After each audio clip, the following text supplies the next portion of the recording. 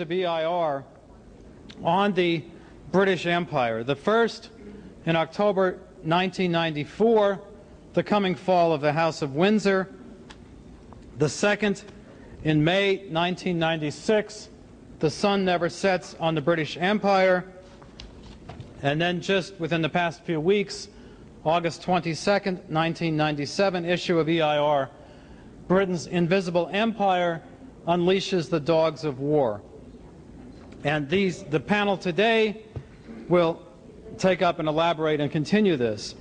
Now, to show the sort of thing that makes this necessary to do, picking up the Richmond Times-Dispatch today, the front page of the commentary section has a column by Irving Kristol called U.S. Assumes Role as Imperial World Leader. And the theme of this article is that Europe has defaulted. Europe is no longer interested in its traditional role in the world, and therefore it has fallen upon the U.S. to take up the imperial mantle. That Europe today, as Irving Kristol puts it, Europe today has no ambitions beyond preserving its welfare state, so it really now is up to the U.S. Europe is now a protectorate of the U.S.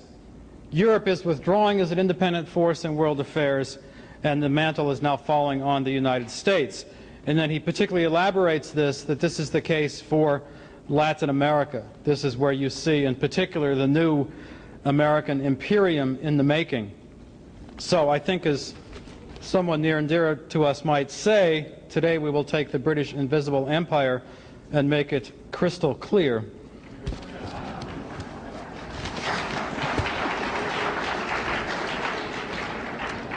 So this afternoon's panel, Britain's Invisible Empire Wages Global War, will be kicked off by Jeff Steinberg, the counterintelligence editor of EIR. Jeff will be followed by Linda de Hoyos, the Asia and Africa Intelligence Director of EIR, and Dennis Small, EIR's Intelligence Director for Ibero-America.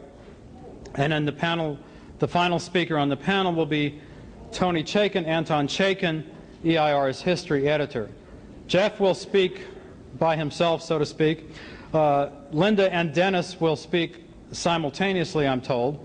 And Tony Chaikin will speak in tongues.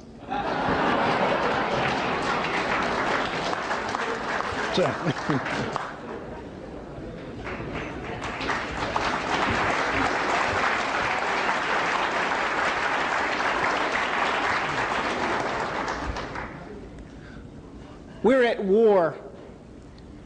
In the past 24 hours, we've probably seen the most recent high-level political assassination in that war. Perhaps not the last, certainly not the first. At stake is the very survival of the nation-state system and every achievement of modern civilization that we cherish. If the enemy has its way, 80% of the human race will be wiped out under the most hideous of circumstances over the next several generations.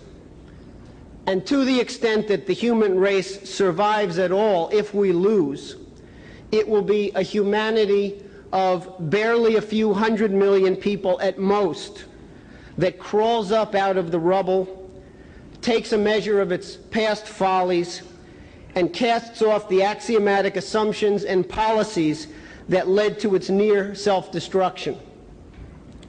No matter how awesome and frightening the stakes, this is a war that we can win with relative ease, but only if we conduct a mobilization of resources like none that has been seen since President Roosevelt mobilized the nation for war of annihilation against that British tool Adolf Hitler. The greatest challenge that we face is that for the vast majority of Americans, the real enemy remains invisible. Nevertheless, this is a shooting war, and the casualties are mounting at a staggering rate.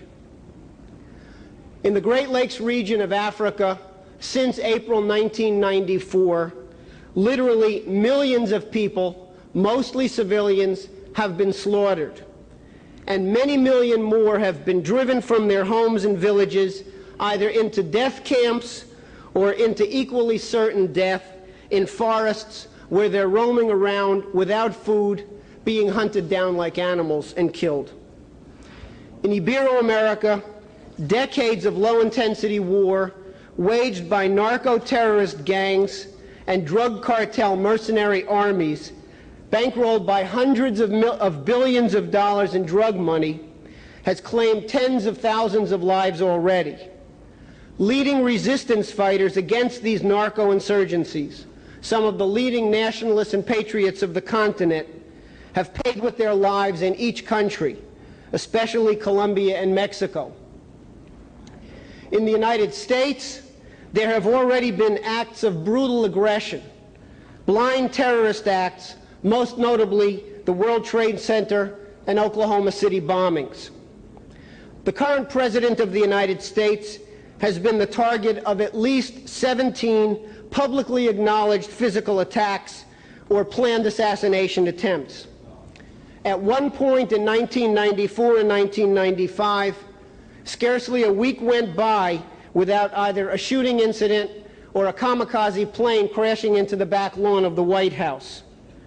Yet the enemy, through a billion-dollar propaganda effort, has brainwashed a large number of Americans into believing that the enemy lives in Washington at 1600 Pennsylvania Avenue and that it's time to dismantle our cherished constitutional republic. We're not talking here about a fictional, futuristic scenario penned by H.G. Wells or Aldous Huxley. This is the world we live in today. And whether or not the majority of your friends and neighbors try to escape into the virtual reality of Hollywood, MTV, the 700 Club, the Internet, drugs, or Armageddonism, the real bullets are continuing to fly. The enemy I am referring to has a command center. It's located in London. The enemy has a name, the British Empire. London today is the center of world terrorism. 9 governments have publicly gone on the record demanding that the British government stop its sponsorship and harboring of international terrorism. Yet nothing has been done about it, and you have not read a word about it in the American media. London is the headquarters of the $521 billion a year illegal drug business, which we long ago labeled Dope Incorporated. Despite this, most of your neighbors, and even some of you here in this room, scoff at the idea that the British Empire any longer exists except as a museum piece or a tourist attraction. Some of you who know better bow to pressure from your brainwashed friends and neighbors as the enemy marches on. Well, the good news is that we're going to take the next 2-3 hours today to help you solve at least some of the difficulties that you're having in mobilizing your friends and neighbors to this fight. We're going to examine in some depth the 3 faces of the British imperial enemy. And then my co-speakers are going to give you an in-depth picture of how that enemy is presently deployed against Africa, against Ibero-America, and against the United States. This is not to say that this enemy has abandoned Asia, is ignoring China. We're simply going to give you 3 examples that I think in rather graphic detail will make the case very clearly. First, we're going to look at the visible empire, the formal structure of the British monarchy and the British Commonwealth, which today occupies nearly 24% of the world's land area and controls over 29% of the entire world population, over 1.6 billion people. The British Commonwealth, as it's pleased to announce in its own propaganda, is the 2nd largest world government agency today, second only to the United Nations, which it in fact dominates. It is also the fastest growing World Federalist Organization in the world today. Secondly, we're going to delve deeper. We're going to explore the real seat of power, what we will refer to as the invisible empire. The invisible empire subsumes the monarchy and the Commonwealth. It also includes the Club of the Isles, which is the successor agency to the old British East India Company, which today controls the vast majority of the strategic raw material wealth, the financial structures, especially the offshore illegal financial structures, and the food supplies of this planet.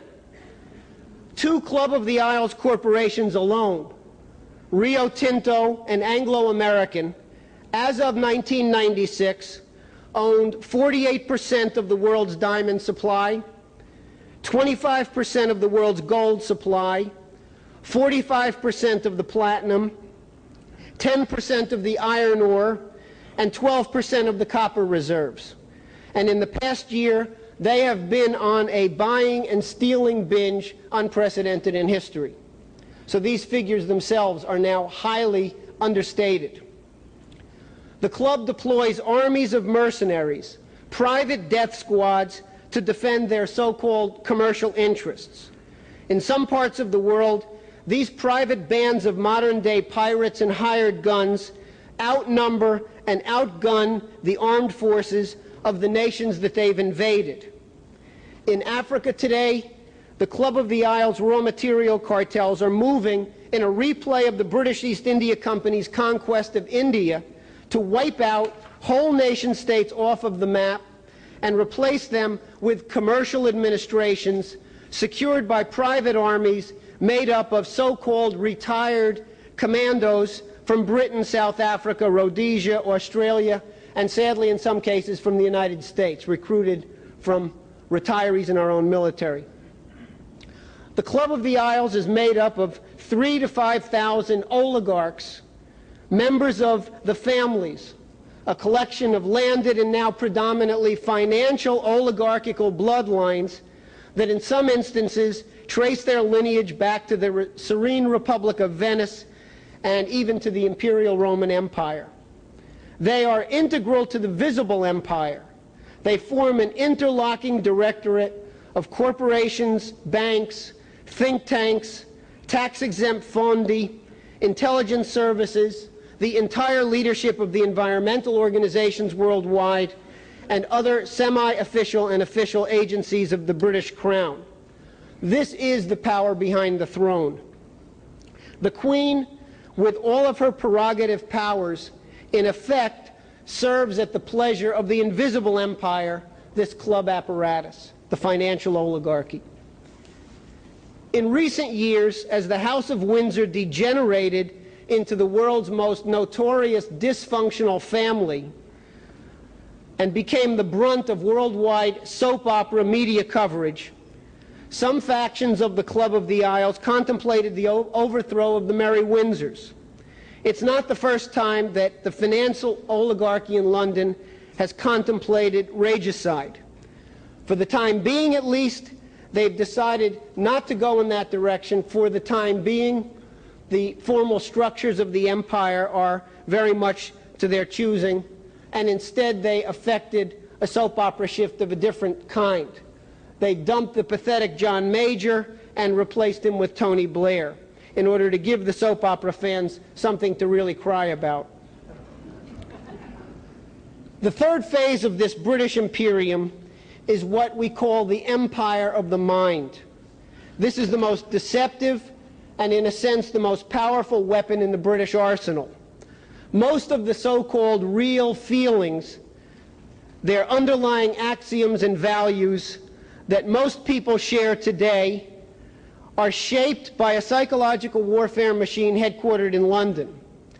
It's the most powerful and efficient propaganda ministry the world has ever seen.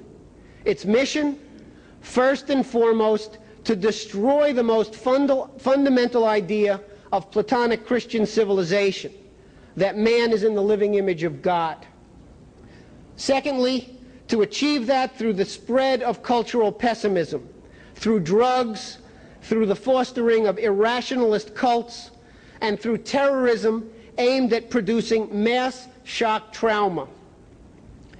While for years we've identified the role of such agencies as the Quatuor Coronati Lodge of British Freemasonry, the Tavistock Institute, the Frankfurt School, in spreading this disease of cultural pessimism and irrationalism, today we're going to focus on a different facet of this ministry of propaganda and brainwashing, the Church of England. We will discover in the concluding presentation of this panel that the Church of England spawned irrationalist movements like British Israelism and Gaiaism are thriving in the heartland of the United States side by side. One, the semi-official pagan religion of the militias, the other, the semi-official pagan religion of the environmental movement. Taken together, these two tentacles of the same British psychological warfare machinery are the wellspring for every form of low-intensity warfare currently unleashed to achieve the destruction of the United States. Without a clear recognition of this problem, there is no agency of the U.S. government that is capable of effectively defending the national security interests of the United States, even on the home front. So having given you a brief outline of what we're going to be covering over the next several hours, let's take up the first of the three faces of the British Imperium today, the visible empire, the formal structure of the British Crown today. The British Empire has no written constitution. It is an oligarchy, pure and simple, modeled explicitly on the Venetian Doge system. The British monarch is at once the head of the Church of England, the commander-in-chief of the armed forces, and the head of the Commonwealth. She rules through a series of prerogative powers. She alone has the authority to declare war. She alone appoints all of the military commanders and officers of land, sea, and air. The Queen can dissolve Parliament without cause and can similarly dismiss the Prime Minister on a moment's notice. She appoints all judges and magistrates. She appoints the Archbishop of Canterbury and all of the senior bishops of the Church of England. The Queen can initiate criminal proceedings, and she alone can issue a pardon. The principal instrument for this unchecked concentration of power is the Privy Council, a body of approximately 400 prominent individuals appointed for life by the monarch. The term privy refers to the royal potty, the royal commode, and is a reference to the fact that in earlier periods there were only a very small select number of key advisors who were allowed into the inner sanctums of the monarch. So perhaps we ought to use some sanitary measures and flush the whole thing down the drain. The Privy Council consists of the leading members of the royal family, the Archbishop of Canterbury, other leading members of the Anglican Communion, peers from the House of Lords, the Prime Minister, the Law Lords, all cabinet officers, leaders of the loyal opposition in Parliament, and prominent individuals from the City of London. In other words, the leading representatives of the commercial interests that we've labeled the Club of the Isles. 4 out of 5 members of the House of Lords are hereditary lords. They inherited their positions. So in recent years, with the baby boomer generation coming into power, you've got a phenomenon of many members of the House of Lords coming forward to advocate legalization of drugs, and they themselves are notorious drug addicts. Since the Judicial Committee Act of 1833, the Judicial Committee of the Privy Council, an even smaller body, again handpicked by the monarch, has functioned as a secret Supreme Court for the entire empire, the ultimate court of appeals. Rulings of this court are not made public, but are submitted in the form of advice to Her Majesty. To this day, most member countries of the British Commonwealth accept voluntarily the Judicial Committee of the Privy Council as their own Supreme Courts of last resort. Now, the Queen today is the sovereign of 16 countries and 21 dependent territories, including the United Kingdom, Canada, Australia, New Zealand.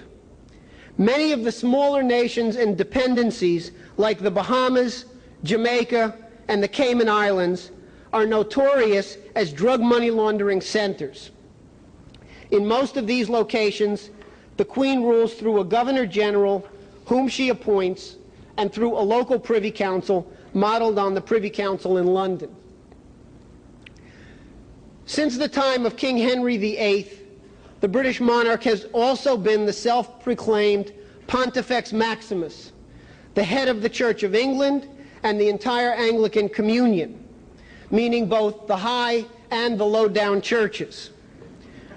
The Archbishop of Canterbury, as the Queen's Primer Inter Pares, heads the Anglican Communion, which is made up of over 40 separate churches around the world, principally inside the British Commonwealth.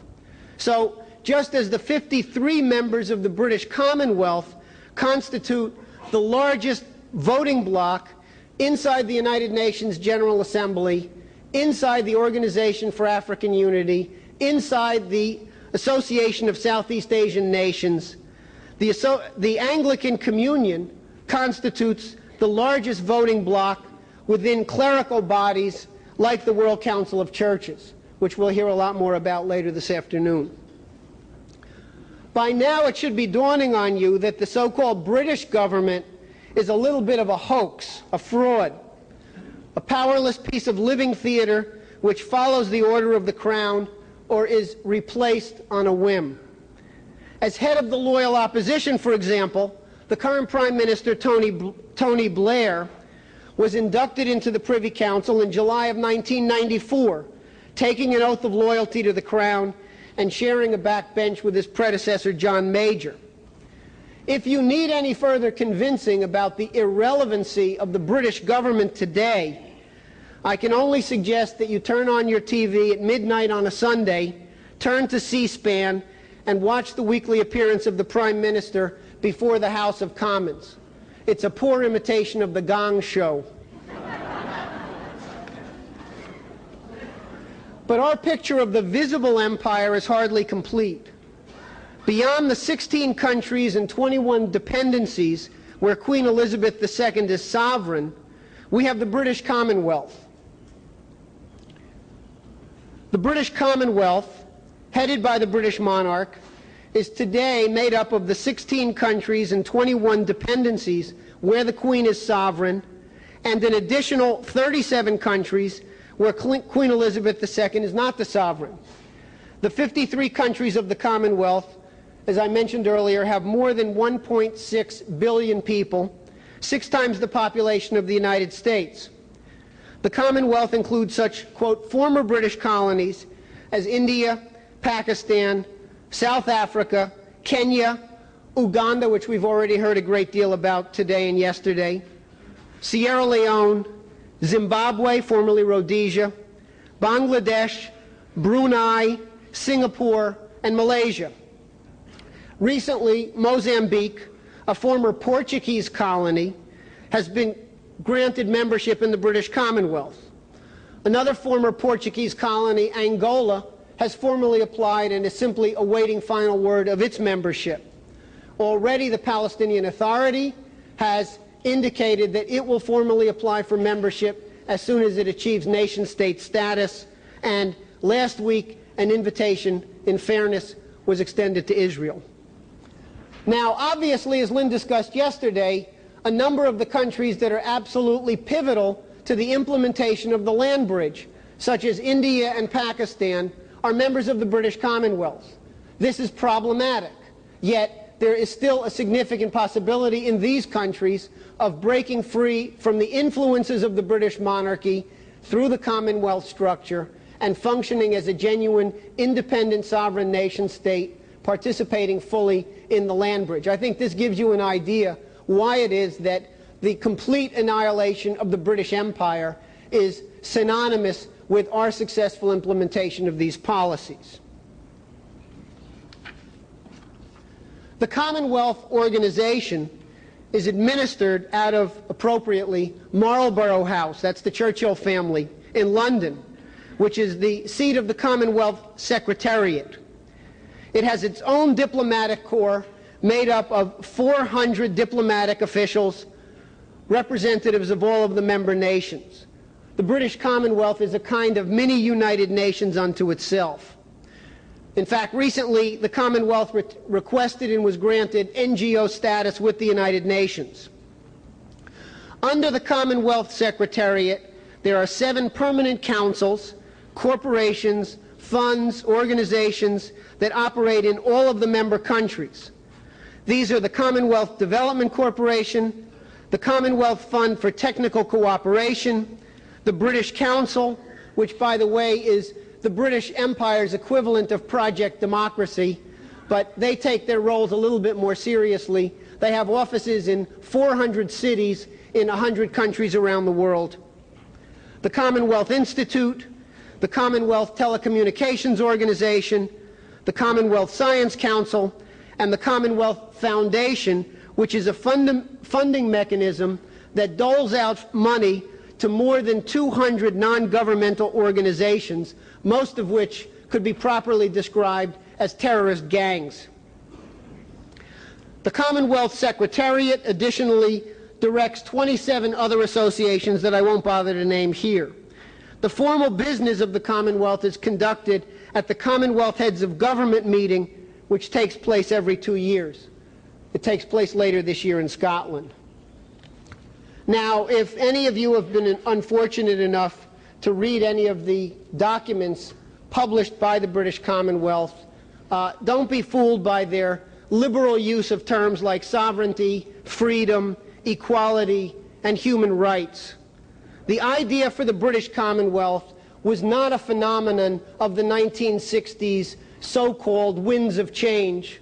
It was, in fact, a strategy of the British Empire initiated in 1839 to quell a revolt in Canada where there was a fear of a repeat of what happened in the United States with the American Revolution. It was formalized at the 1926 Imperial Conference, where the dominions, or quote, the independent self-governing colonies, were defined as autonomous communities within the British Empire, united by a common allegiance to the Crown and freely associated as members of the British Commonwealth of Nations, unquote. So from the very outset, the term Commonwealth was a cruel hoax simply referring to a more modern-day expression of the old empire.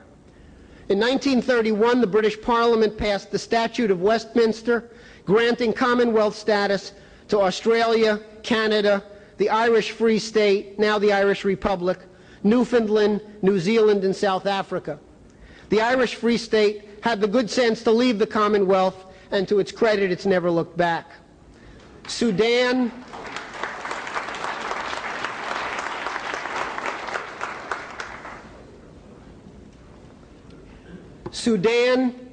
Yemen, Iraq, and Egypt are other countries that escaped the British yoke after suffering under colonial rule.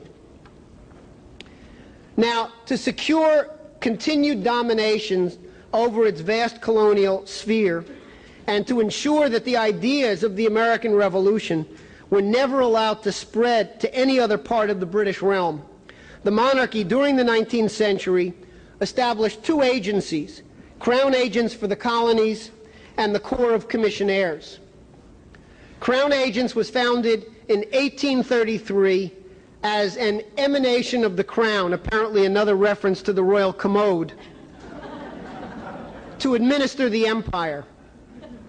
From its founding through to 1996, when it was officially privatized, if you believe that, Crown Agents served as the arms brokers, the quartermasters, the paymasters, the private bankers for all of the British colonies. At a certain point in the 19th century, that numbered over 300 separate entities. They printed the coins, they purchased the weapons, they paid the colonial soldiers, they ran the customs houses, they secured the borders, they ran a worldwide commercial shipping fleet, and managed the private real estate portfolios of the leading figures within the empire. The transition from empire to Commonwealth has had virtually no impact on the functioning of Crown agents. To this day, as the privatized Crown Agents for Overseas Government and Administration, LTD, they serve as the agents for 150 governments and organizations. They manage the entire customs service and borders of Mozambique. Through a contract with the United Nations, they're in charge of all of the reconstruction procurement for Bosnia. So if anybody has any questions as to why nothing has happened, ask Crown agents. Through another UN contract, they feed all of the blue-helmeted peacekeepers in Angola and Bosnia. They administer $3 billion worth of projects, maintain a $1 billion asset management portfolio, and frankly, things would have been a lot more prosperous for Crown agents had they not run into a bit of trouble in the mid-1970s, when their speculation in the London commercial real estate markets blew up one of the first big secondary market bubbles and nearly bankrupted them. Fortunately, as an emanation of the Crown, the Exchequer bailed them out in full a decade before the S&L bailouts here in the United States. The scandal also proved to be embarrassing in another way because it turned out that one of the business partners of Crown agents in these various real estate deals and other criminal enterprises was none other than Meyer Lansky. So if anybody has any questions about the relationship between organized crime and the British Crown, this should give a bit of an indication of the answer. Now, in its new private incarnation, Crown Agents is just as filthy as it was during the colonial period. All of the stock in the company is held by the Crown Agents Foundation, which is not surprisingly headed up by a Knight Grand Cross of the British Empire, a high-ranking member of one of the chivalric orders appointed by the Queen. The corporate members of the foundation are from the top echelons of the Privy Council and the Club of the Isles, including representatives of Barclays Bank, Standard & Chartered Bank, Unilever, which is an Anglo-Dutch joint venture, Tate & Lyle, the British Sugar Cartel, and the Royal Commonwealth Society, and Christian Aid, which is the official charity organization representing 40 British and Irish churches. Dennis will have some things to say about that organization later this afternoon. Transparency International, a non-government organization founded by the British royal consort Prince Philip to, quote, combat government corruption, if you can believe that, holds a seat on the board of Crown Agents Foundation, and in turn the managing director of Crown Agents, P.F. Berry, is on the advisory board of Transparency International. It's all very incestuous. The other Crown emanation launched during the 19th century was the Corps of Commissionaires, which to this day serves as the central hiring hall and coordinating agency for all, quote, retired British commandos, SAS members, soldiers, police, etc. The Corps was founded in 1859, ostensibly to provide jobs for British soldiers demobilized at the end of the Crimean War.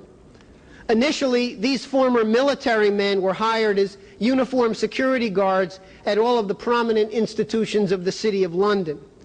But soon, Corps of Commissionaires were set up in Australia, Canada, East Africa, New Zealand, and South Africa to service a very large number of British military personnel who had been relocated to the colonies as guarantors of London's permanent control. Today, the Canadian Corps of Commissionaires maintains a standing force of 13,000 retired military and police officials. In comparison, the entire Canadian Armed Force, which plays a prominent role in every United Nations Blue Helmet peacekeeping mission around the world, only has 20,000 soldiers. So, while other British and South African mercenary outfits like Sandline International, Executive Outcomes, Defense System Limited, and Control Risks misrepresent themselves as purely private sector outfits, drawing upon a pool of retired British SAS commandos, British, South African, Australian, and Canadian regular soldiers, the Corps of Commissionaires makes no such attempt to conceal its rigid formal ties to the British monarchy. A spokesman at Buckingham Palace confirmed that Queen Elizabeth, who is officially listed as the chief patron and the honorary chair of the Corps of Commissionaires for Britain, Canada, and Australia, serves in those capacities as part of her official duties as Commander-in-Chief of the Armed Forces. So the idea that any of these companies are private in the sense that people here in the United States think about the, quote, private sector is a complete hoax. The Corps of Commissionaires maintains the central roster of all British former servicemen, which is the labor pool which all of these other companies employ. So Crown Agency and the British Crown are the world's largest mercenary organization. This brings us to the invisible empire, which we've already identified with the Club of the Isles, the modern-day reincarnation of the old British East India Company. The only thing that differentiates the present-day club from the East India Company is the fact that the company, like Crown Agents and Corps of Commissionaires, was a Crown emanation, which was first granted a royal charter, which is to say a monopoly, by Queen Elizabeth I on New Year's Day in the year 1600. But in methodology and in the body count of the genocide carried out by this apparatus, the current Club of the Isles and the former British East India Company are indistinguishable. Just consider a little bit of the history of the company. During the first 20 years of the East India Company's rule over Bengal in the Indian subcontinent, according to its own official accounts, 10 million Indians died either of starvation or in battle against this British occupation, and the vast majority died of starvation. Though ostensibly a purely commercial venture representing the interests of a joint stock company of nominally private investors, the East India Company had its own army, which was larger, better armed, better paid, and better trained than the British colonial army. Its principal commercial venture at its peak of power was the production of opium, which it imposed on the population of China under force of arms, with the full backing of the Crown. The history of 2 opium wars in the 19th century attests to the intimate relationship between the company and the Crown. And the same exact thing can be said for today's opium war, which is being directed by the Club of the Isles and the British Crown against the United States and every other nation state on the face of the planet. So it is now perfectly appropriate for us to say, yes, indeed, the Queen of England is the world's biggest dope pusher.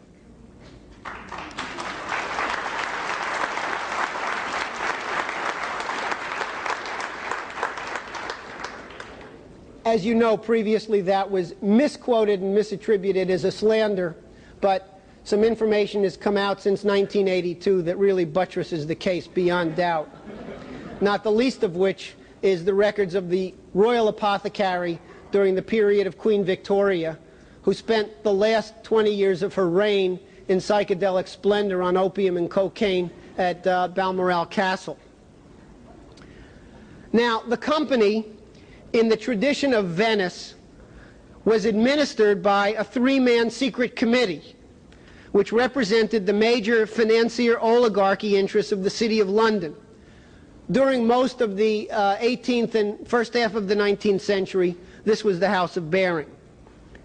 The British East India Company also established its own college, called Haileybury College, whose influence today is as profound and dominant as it was at the peak of the British East India Company in the 19th century. Who were the leading faculty of Haileybury College?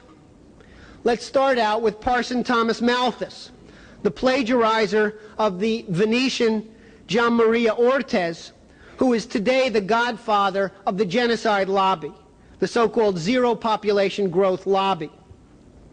Adam Smith, whose Wealth of Nations was merely an apologia, a propaganda tract for the unchallenged power of the invisible hand of the British cartels, was also a leading member of the faculty of the East India Company College. Jeremy Bentham, the usurer and pedophile who attempted to reduce all human thought to the animal desire to seek pleasure and avoid pain, was another leading figure of the Haileybury College apparatus. And Bentham, as the chief agent of the chairman of the secret committee of the East India Company at the end of the 18th century, Lord Shelburne, trained another leading East India Company propagandist, James Mill, whose 7-volume History of India was a recipe book for fostering syncretic irrationalist cults in India to control the population. James Mill's son, John Stuart Mill, who was the tutor of the evil Lord Bertrand Russell, followed his father also into prominence at Haileybury College. So step back a second and look at the curriculum in the economics departments, in the sociology departments, in the psychology departments, and in the political science departments of every university here in the United States and in most countries around the world today, and you will find that the curriculum was written by the British East India Company, and to this day it goes unchallenged. Now, were the Club of the Isles to publish its own annual report, which, needless to say, they don't do, they would have identified Prince Philip as the Chief Operations Officer. In 1994, we at EIR took the liberty of publishing the annual report for them. Prince Philip is most well known as the founder and chief propagandist for the Death Lobby, otherwise known as the World Wildlife Fund or the Worldwide Fund for Nature, and as a prominent advocate of the reduction of the human population by 80% over the next several generations.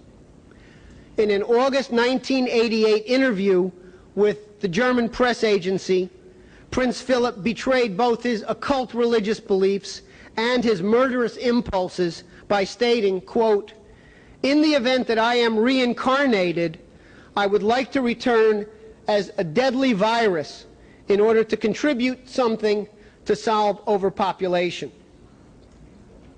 Now, Prince Philip, in league with the former SS officer, Prince Bernhard of the Netherlands, created the World Wildlife Fund in 1961, which in turn has spawned 2 successive generations of eco-terrorist organizations, from Greenpeace, Friends of the Earth, and Survival International, to such outright death squads as Earth First and the Animal Liberation Front. In the late 1960s, Prince Philip and Prince Bernhard launched the 1001 Club, which represents the closest approximation of a formal membership list of the Club of the Isles. Prior to the WWF, environmentalism, by the way, was purely a gentleman's sport. No sane human being, in other words, would have thought of considering themselves an environmentalist. Typical of the environmental organizations before 1961 and the beginning of the cultural paradigm shift were the London Zoological Society, the International Union for the Conservation of Nature, the Royal Geographical Society, the Fauna and Flora Preservation Society, which was originally the Society for the Preservation of the Wild Fauna of the Empire, and the Nature Conservancy, which was dominated by people like Sir Julian Huxley and Sir Peter Scott.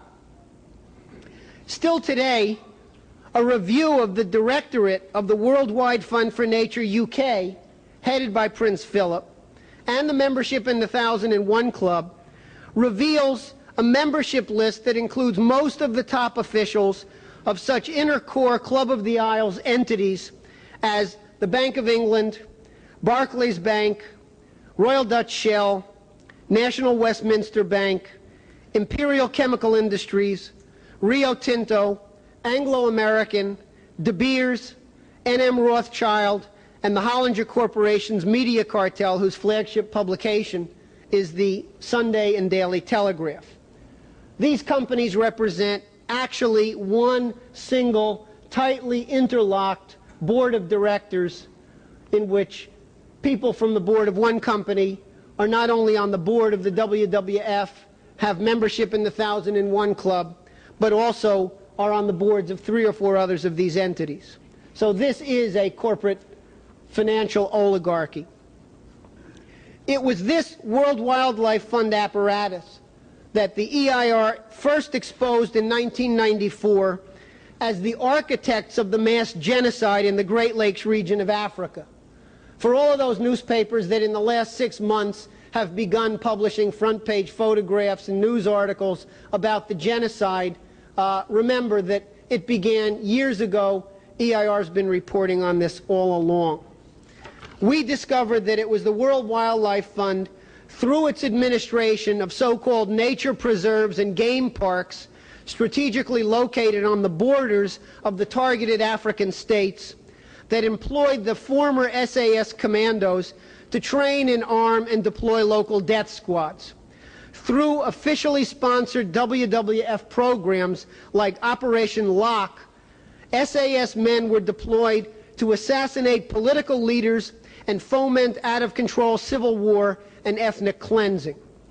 Africa today is a testing ground for every form of genocide that the British and their oligarchical allies can conceive of. And Africa is slated to be the first continent where the nation-state system dies a sudden and violent death. And on whose behalf is this murderous warfare being conducted? The very British and Anglo-Dutch raw material cartels and financial interests that are at the center of the invisible empire. Now, this brings us to the third face of the British Empire today, what we have called the empire of the mind. Several of the other speakers are going to deal with this issue at greater length, so I'll be brief and focus on just a few vital questions. By now, it should be clear to all of you, indeed, that the British Empire does still exist to this day, and is, if anything, more devoted to evil than at any time in its history, including the time of the American Revolution. Why then are most people today irrational and blind to this fact? Even though their lives and the lives of their most cherished relatives and friends may depend on defeating this British Empire. There's only one answer to that question. Most people have been brainwashed into accepting irrational ideas that would have never been acceptable 30 years ago. The brainwashing process that I'm referring to is subtle. It takes place over time. It takes place on a societal level so that the likelihood of a large-scale resistance is improbable unless well organized. How did it happen here in the United States? Look back at the 1960s. Look at the impact of the assassination of President Kennedy, and particularly the assassination followed by that cruel hoax cover-up called the Warren Commission report. The British were behind the Kennedy assassination, just as they were behind the assassination of Abraham Lincoln, James Garfield, and William McKinley, all 4 American presidents in the tradition of the American system of political economy, all 4 enemies of the British oligarchism and free trade. The late New Orleans District Attorney Jim Garrison was indeed on the trail of the assassins. We spoke with Garrison, we compared notes with him, we shared information, and in fact, we worked with Garrison when he was completing his book about the JFK murder. But for 2 crucial pieces of evidence that were never presented to the jury, it is virtually certain that Garrison would have obtained a conviction of Clay Shaw for the conspiracy to kill John Kennedy. And that would have opened a Pandora's box. Garrison had traced the origins of the murder plot to Montreal, Canada, to the offices of a man named Louis Mortimer Bloomfield, wartime British Special Operations Executive Officer, liaison to the FBI in the United States, the founder of the Canadian branch of Prince Philip's World Wildlife Fund, a charter member of the 1001 Club, and a high-ranking official of the United Nations, just so he didn't leave that off of his resume. But Garrison was stymied by traitors, traitors in Washington like Henry Kissinger's mentor, McGeorge Bundy. And this opened the floodgates.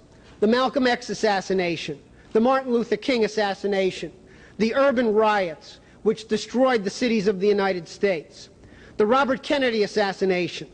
John Kennedy, with the advice of General Douglas MacArthur, was about to pull up the American troops from Vietnam until he was assassinated. And with an assassin's bullet always pointed at the back of his skull, Lyndon Johnson drew us into a deliberate no-win war in Vietnam, which was McGeorge Bundy's war. With these shock traumas, most Americans, especially the young people coming up from high school to college during these periods, changed decisively. We abandoned cultural optimism. And as pessimism replaced optimism, psychedelic drugs replaced scientific study. The Beatles replaced Beethoven. The United States was deliberately put through a cultural paradigm shift, a downward spiral into hell that we have yet to reverse, and which we've begun the process of reversing here this weekend. The point to be emphasized is that this was all premeditated. If you know where to look, you can even find the recipe books on your public library shelves. Take, for example, the London Tavistock Institute's William Sargent. In 1957, Sargent wrote a book which, without any subtlety, he titled The Battle for the Mind, A Physiology of Coercion and Brainwashing.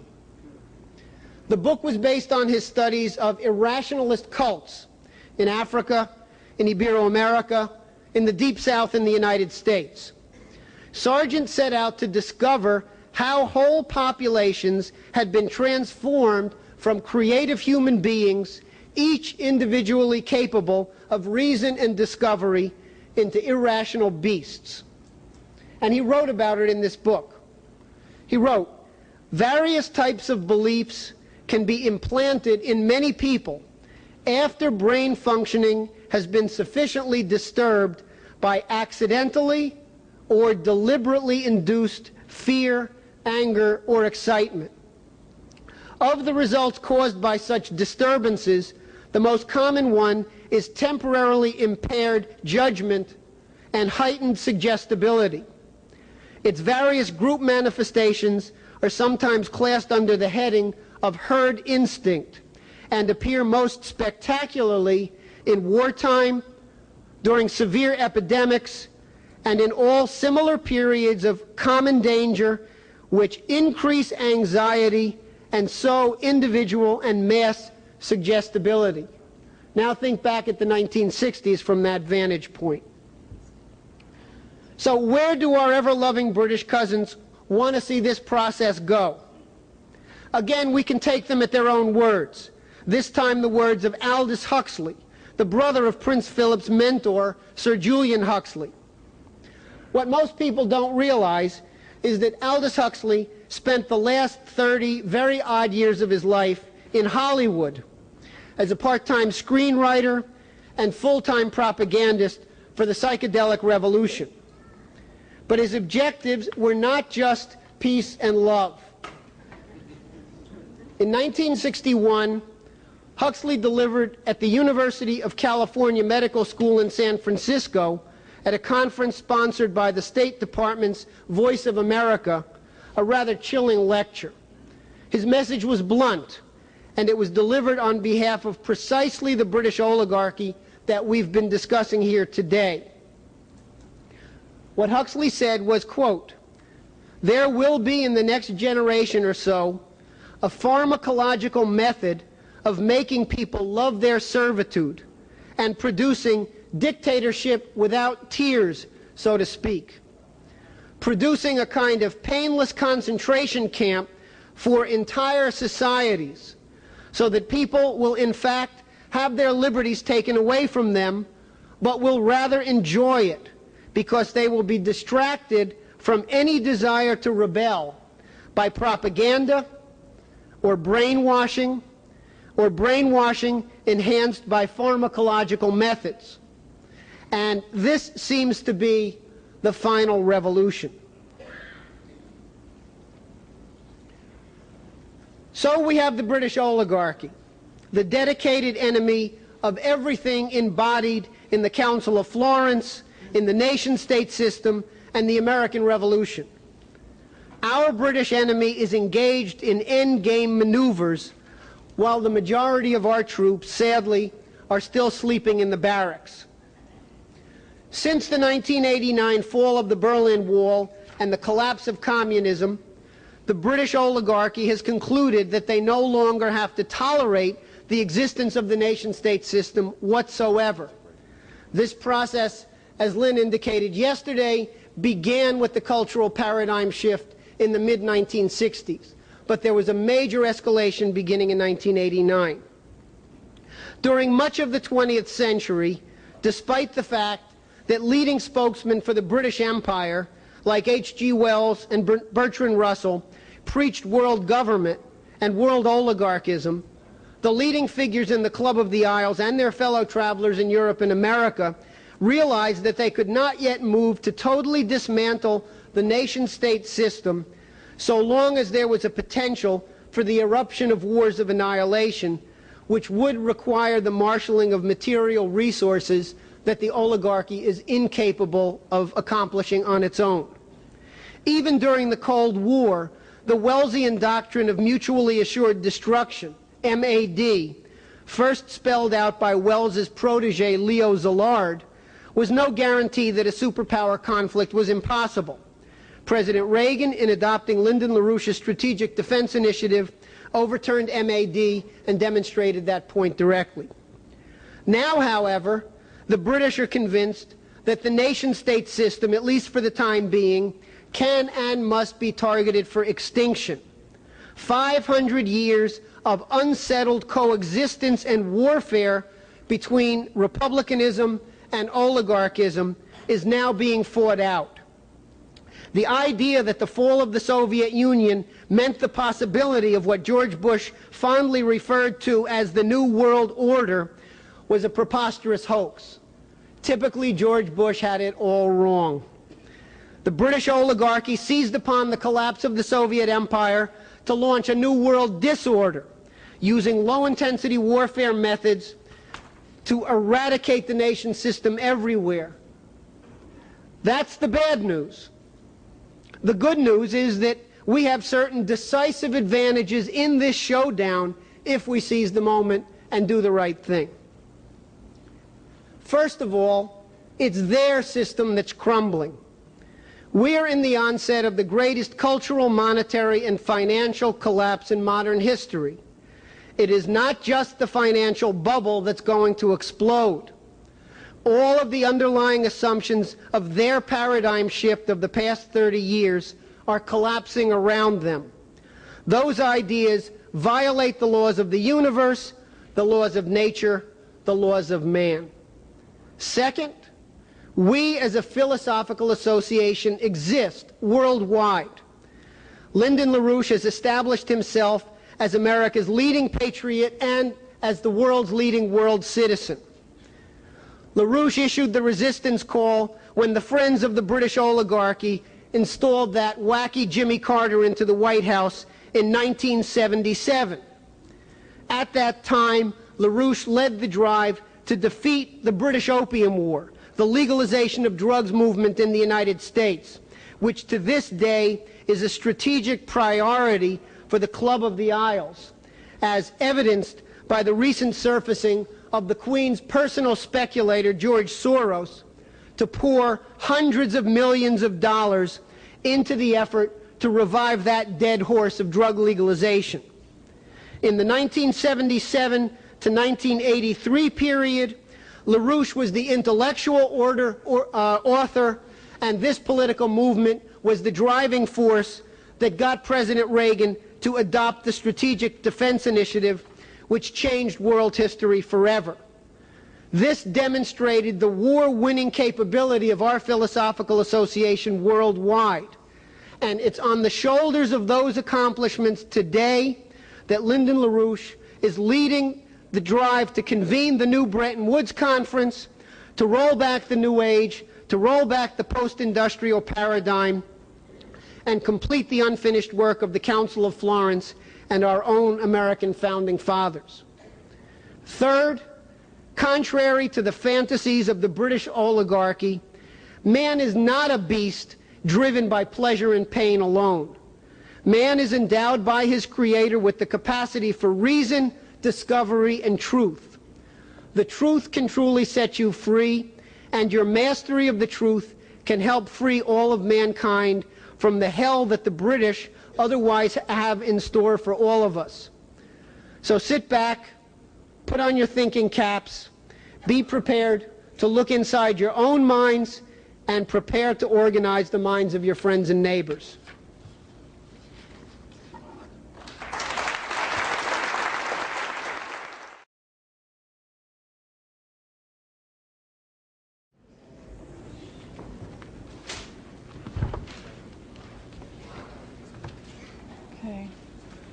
We're going to do two case studies side by side, one on Africa and one on Ibero-America, of the British Empire in action. And some of the materials, particularly in the Ibero-American side, is new, so listen carefully. All right, first.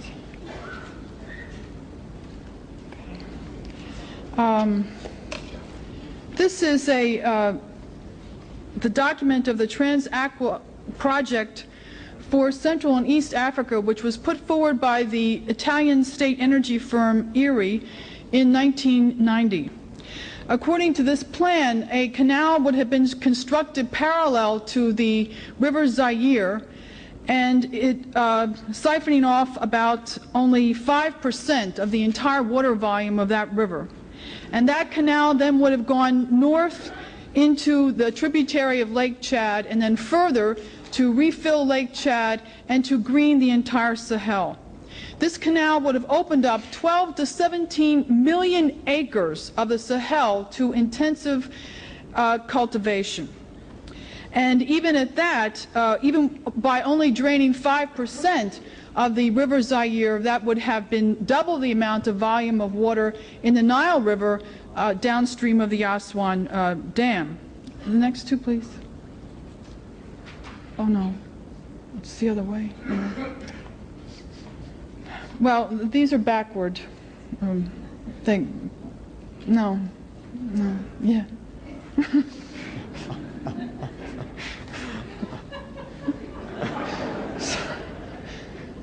Okay, now can we put the puzzle together? Okay, all right. So this gives you this is the intersection of the canal with what was planned as a Lagos to Mombasa highway right across all of Africa at that point.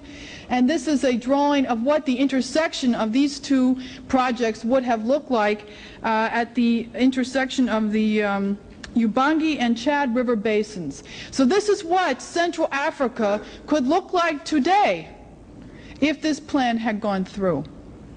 But that's not what we got. The plan was ironically approved by President Mobutu Sese Seko of Zaire and also by the President of the Central African Republic. But instead, in 1990, as the world's eyes were riveted on the Gulf War, troops of the Ugandan army marched into Rwanda and unleashed the most intense genocide of this century. Next. Okay, recall in your mind's eye now the enormous numbers of horror stories that began to pour out in the United States press beginning in the end of May of this year on the death of hundreds of thousands of refugees in eastern Zaire at the hands of Kabila, Kagame, and Museveni.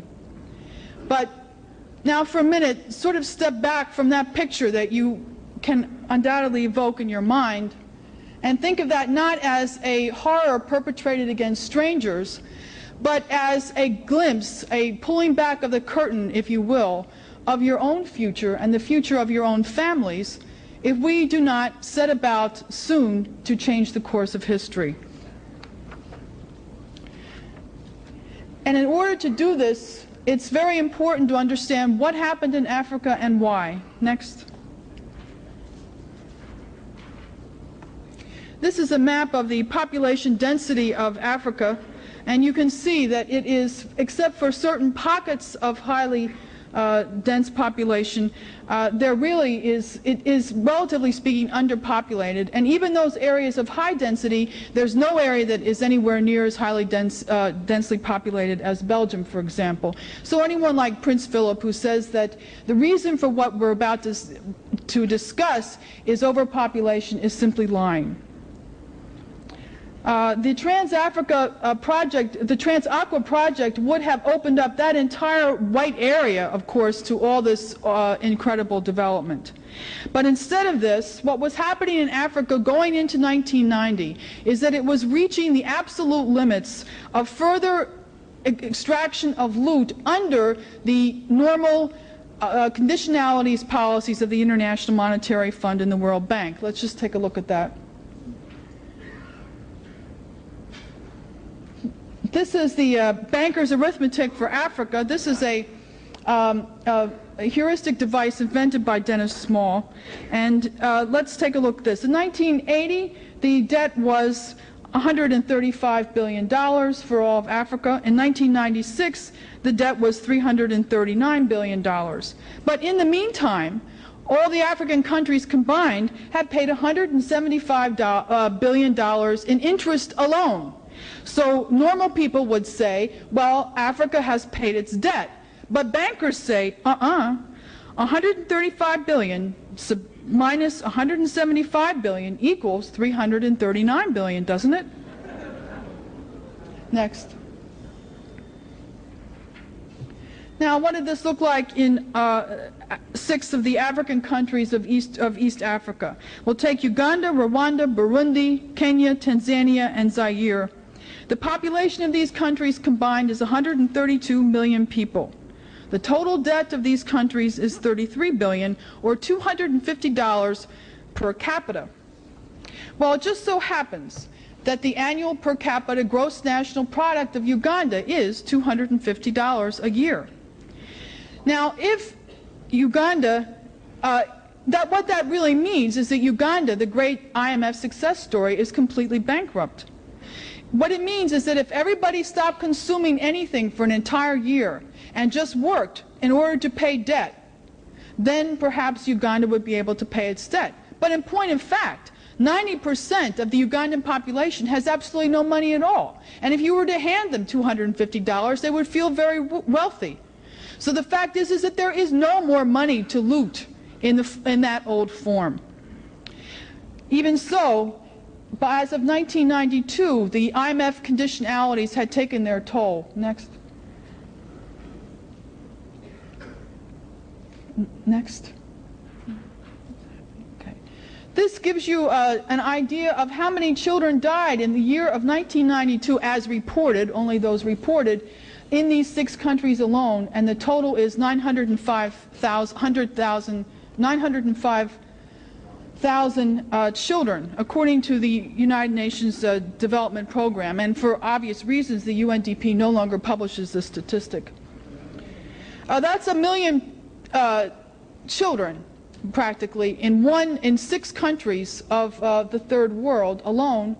And just imagine you have 1 million. I was just in Brussels, and I understand it's a city of about 1 million people. So just imagine filled with children, but they all happen to be dead. And that's what we have from the IMF alone in East Africa. Next. And this is what we mean when we talk about the Africanization of South America. What we really mean is death. Because what has occurred is that from 1960s, the life expectancy rose, and now in the 1990s, it has gone down in all these countries of East Africa. And in the case of Uganda, in the cases of certainly Uganda, next please.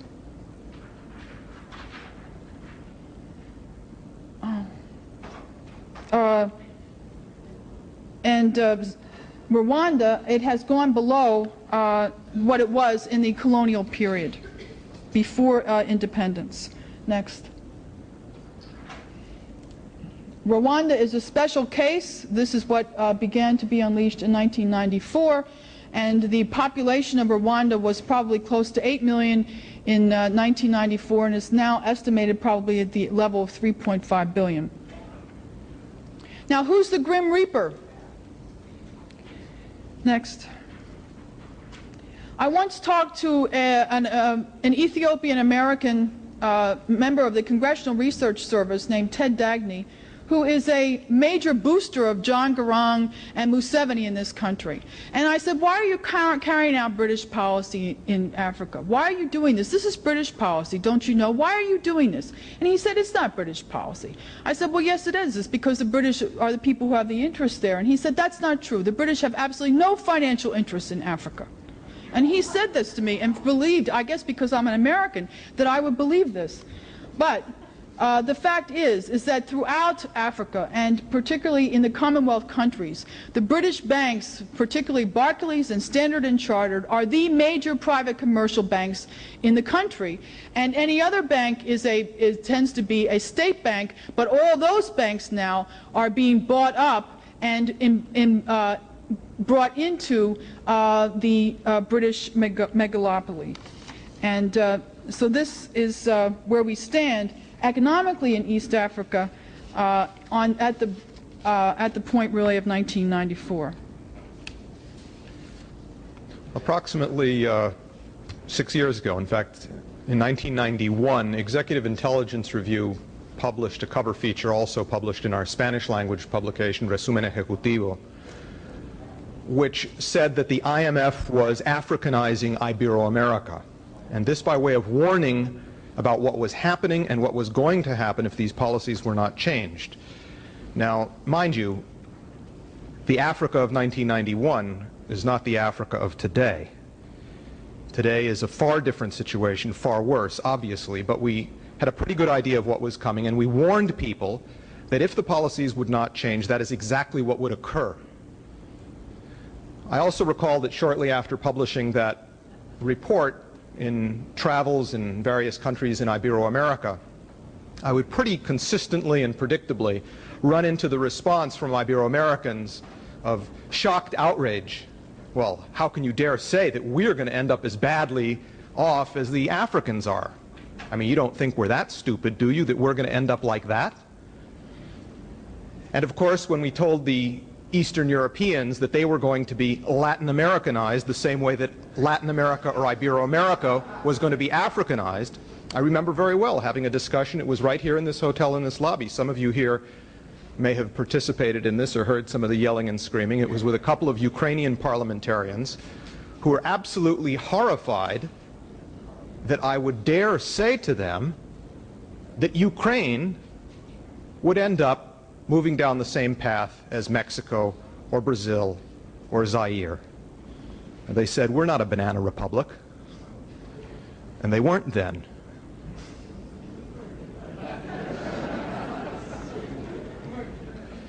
And of course I had to explain to them what should be obvious. It's not that we are insulting or talking about the dignity of those nations. We're talking about the intent of the people behind the International Monetary Fund, behind the banks, the British oligarchy, the British Commonwealth, and their intention to Africanize the entire world.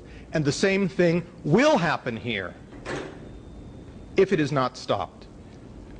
So when you are looking at Africa, you are not looking at something that's happening way over there. How dare you say that something like that might happen here? It will happen here. It is happening here in the most profound way, as I hope you will be made aware, perhaps disturbingly so, by the end of this panel's presentation. If I could have the first slide.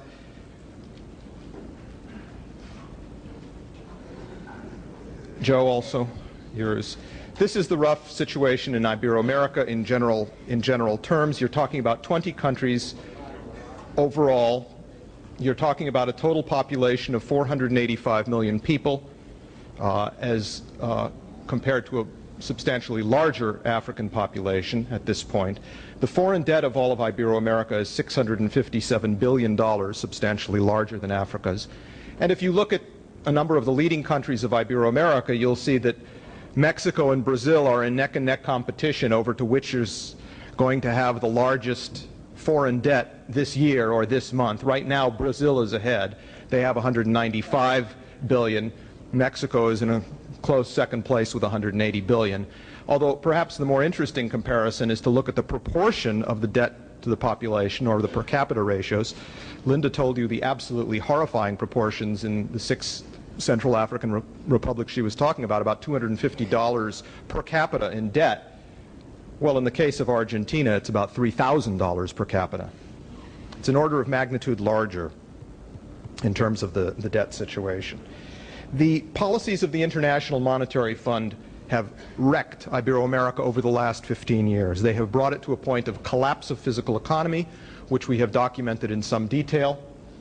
The situation, however, that is coming down the line is far different than what has occurred up until now.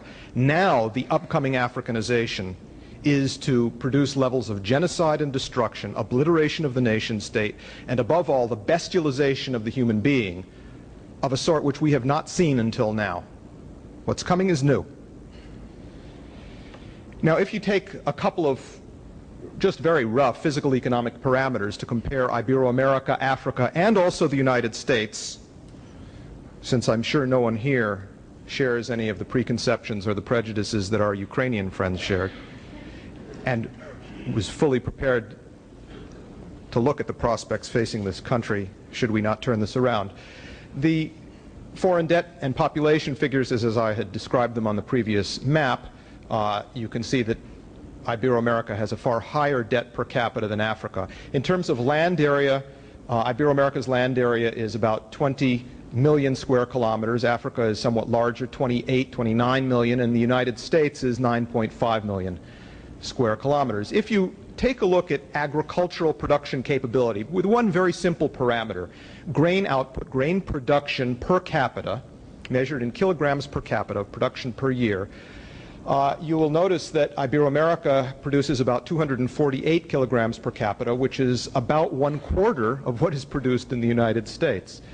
The African level, however, is approximately half that of Ibero-America. If you look at manufacturing, which is of course a sign of the relative state of development or capital intensivity of an economy, the situation in Africa and Ibero-America both is particularly despairing. In manufacturing jobs per 100 square kilometers, in other words, measuring it in terms of the density of the land area as such, Ibero-America has 61 per 100 square kilometers. In other words, less than one manufacturing worker per square kilometer. The United States has 194, which we're not in very good shape, as everyone is well aware. This is about 2 per square kilometer. Ibero-America has about 1/3 that level. Africa has 1/3 the level of Ibero-America in turn. So that gives you some rough idea of what we're dealing with here. Now, before you move that slide, the question of grain production is, of course, complemented in terms of consumption, availability of grain for consumption, by what an area imports. In the case of Ibero-America, approximately 15% of consumption is imported, in other words, beyond that production level. In the case of Africa, fully a quarter, 25% of its consumption is imported. Now, under conditions of the kind of world economic crisis that is now going on, with a complete collapse of the financial system, with no resources available for anything other than debt payment, you are talking about a situation where immediately you are reducing the imported component of food consumption. That is to say, you are reducing consumption by 25% like that. Consider what that means off these levels, and you get some idea of the straightforward economic aspect of the genocide. Next slide, please, both.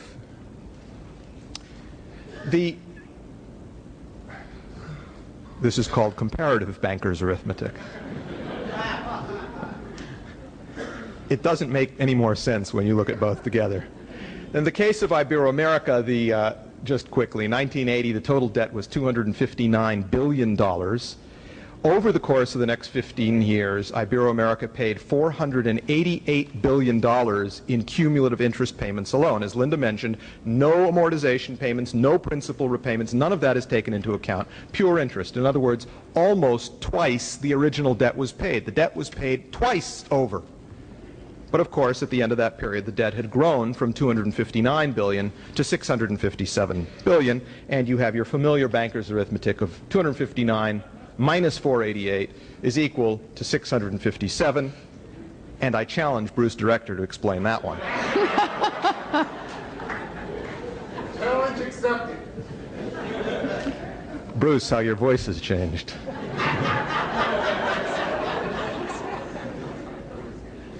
Now, this process of debt looting is simply one feature, as many of you are aware, of the overall derivatives speculative bubble that's going on worldwide. This enormous growth of completely fictitious value, as you saw yesterday in the triple collapse function, has grown completely out of control with no physical economy under it to sustain it whatsoever. That is, of course, what blew out in Mexico in December 1994. It wasn't a Mexican problem or a Mexican debt bubble. It was an international derivatives bubble which blew up in Mexico. And that same bubble, in its different components, is now blowing up in Southeast Asia. That's the problem in the Philippines. That's the problem in Thailand, Malaysia, Hong Kong, and so on and so forth. It's the same problem. Now, if we look briefly at the overall world debt situation in the next transparency, colors courtesy of our graphics staff, and a lot of people who worked on this for a while. The world foreign debt picture is really quite amazing. In 1980, it was $647 billion. It is today over $2 trillion, $2,177 billion. These are official World Bank figures, so you know they're an understatement.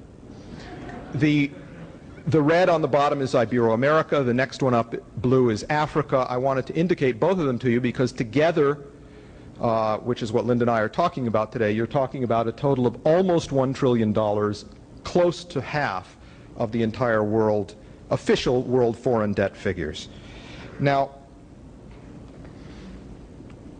as I mentioned before, and Richie, if we could have the next transparency, we're in a process of a phase change. What has gone on until now, over the last 15 years of IMF rule, is nothing compared to what began approximately 18 months ago in the case of Ibero-America. In the beginning of 1996, very end of 1995, beginning of 1996, the process of financial bankruptcy as a result of the multiplier effects of the Mexican debt blowout and of the overall world financial situation effectively razed, destroyed the banking systems of every country in Ibero-America and left them open for the pickings.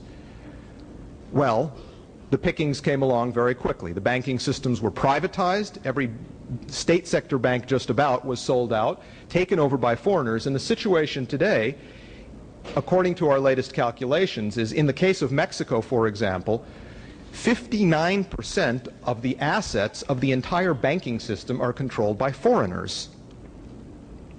In 1982, after López Portillo nationalized the banking system, 100% were owned by Mexicans. They may have made mistakes, they may have had problems, but they were the sovereign owners of their own credit system within a very difficult world environment, but nonetheless, they were in charge, presumably, within their own borders. Not today. 59% controlled by foreigners. Venezuela, 41%, Colombia, 51%, Peru, 42%, and so on. You can see the general parameters across the continent is that about half or better of the banking system of every country is now run by foreigners, with one exception, which is Brazil. Only 14%. And that tells you a little bit about why Brazil is particularly on the British target. Now, the argument here in all of this to achieve this was, of course, the standard neoliberal free trade argument, which was delivered by the likes of Adam Smith's followers and so on, to the governments of the third world, and Ibero-America in particular, where they said, but you must liberalize, you must open your doors, you must enter the new globalized economy. Why, if you will merely open the doors of your economy, all of the capital will come rushing in, and you will benefit greatly. And of course, they opened up the doors of their economy, and all of the capital went rushing out,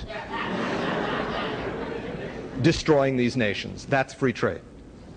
The next transparency, please.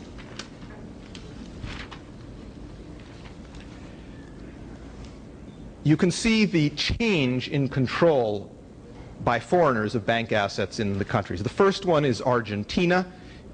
From 1992 to 1997, it grew from about 15% foreign ownership up to about 51%.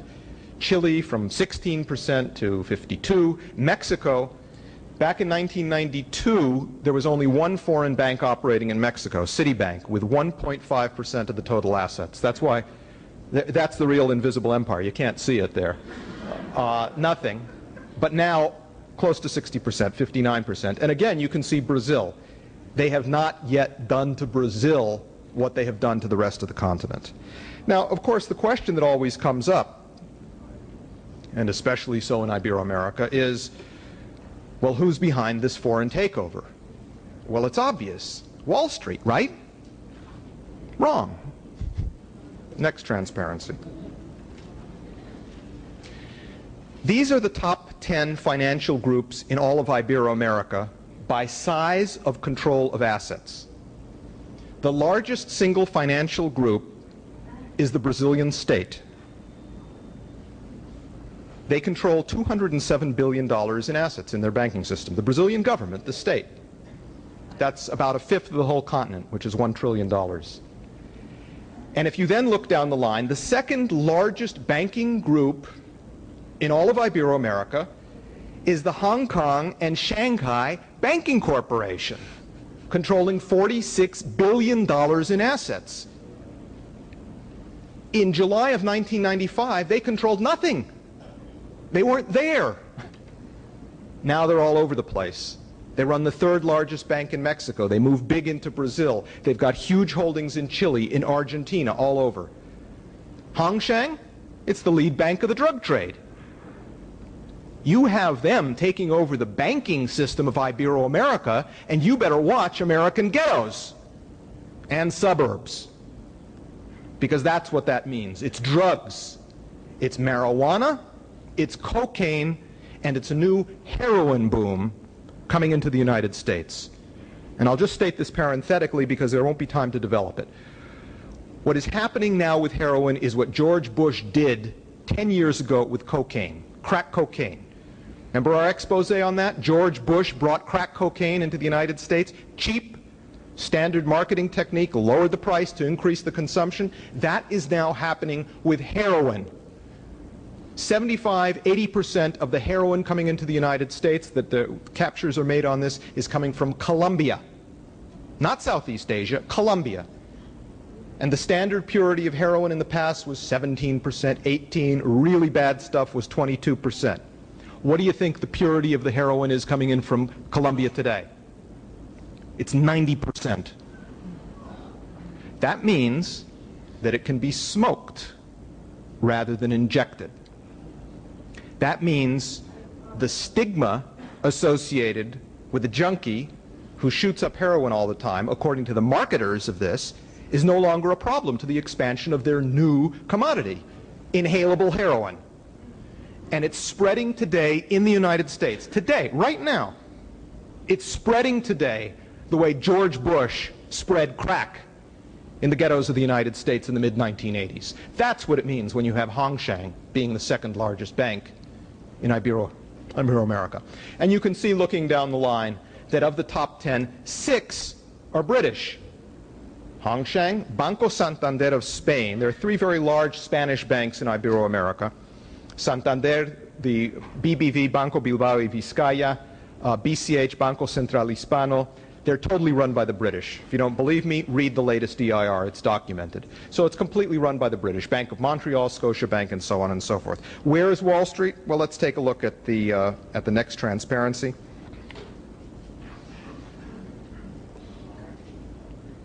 There's Wall Street in the dust. Hongshang, Santander, Montreal, Bilbao Vizcaya, Central Hispano, and Scotiabank, all British, all way ahead of Citibank. Citibank is otherwise the largest, approximately $16 billion in assets. Don't get me wrong, Citibank is very big, very bad, very dangerous. They have branch offices in every country in Ibero-America, which the others have not yet replicated. Their policies stink, as do the policies of the Bank of Boston, but you can see who is actually taking over. That is the first part of the Africanization of Ibero-America. Linda? Okay. Now, from the standpoint of the invisible empire, two factors have impelled them to unleash the evil that we've seen in East Africa in the last 3 years. First, the old style of IMF straight conditionalities policy had left the continent with nothing more to loot out of the actual population. Second is the ongoing collapse of the international monetary system itself. And beginning in 1995, we saw a rush of the largest financial interests into hard commodities. Now, a lot of these strategic minerals and commodities are in Africa. Transparency, please. This gives you an idea of its production, of the highest concentrations of production, not reserves, in Africa today. As of 1994, Africa provided the world with 37% of its chromium, 72.5% of its cobalt, 20% of its uranium, 81% of its platinum, 32% of its gold, and 45% of its diamonds. And this shows also the concentration down the center of Africa there with the Great Rift Valley down on into the Republic of South Africa. Next. The key country for strategic minerals is Zaire. But after 1990, when the plug was pulled on Zaire, its production took a nosedive. In 1986, Zaire ranked 5th in the world in the production of copper and was 1st in the production of cobalt and 2nd in diamonds. This production went drastically down, but now that Kabila has secured or attempted to secure Zaire for the bankers and the miners, the British Commonwealth mining companies, the idea is to open up some of these, probably not all, to renewed extraction and production, and thereby have a much firmer cartelized control of the strategic commodities worldwide. I'm not going to go through the extensive and documented, the detailed documentation that Richie Freeman provided in this Never Again, London's Genocide Against Africans, EIR special report, which showed exactly which companies and which British Commonwealth companies and how they interlink and how these companies came behind Kabila in order to seize particularly the whole eastern corridor of Zaire. Now, at the same time, in Ibero-America, this process was going on in a far more quieter way. That's my cue. Okay. The first transparency, please. The continent of Ibero-America is shown in this and the next chart, singling out Brazil, which is the second column, because Brazil plays the role in Ibero-America in terms of the presence of enormous amounts of raw materials, which is similar to the role that Zaire plays vis-a-vis Africa. There are differences, but on this point, Brazil is the powerhouse as Zaire is to Africa.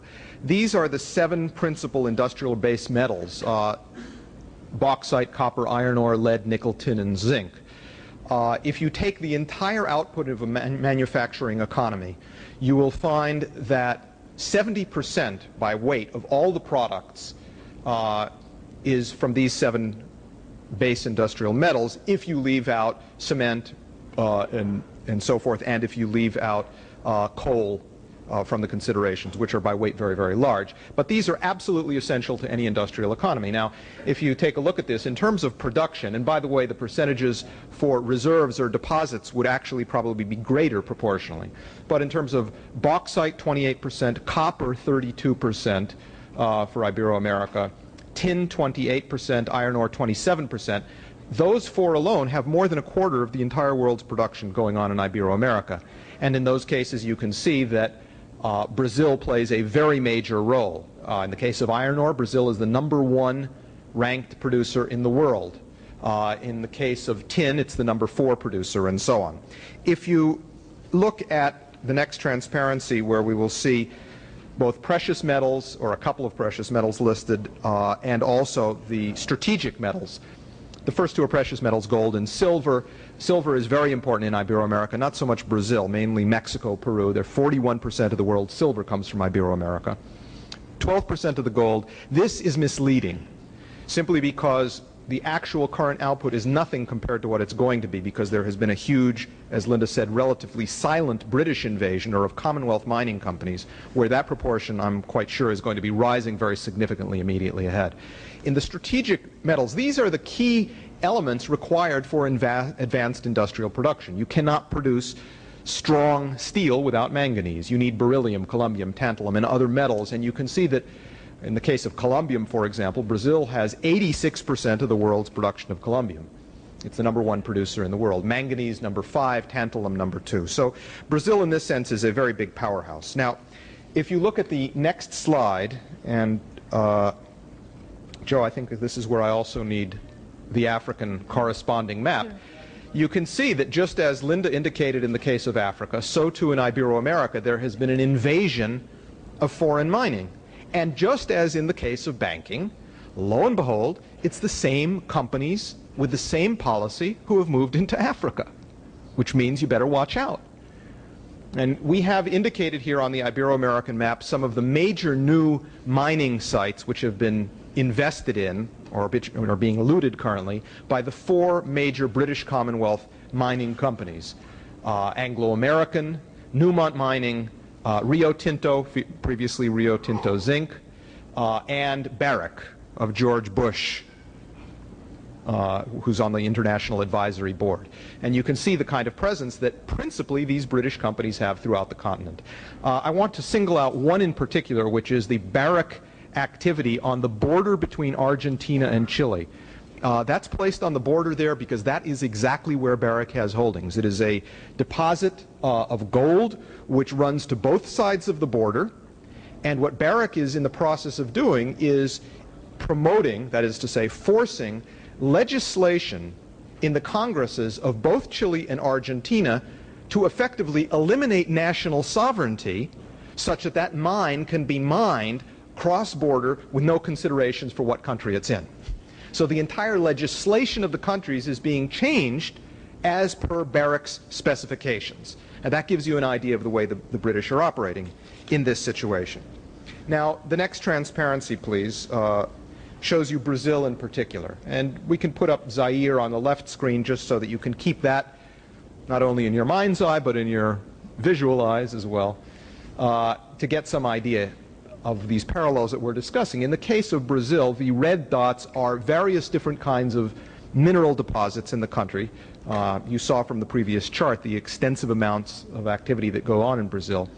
The area that is shaded in a light green, which says CVRD areas, is what I want to point out. CVRD is the Companhia Vale do Rio Doce. Now, before I tell you about that, I want to first give you some idea of what the dimensions of Brazil are. Brazil is a continent unto itself. It is gigantic. 50% of its national territory is under Amazon jungle forest. In other words, it's virtually unexplored. It is not known what the potential wealth there is. But in addition to this mineral wealth, Brazil is also a major industrial economy. It is the 10th largest economy in the world. It has approximately 160 million people, 50% of whom are black. This incidentally makes Brazil the second largest black nation, or the second largest black population in a nation in the world after Nigeria. And something which will perhaps surprise you, perhaps the next transparency can be placed, Richie.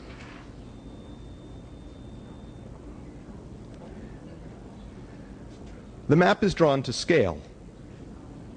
Don't believe me, ask John Segerson. He'll prove it to you. Brazil is larger than the continental United States. They were sort of angry when we got Alaska and Hawaii because they figured they'd been cheated out of being #1 in the hemisphere. But you get some idea of what this is like. Now, these green areas that I was talking about, the CVRD areas, look at the one towards the south of the country. This is an area which is larger than the state of Texas.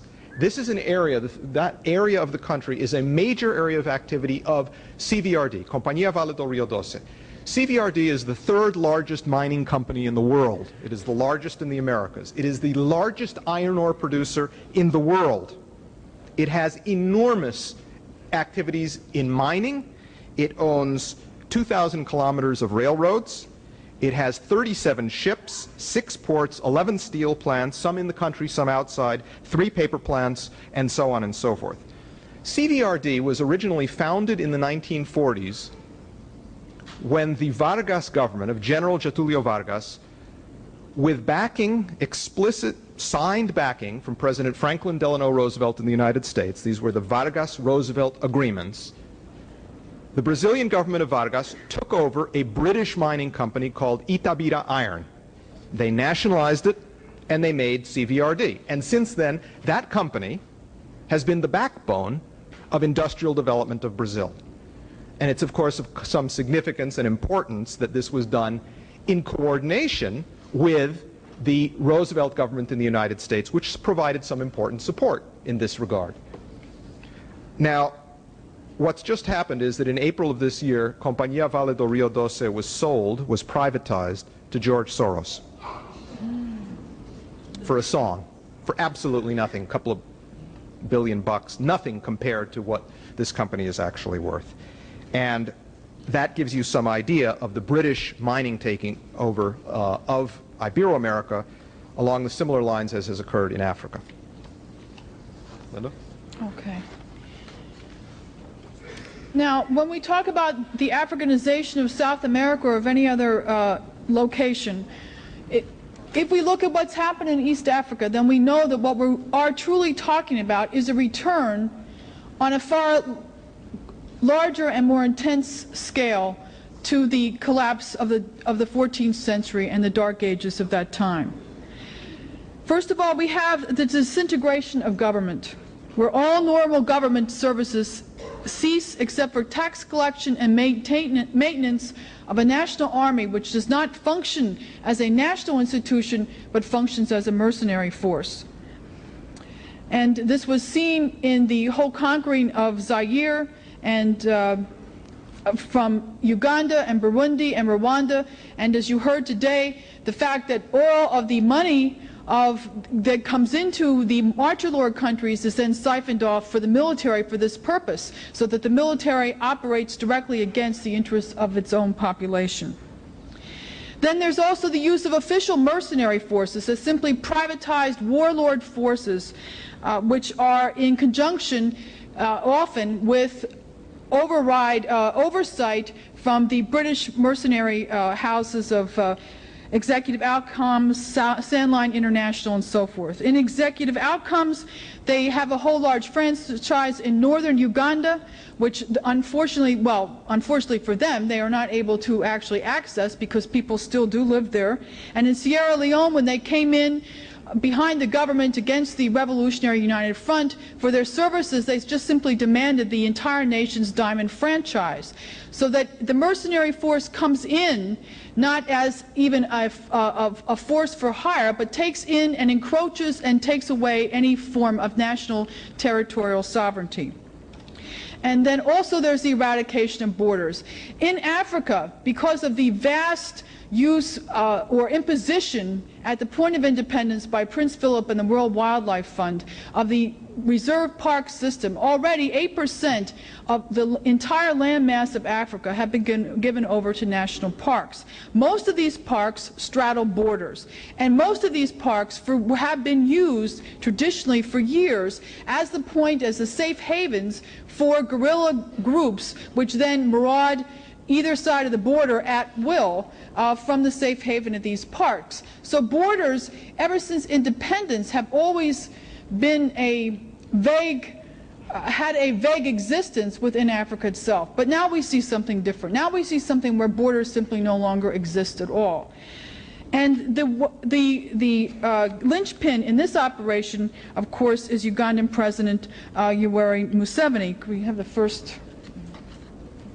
Here he is as he is being sworn in on January 1st, 1986. And I want to put to rest absolutely, I hope today, any idea that this person that his primary sponsorship comes from the United States. He was placed into power by the British, he's been maintained in power by the British, and that remains the case up to today. But let's go back to the very beginning. Next. This is the Evening Standard newspaper of December 14th, 1986, where it says that Britain will take up the case of Uganda to the IMF. It says that extensive talks between Museveni and Baroness Linda Chalker, Minister of Overseas Development, resulted in the decision also that Britain would begin training Ugandan troops and begin arming Uganda. A senior British Army officer was to be attached to the High Commission in Kampala. Now, it is at this point that Museveni's National Resistance Army, which came in with at most 10,000 people into Kampala in 1986, and probably many of those under the age of 15, it is at this point that the the National Resistance Army moves from 10,000 up to 100,000 troops in Uganda, sustained by a Ugandan economy that has already been decimated by years of Idi Amin and civil war. The article ends that after Mrs. Chalker's first encounter with President Museveni last February, his recent visit to London, and her return visit, it is clear that Britain is more than ever identified with the Museveni government. That is 1986. Next. The support continued in April 2nd, 1993. We see this headline, Britain defends NRM politics. Go home, Douglas Hurd tells exiles in UK. Next. I saved the best for last here. This is Chalker finds her great black hope. Uganda bewitched by British ally. This is the Sunday Telegraph of June 30th, 1991. The story here is kind of funny and gives you an indication of just how totally corrupt all this is. You see that little plane down there? Well, Linda and Yoweri were in it. And it dropped to the ground unexpectedly, and they were on their way to visit their joint venture of Karamoja gold mine in the northern Uganda. And that's the story here. So, in point of fact, there should be no doubt that Museveni is a martyr lord force on behalf of these British interests. Next. Oh no, all right. Now, the current Minister of State for Defense of Uganda, Mr. Mbabazi, was in Sweden in 1989, and he gave an indication of what the British want to do, which is to eradicate the nation-state completely in Africa, has found its perfect vehicle in the national resistance movement of Museveni, or in this so-called revolution that is taking over Africa. Because Mbabazi told a group of Kenyan dissidents in Sweden in 1989, quote, "The national resistance movement revolution has no boundaries." He says to arrive at a new Kenya, all patriots, youths, men, women, workers, peasants, intellectuals, and all honest countrymen must assume their respective duties and responsibilities in the political, military struggles of the people. All must learn the science and the art of people's war to acquire the necessary skills to disarm the enemy. All must learn how to organize and train for war, plan for war, and manage or direct war. All must assist and contribute to progressively build a People's Liberation Army. And of course, this is what began immediately for the next year, 1990. So here we have Uganda of 1986. We're going to just see the spreading ink block quickly. Next. In 1994, we can add Eritrea, which came under the British tutelage, Rwanda, which was invaded and taken over by the Ugandan army, and Burundi, which succeeded in defeating the national elected government of the first Hutu president, Melchior Ndadaye. Next. In 1995, Ethiopia joins the group, having succumbed finally to pressure to move against Sudan. Next. Mozambique joins the British Commonwealth. Next. And here we have the gigantic leap forward of 1997 when Zaire comes under it. Sudan is invaded both from the east and from the south, And this is carried out by a region-wide military force of combined troops of Uganda, Rwanda, Burundi, Zaire, Zambia, Angola, with aid from South Africa, arms from South Africa. Next. And then we have, this gives you an idea of Museveni's totally self-conscious understanding of exactly what he's doing when he says that his mission is to see Eritrea, Ethiopia, Sudan, Uganda, Kenya, Tanzania, Rwanda, Burundi, and Zaire to become one nation. And then he likens this to Hitler and says, as Hitler did to bring together Germany, we should also do it here. Hitler was a smart guy, but I think he went a bit too far by wanting to conquer the whole world. Next. This plan was put forward at the 7th Pan-African Congress that was held in Kampala, Uganda, in April 4th to 8th in Kampala, Uganda, precisely at the point that 20% of the Ugandan army was moving into Rwanda for the final takeover of that country. This is a picture of Africa today. Next.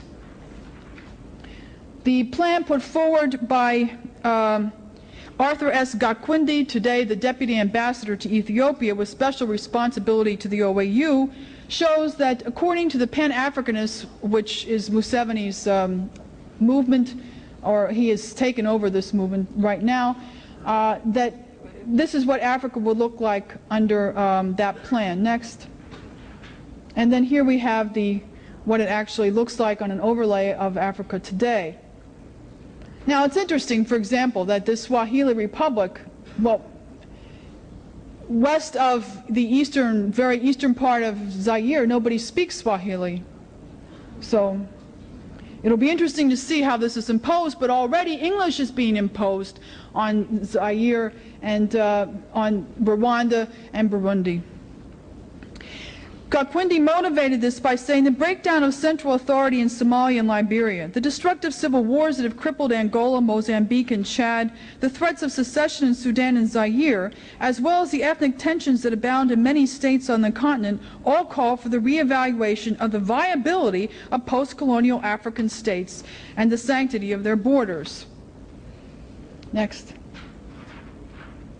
And here we have the situation of the martyr lords and their auxiliaries. The martyr lords are in the currently, because now Kabila will become a martyr lord. And in fact, there's an article in the recent Ugandan newspaper that Kabila is poised to go into Uganda against Ugandan insurgencies in western Uganda, so that this is going to be a kind of free-for-all regional force deployed anywhere at will, which will include Zaire now.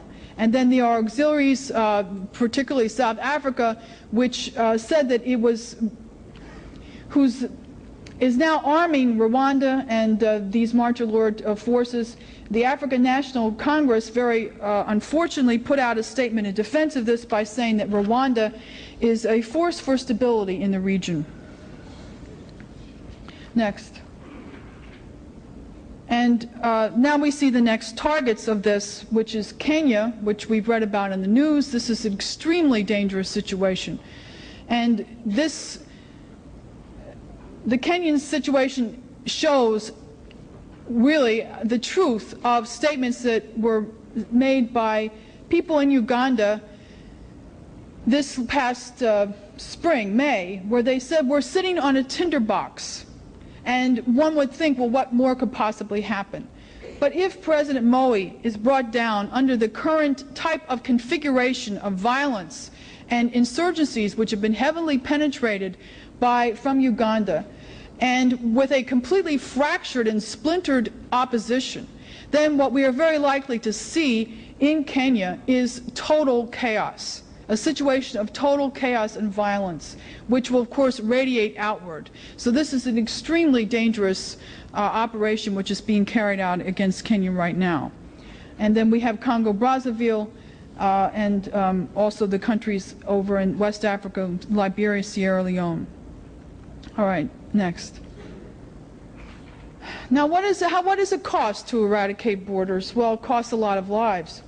And in the case here, I'll just go through this briefly. We have Rwanda of 1990, the initial invasion from Uganda, which likely resulted in 200,000 deaths. In Burundi in 1993, there was, when President Ndadaye was murdered brutally, and in an attempted coup, there was 100,000 people were killed in Burundi at that time in October of 1993. And since then, another 210,000 have died inside Burundi as the international community has continued to watch. There are also 800,000 people in concentration camps in Burundi right now who are dying of typhoid and hunger. In Rwanda in 1994, the bloodletting at that time was very likely, in that protracted spring, early summer period of 1994, was probably in the range of 1 million people. In Goma, at least 200,000 people died of cholera before the U.S. Army got there. In Rwanda, multiple sources of Rwandans and others indicate that between 1994 and 1997, 1 million people have been killed in Rwanda itself, within Kagame's purview. Rwandan President Bizimungu said, "We are killing people, but these are the people who carried out the genocide in 1994. In eastern Zaire, at least 500,000 refugees were killed, and Zaireans, both Rwandan, Burundian, and Zairean refugees were killed in the process of the War of Liberation of 1996-97. And then if we take the entire Sudan War since 1983 and the dislocation that has caused, the death by killings and also by starvation due to the inability to cultivate, we have another 1 million people over that 14-year span. And in Uganda itself, actually this should be from 1983, when Museveni carried out the genocide in the Luwero Triangle, at least 1 million Ugandans have been killed inside Uganda in that period. So what we have, mostly in the period of the 1990s, is a total of 5,210,000 people dead in this East Africa area alone. And I would say that this is really a conservative estimate. Next. The fact is that nobody can say they don't know about it. We have here a picture of the Rwandan refugees being forcibly repatriated at the point that the atrocities became known in the end of May and June. If you look carefully at the picture, you'll see there's no young children in it, because most of the young children of these refugees had already died. I want to point out that the statements by Paul Kagame in the recent past to the Washington Post, that he in fact did carry out this genocide and would do it again. And then in a subsequent interview with the Mail and Guardian, he was asked, "Why did you say such a thing?" And he said, "Well, I don't like to lie all the time." On the one hand, this is an exposure of what has happened, but on the other, you have to consider the fact that this man has admitted to mass murder and gotten away with it. Nobody has called him to account yet. And this is the type of passive complicity which can be induced by the mass media if Paul Kagame and these people are not called to account.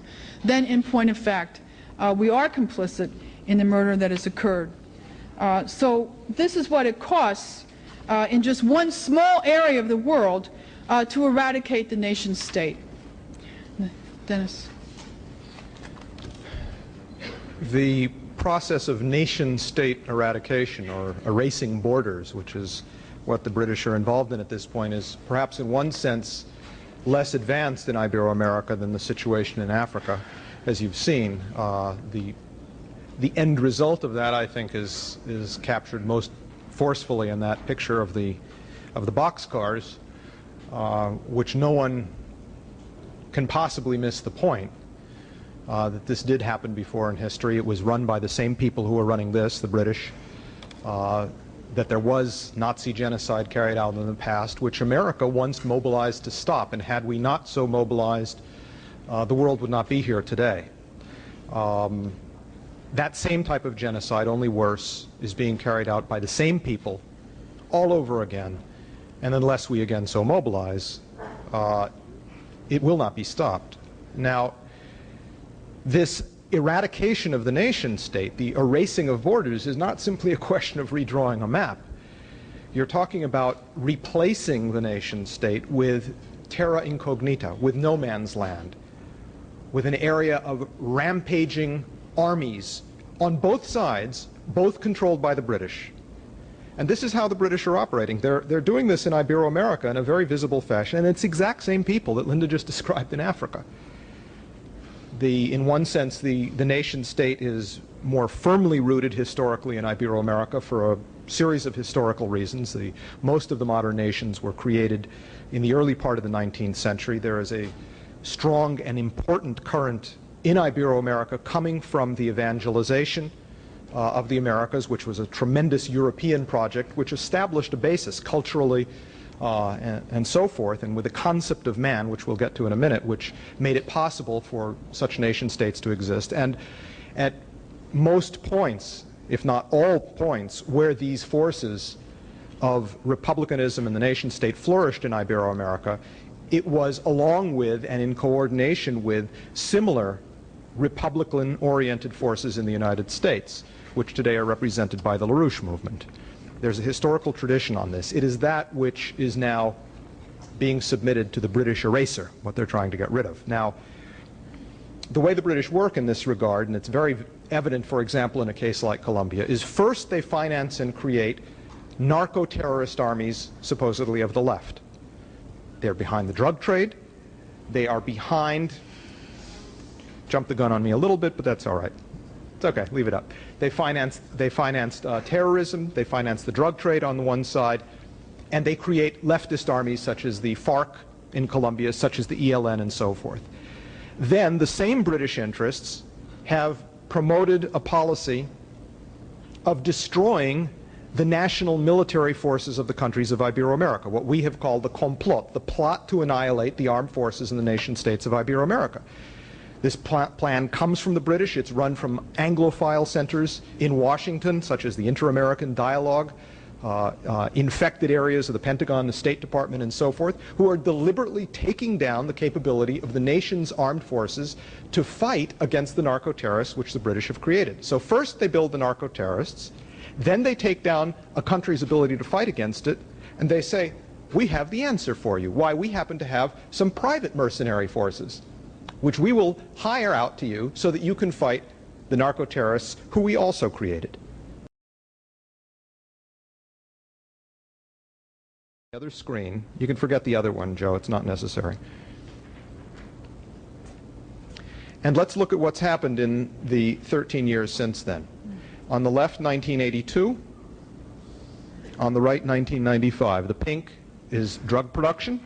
The red areas are no longer isolated red dots of terrorism.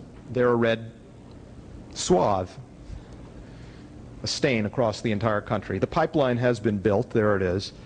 But the narco-terrorists, between the drug runners and the terrorists, they run about half the country. They effectively have control over approximately half of the country's 1,000 municipalities. This is as a result of the British deliberately creating the FARC and the ELN, deliberately taking down the military, and then bringing in for their protection, as I said, groups like Defense Services Limited, DSL, straight out of the Crown Agents Group, exactly the same type of people like Executive Outcomes who are operating in Africa. Now, the situation that has been created today is one of dual power in Colombia. This is a situation which can be lost very, very quickly, or won very, very quickly as well. The way this happened is, I'll tell you a little story about that pipeline. In the 1980s, when it was going to be built, Occidental Petroleum of Arm & Hammer, who is a long-time London asset, wanted to build this pipeline because they had oil that they had found in the Caño Limón area in the interior of Colombia. And the ELN guerrillas, who had virtually been wiped out by the Colombian military at that point, reached an agreement with Occidental after a few harassment operations and so on, Occidental decided that they would pay the ELN guerrillas substantial amounts of money to not attack the pipeline. So Occidental and Mannesmann, a German construction firm, paid millions of dollars to the ELN, and they grew like crazy. In fact, the ELN gained influence, since they were the new security personnel, effectively, of this pipeline, along the entire route of the pipeline. They guaranteed Occidental no problem. The construction equipment with which this was built was painted with ELN slogans and flags. The ELN became almost a hiring hall for the workers working on this pipeline. They gained enormous influence, and they became a major national force as a result of direct financing from these British companies. Now, there was a breakdown in the agreements on this over the last 2 or 3 years between the FARC and the ELN. You can see that this pipeline goes right smack through narco-terrorist territory. There have been, over the last 2 or 3 years, over 1,000 separate terrorist incidents against this pipeline. In some cases, it's been broken with oil spills, in other cases, dented. And it is the estimate of security officials in Colombia that to actually protect this pipeline adequately, you would need 1 soldier every 25 yards. They'd almost have to hold hands all along the way. You would need to protect the thing night and day with armored helicopters and so on. It's running through the middle of a jungle area. Cannot be protected that way unless you get rid of the narco-guerrillas. Now, of course, what happened is that British Petroleum, operating in that same area, has hired the services of Defence Services Limited, DSL, a British mercenary outfit to supposedly provide protection. And what you've effectively got now is privatized armies on both sides waging warfare in no man's land. Now, one of the most amazing security situations anywhere in the world that has developed, as far as I've been able to figure out, is right at the northward turn of the pipeline, right as it enters the second red area. This is the Samore oil block, which is owned by BP. And in this Samore oil field, there is a national park, a nature park. The ELN are active. And there's an Indian group. They're called the Uwa Indians. There's 5,000 of them. They've been organized by the ELN, and they have told British Petroleum that if British Petroleum doesn't stop its activities, they, the Uwas, will commit collective suicide by jumping off a cliff. I guess holding hands or something and go down. Now, they claim that they did this once before in their history. There's a history of this indigenous movement. Could I make this up? They claim that they committed suicide once before in there, which raises a certain question, right? But so there's this whole game going on now. And the government is completely absent. The nation state is being destroyed. Who's behind this? The drug trade, and who is sponsoring them? The British. In this case, the House of Lords plays a very prominent role. President Clinton, 2 years running, has correctly and courageously, against the advice of many of his own advisors, decertified the Samper government of Colombia for non-cooperation in drugs. Now, that's the very least one can say about Samper. He should be decertified for full cooperation with the Cali cartel to the tune of $6 million, which got him the presidency of Colombia. Clinton correctly decertified him. The British, the House of Lords, immediately went into an uproar, orchestrated with Samper. And Viscount Montgomery itself led the debate, arguing that the poor government of Samper Pisano had to be protected from the horrible United States, who was doing all of these horrible things, and in discussions with journalists indicated that it was really very important to proceed with the issue of discussing the legalization of drugs. And he also made the information available to this reporter that one of the leaders of the drug legalization debate in London is Lord Mancroft, who Viscount Montgomery assured us was very familiar with this issue of drug legalization and the problems of drugs, because he was himself a reformed drug addict. So you have the likes of Lord Mancroft, Viscount Montgomery, and so on, deployed to transform entire areas like Colombia into drug-producing havens, eliminate the nation state, and in that process completely eliminate the historical basis on which any kind of development has occurred in Ibero-America.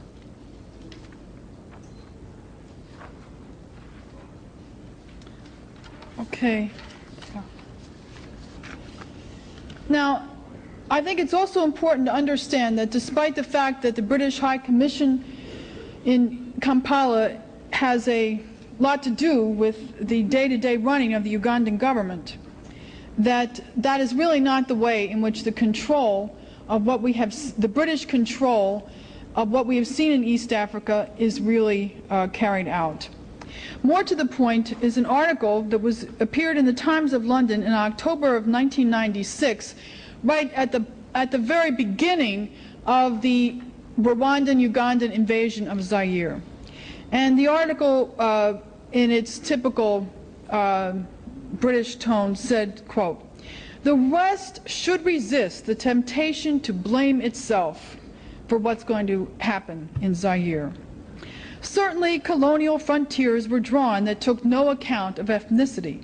But this is hindsight, made deceptively simple. Zaire contains some 300 ethnic groups, so just where should lines have been drawn? Closer to the mark is the bleak prospectus set out 35 years ago by a young Algerian radical, Frantz Fanon, in The Wretched of the Earth." And this really gets to the point of how the British intelligence works. Frantz Fanon was the prophet of unprecedented mass murder, to be sure. But this was not the result of indigenous revolutionism on the part of African radicals who were interested in overthrowing colonialism or neo-colonialism. The headquarters for the Frantz Fanon cult and its spread across Africa was Dar es Salaam University, which was a total creation of British intelligence from the top down.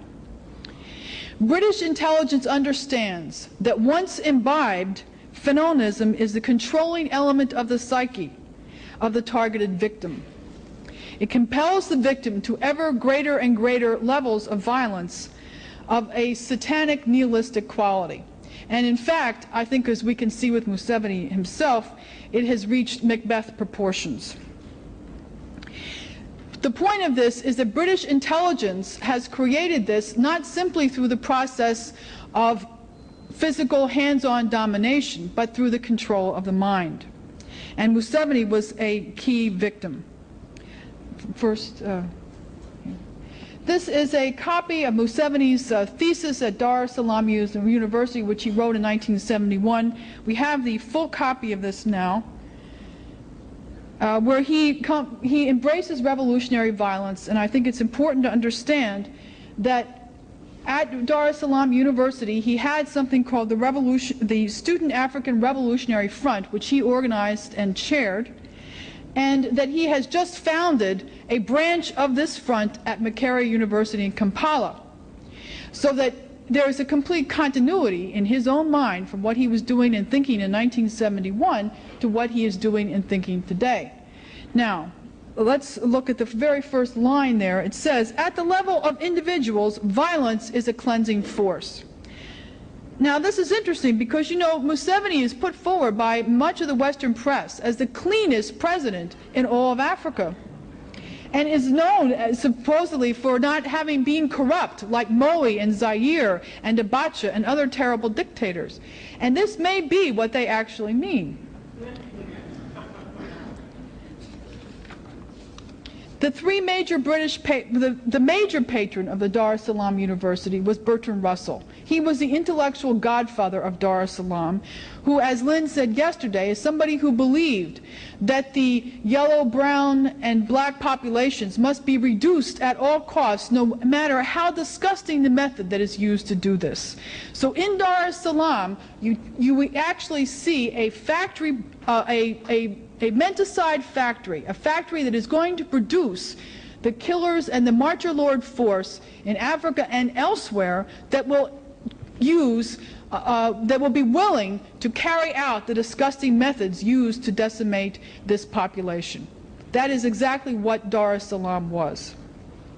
The money funding this university came from the Ford Foundation, whose president at the time was McGeorge Bundy, whom we've also heard about in the last 2 days.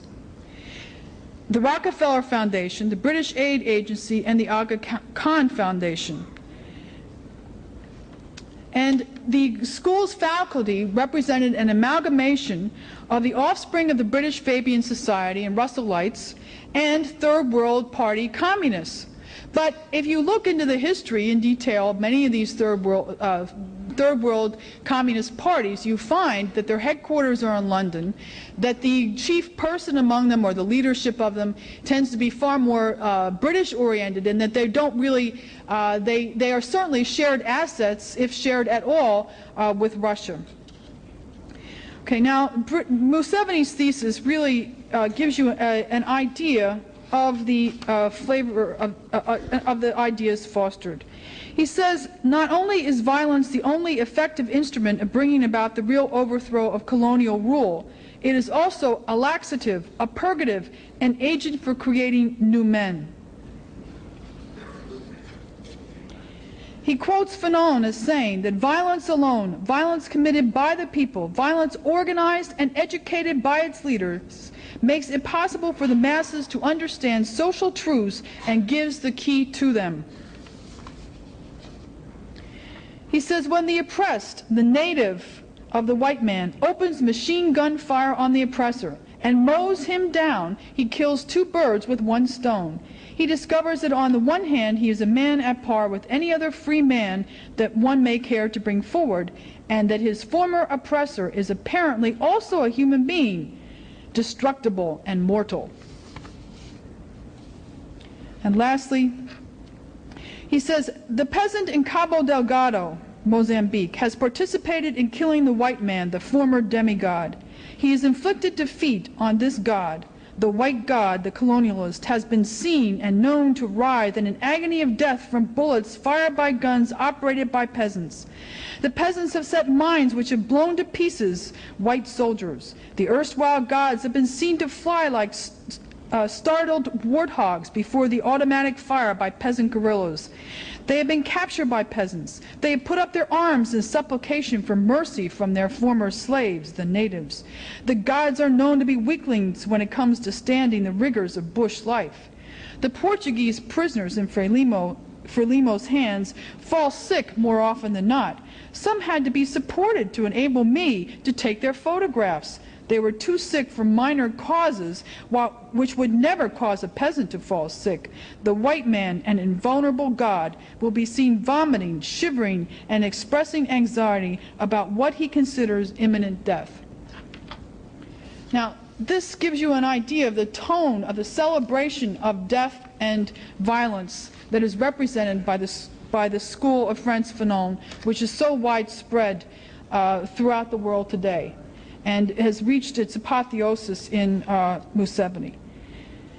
And the point is that, of course, and what we've seen in the last 5 years, not very many white colonialists have died. And even more tragically, next, probably half, at least, of the 5 million death toll that it has taken to destroy the nation state in East Africa are children. These are Rwandan children, Hutu refugees in 1997. Next. And here they are in 1994. When they first came out of Rwanda, they looked a lot better, but it is very likely that these children that you see here are no longer alive. So this is what has been unleashed. And I think that unless we are able to call to account the British Empire, unless the United States is able to call the British Empire to account for this mass murder, then very shortly God will call us all to account for it. Thank you.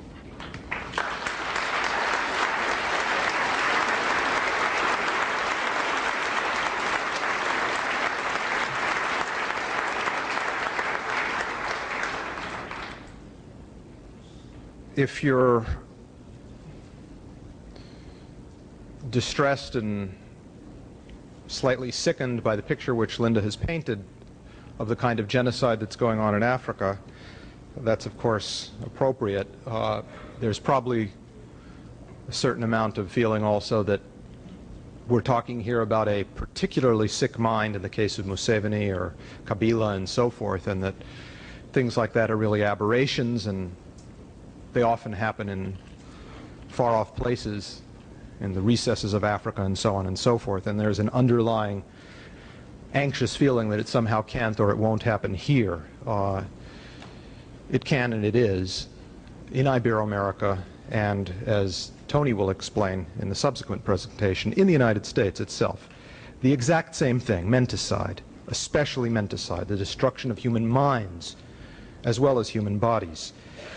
We have up till now reviewed the parallels on the banking side, the British control of the banking takeover of Africa, the British control of the banking takeover of Ibero-America, the mining aspect, the looting of raw materials. In Africa, the same British companies as in Ibero-America.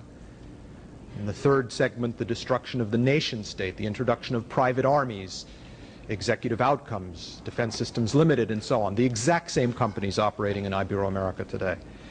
And in this concluding section, I want to deal with this issue which Linda has just raised of the destruction of the concept of man without which no human, actually human existence can live, because the concept that underlies and that is quite explicit in the quotes that she just read from Museveni really need to be diagnosed and discussed. And unfortunately, the same factory which produced Museveni has produced much of the leadership of the Jacobin hordes of Ibero-America, and is also producing the menticide occurring inside the United States today.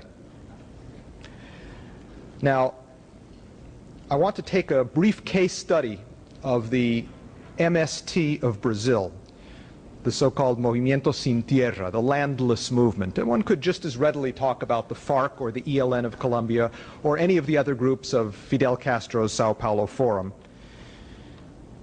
But I want to talk about the MST for a variety of reasons. In one sense, it's far more dangerous than the others because of what it means to be operating this way in Brazil in particular, and because it demonstrates one aspect of the story, of the parallel, the Africanization of Ibero-America that is most evident here. I want to also say from the outset that the LaRouche movement has crossed swords with the MST repeatedly in Brazil over the course of their history and ours. In many sense, in fact, the future of Ibero-America, as in other continents around the world, will be shaped by that battle, will be decided by that battle, whether the MSTs and the creators of the MST are victorious, or rather, if the concept of man, which our movement and LaRouche represents, dominates or not. We want to tell the story of the MST, and in particular of one of its guiding ideologues, Paulo Freire. You may or may not have heard of him. Paulo Freire is most famous for a theory of education, so-called, which is called deschooling. It's the idea that what you do is you use language and education to deconstruct people's minds.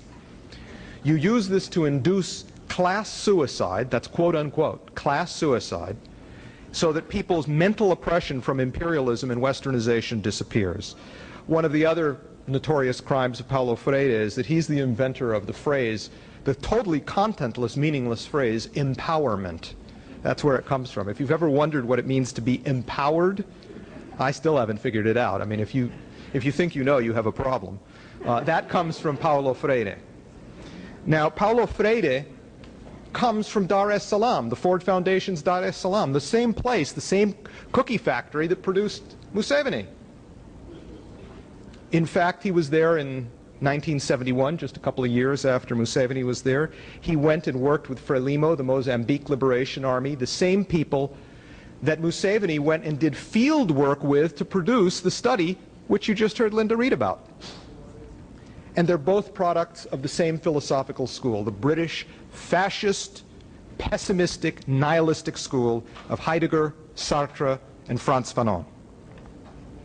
This pessimism, this cultural pessimism, this nihilism, which in France goes by the name of existentialism, is the underlying problem. Now, But first, to the case of the MST so that you know what we're dealing with politically.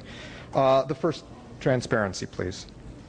The MST, the Landless Movement, is a group of about 5,000 hardcore cadre in Brazil. Their actual leadership is unknown. They have a couple of well-known public figures, but their real leadership is secretive. They were created in the 1980s out of the Theology of Liberation movement in the Catholic Church. They're closely associated with the PT, or the Workers' Party of Brazil, and with the pastoral commissions of the church, the CPTs, in Brazil as well. They have engaged in land invasions across Brazil. Each of the red dots shows an area of special activity of the MST, areas where they have invaded land. Their cry is that Brazil has 12 million landless and they deserve to have the land back. And so they take over land.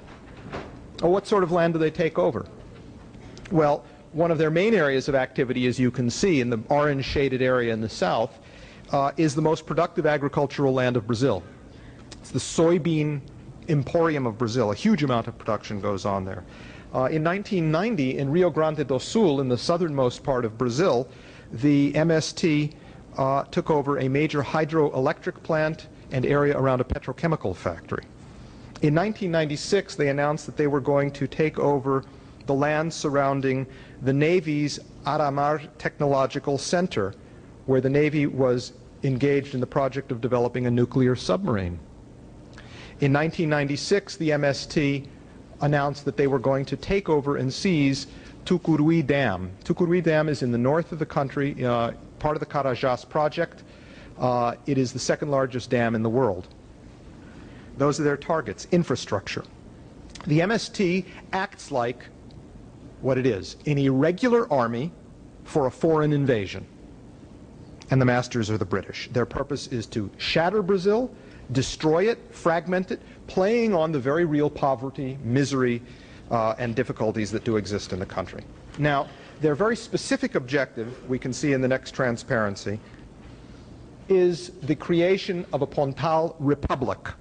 That was that shaded area I showed you in the south of Brazil. It is not only the richest agricultural area, there's a number of other very interesting things going on there. First of all, the shaded orange triangle right in the middle is the Pontal region. That's where two rivers come together in Brazil. They have taken over almost that entire area. There's 3,000 families there in 16 camps. Just across the river to the south in the state of Paraná, there's another 8,000 families in 98 camps. And they are spreading throughout this entire yellow shaded area. They want to convert it into an independent republic. They want to secede from Brazil. Now, what else do you have in the area? Well, first of all, you have the world's largest hydroelectric dam. That's the big triangle down there. That's Itaipu. Until Three Gorges is completed, Itaipu is the largest dam in the world. It produces an enormous quantity of electricity. Some of it goes to Paraguay, not much, because they don't have much to use it on there. And the vast majority is used in Brazil, especially in the industrial heartland around Sao Paulo. And there is a high tension wire, a cable, which is the dotted black line, running right smack through the area that the MST wants to convert into the Pontal Republic. Itaipu alone produces 22% of the electricity consumed in Brazil. The surrounding area, as shown by the black triangles, is filled with other major hydroelectric projects, which produce another 25% of the electricity consumed in the country. 47% of Brazil's electricity is generated in that area which the MST is trying to make independent. You begin to get the idea. That's not all.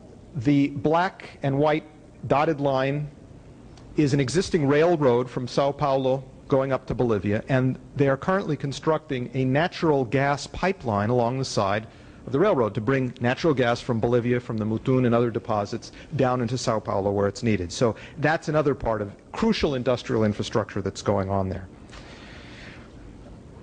In addition, it's important to note that right around Sao Paulo, there are two other smaller cities called Campinas and São José dos Campos, which are the science and technological center of Brazil. There's a little triangle around the Sao Paulo area which has been the heart of scientific and technological development of Brazil. Brazil has made significant strides in a number of areas: aerospace, nuclear energy, and so on and so forth. And a lot of it comes out of the development in that area, also immediately targeted. So you can see, this is, if the British can achieve this, if they can pull this off through the MST, think of what that means in terms of those low percentages of British control of banking and mining in Brazil relative to the rest of Ibero-America.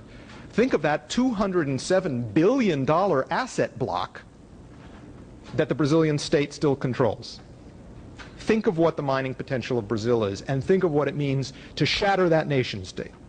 You will have unleashed a process of Jacobin dismemberment of nations which will not stop in Brazil. It will spread across South America. It will not stop in South America. It will spread into Central America and Mexico. And it will not stop there. This is on our border. And this is what the British are doing. When Brazil blows, the whole hemisphere blows. And that's what the MST is up to. Now, the MST, the landless movement, it's not properly named. They're currently organizing the homeless to do the same thing, invade buildings.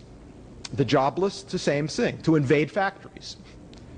And they're organizing all of the disenfranchised, all of the wretched of Brazil, as Fanon might have put it, into a Jacobin horde for destruction and chaos.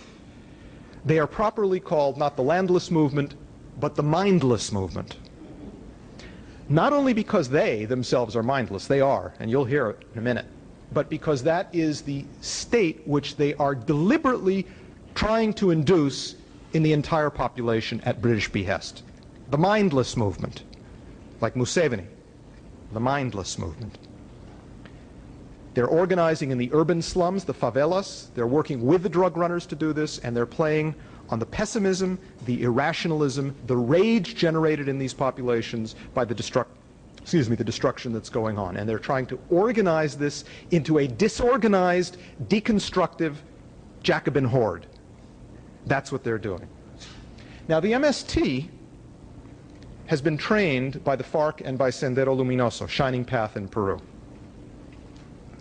When they take over an area, what they do is they protect it. Their security squads come in first. They build camouflaged pits that are camouflaged with leaves and branches, Viet Cong style. This is where they learned it from. And at the bottom of the pits, they have very sharp stakes or wooden poles, on top of which they spread human excrement, so that anyone who falls into these pits is, of course, immediately pierced, and the feces enters their bloodstream, immediate death. The second thing that happens with the MST after their security brigades move in is their education brigades move in. And what they do is they recite or chant revolutionary poetry, probably translations of Dryden, chanted in sing-song pattern, no doubt. And they also pledge their allegiance to the MST flag every morning. And their pledge is the following: I am the MST flag. My red color represents the blood of dead peasants. Shades of Museveni. But it gets worse. In 1995, an MST leader by the name of Marcio Lima said, "It would be better for us if the army massacred us." And the national spokesman for the MST, João Pedro Stedile, in 1996 said the following: the interior of Brazil can become a Colombia. Remember the map. It can become a Colombia. Things will be out of control.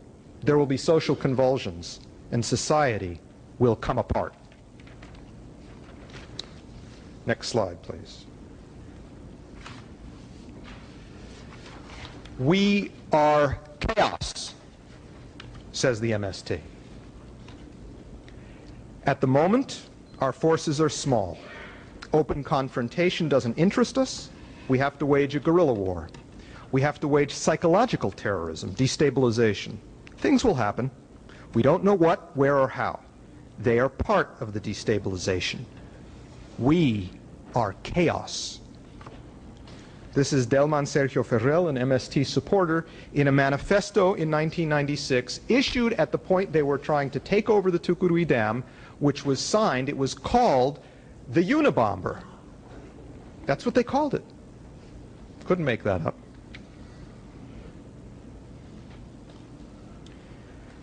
You ask, who in the world could support this insanity? This psychotic, bestial insanity? Well, the Queen of England, of course. Who else? Take a look at the next slide.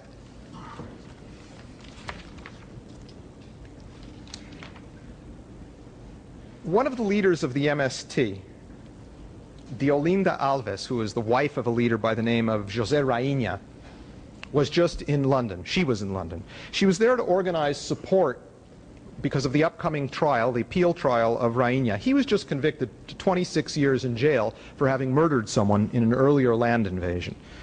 However, the MST says he's a political prisoner, so she went to London and was hosted and taken around there by British-sponsored groups, which I'm going to tell you about in a minute.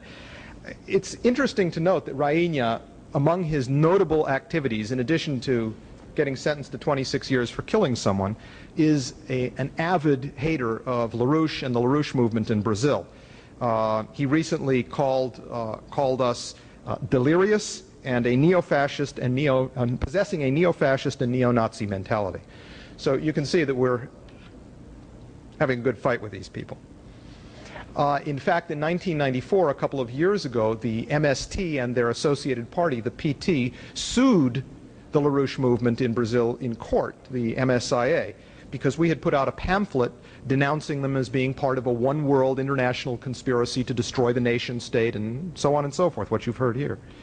And what they said against us at the time, in shocked horror and disbelief, they said that we, the LaRouche movement, had accused them of being tied to a network of international drug trafficking and terrorism, which, according to its absurd thesis, seeks to destabilize governments and destroy sovereign states and their armed forces. The suit was thrown out of court by a judge on the grounds that the publications of the PT and the MST themselves proved our point.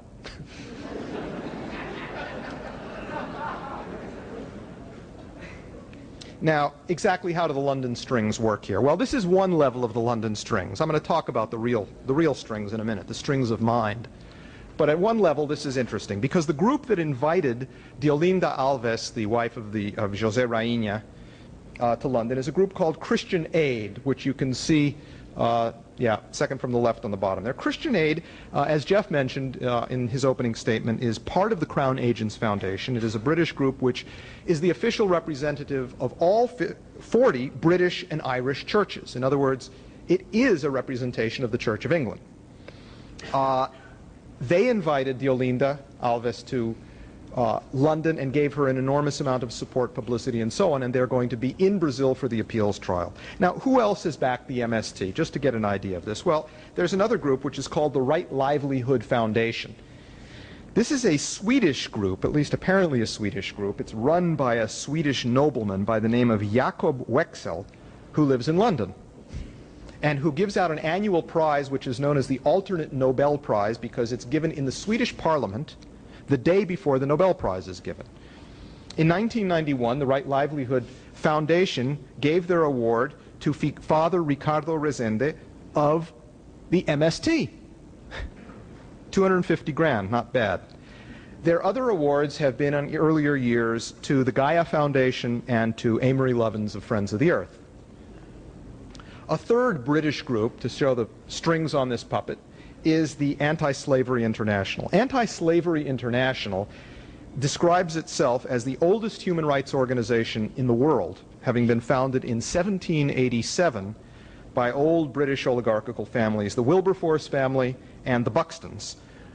Buxton today is the vice president of the Worldwide Fund for Nature. So that also is part of the channel of control onto the MST. And the Belgians, never to be outdone by their British cousins, recently gave their annual King Baldwin Foundation Award of $120,000 to, you guessed it, the MST for, quote, socioeconomic development of the Third World.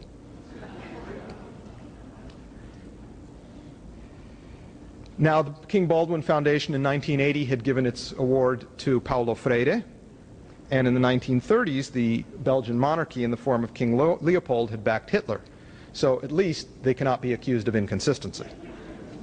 So that's one level of the British control. However, the real aspect, the real control on this, and the far more worrisome, and that it is the field in which we really must do our central battle, is in the area of ideas, the idea of concepts, the concept of man that is spread by someone like Museveni or by the MST. In one sense, it's a misnomer to refer to this as the invisible empire. It's invisible only in one sense. In point of fact, it is quite visible to the mind's eye. It may be invisible from the sense of sense perception, but it is actually far more real. It is a far more actual, existent power in the universe than mere individuals, organizations, flowcharts, and so on and so forth. It is that area in which the battle actually occurs. I want to talk about Paulo Freire because that is the area, that is the representative of this level of the battle. Paulo Freire, the guy who coined the phrase empowerment, was born in 1921 in Recife, Brazil. He was educated in Recife. He got a degree in education there in 1959. From 1964 to 1969, he worked for UNESCO, Julian Huxley's UNESCO, in Chile. In 1969, for the next year and a half, he went to Harvard, where he worked with a Harvard education program, including field activity in the United States, which is something we ought to look into, find out what he was doing. In 1970, he moved to Geneva, where he was employed for the next 2.5 decades by the World Council of Churches as a consultant on the subject of quote-unquote education. They principally deployed him to Africa. Now, what did Freire do in Africa for the World Council of Churches? And mind you, you'll hear about this in Tony's presentation. The World Council of Churches can be described perhaps as a kind of ecumenical front group of the Church of England combined with the British Colonial Office. That's what the World Council of Churches is. It's an international deployment of the Church of England. This is British we're talking about. What was Freire doing on the World Council of Churches payroll in Africa? The next transparency, please. In Freire's own words, he said the following: the World Council of Churches had lent strong support to many African liberation movements even before my participation. I was not the one who initiated the involvement of the World Council with these movements. The World Council never ceased to give assistance to those liberation movements, such as the ones Linda has described. In the 1971 collection of essays, which included the study by Museveni, which Linda was just reading from, in that very same pamphlet, in the introduction, lengthy praise is expressed for Paulo Freire.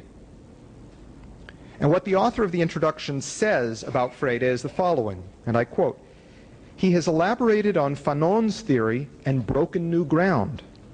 There is a strong case for a new guerrilla armed only with the kind of teaching and learning techniques described by educationalists like Freire." Now, what are those learning techniques? Freire's most famous book is called Pedagogy of the Oppressed. It's like The Wretched of the Earth of Fanon. What it is, it's a manual for recruiting to Jacobin hordes of the sort I've just described in the case of the MST, or the Kabila movement, or Museveni's movement. It's a manual for recruiting based on induced existentialism, nihilism, and pessimism as a worldview. Induced. Freire worked with the top leadership of the guerrilla movements of Mozambique, Cape Verde, Angola, and other countries in Africa. And in Ibero-America, his policies were implemented as the quote-unquote educational policy in Cuba, in Nicaragua, in many parts of Brazil, and so on. This guy was all over the place on the payroll of the World Council of Churches. What is his concept of education? Well, I'll tell you what it's not. It ain't Platonic. Next slide, please.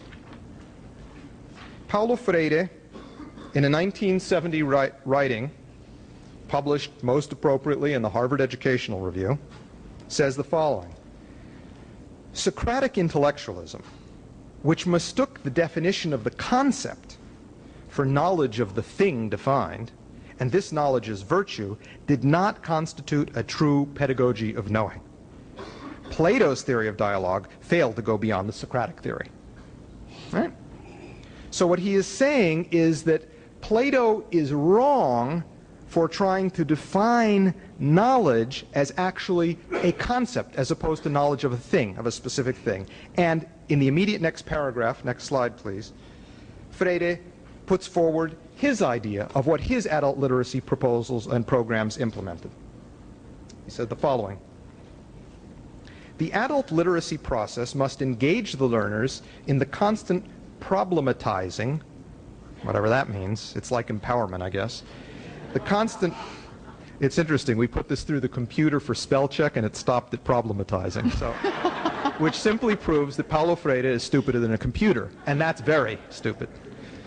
So, the adult literacy process must engage the learners in the constant problematizing of their existential situations, employing generative words chosen by specialized educators in a preliminary investigation of the, quote, minimal linguistic universe of the future learners. The minimal linguistic universe. The words are chosen for their pragmatic value as linguistic signs which command a common understanding. Now, this is pure radical nominalism.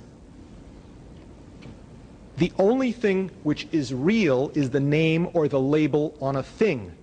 No verbs, only things, no change, only objects which exist, and if you can put a label on it, especially if it's in your minimal linguistic universe, not a lot of things, just a little thing, few things, it's very important. That is what actual knowledge is, according to Paulo Freire. Now, let's compare this. Think of Plato. Think of Plato's concept. Think in particular of what he does in the Meno with a slave boy. Right? It's important to remember that slave boy. Let's actually get that other slide, Joe. It's an image that people need to have in their mind while we're discussing this aspect of what actual knowledge is. No. Number 34. It's the kids, the children. Yeah. In the Meno, Plato is able to show the stupid people who he's trying to educate that he can induce in the mind of even a slave boy the creation of a concept of geometry which is far beyond anything that the Aristotelians that he's otherwise talking to are capable of.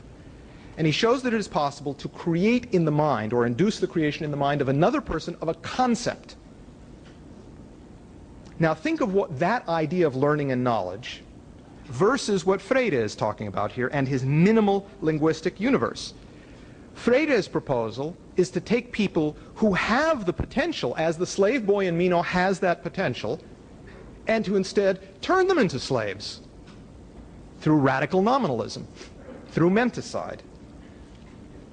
And it's a very intentional program. It's a Tavistockian program. This approach to knowledge or education has been polemicized against many times. It's not only Plato. Let's look at what Cusa had to say on this in one of his dialogues, a Platonic dialogue called The Layman About Mind.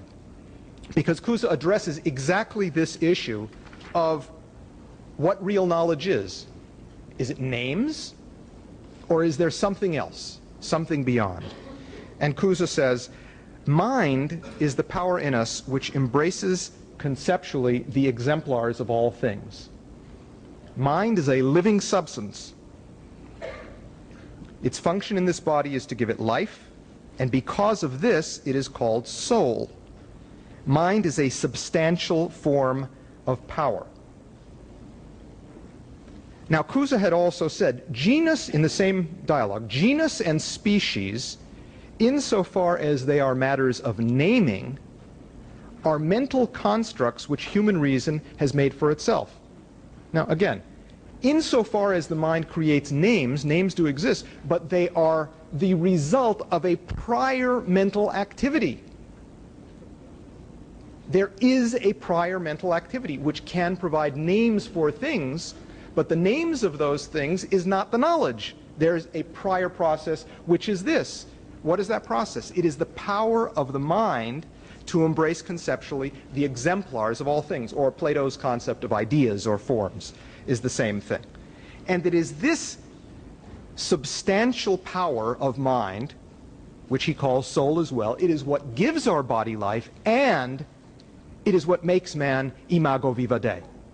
The next transparency, please.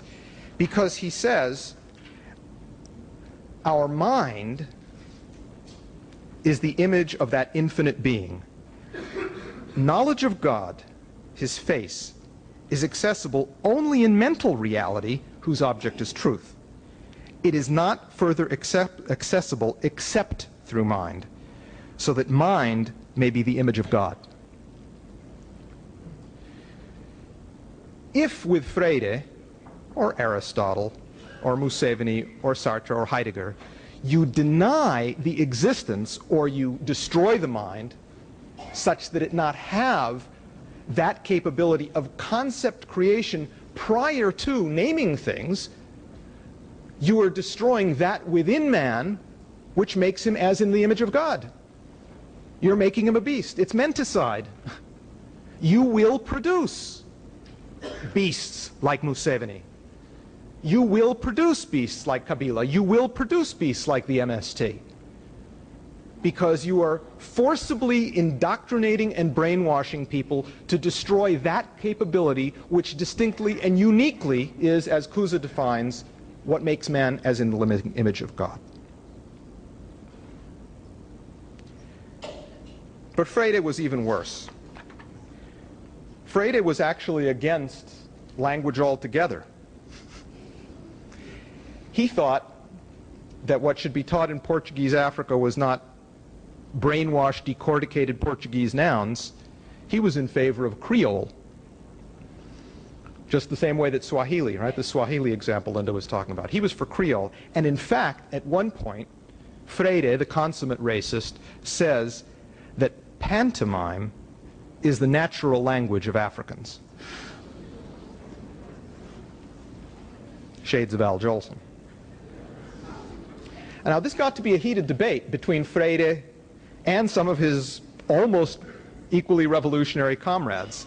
In Cape Verde, for example, they refused. They said it should be Portuguese. We want to brainwash people in Portuguese. And he said, no, you got to brainwash them in Creole. And then he came up with the final put-down. He said, quote, this is a resistance to re-Africanization, or perhaps a subtle refusal on the part of assimilated Cape Verdeans to commit class suicide, close quote. Now there is another renowned author who, with Cusa, has addressed this issue of language and its relationship to actual knowledge. And with your indulgence, I'm going to read you two paragraphs from Gulliver's Travels.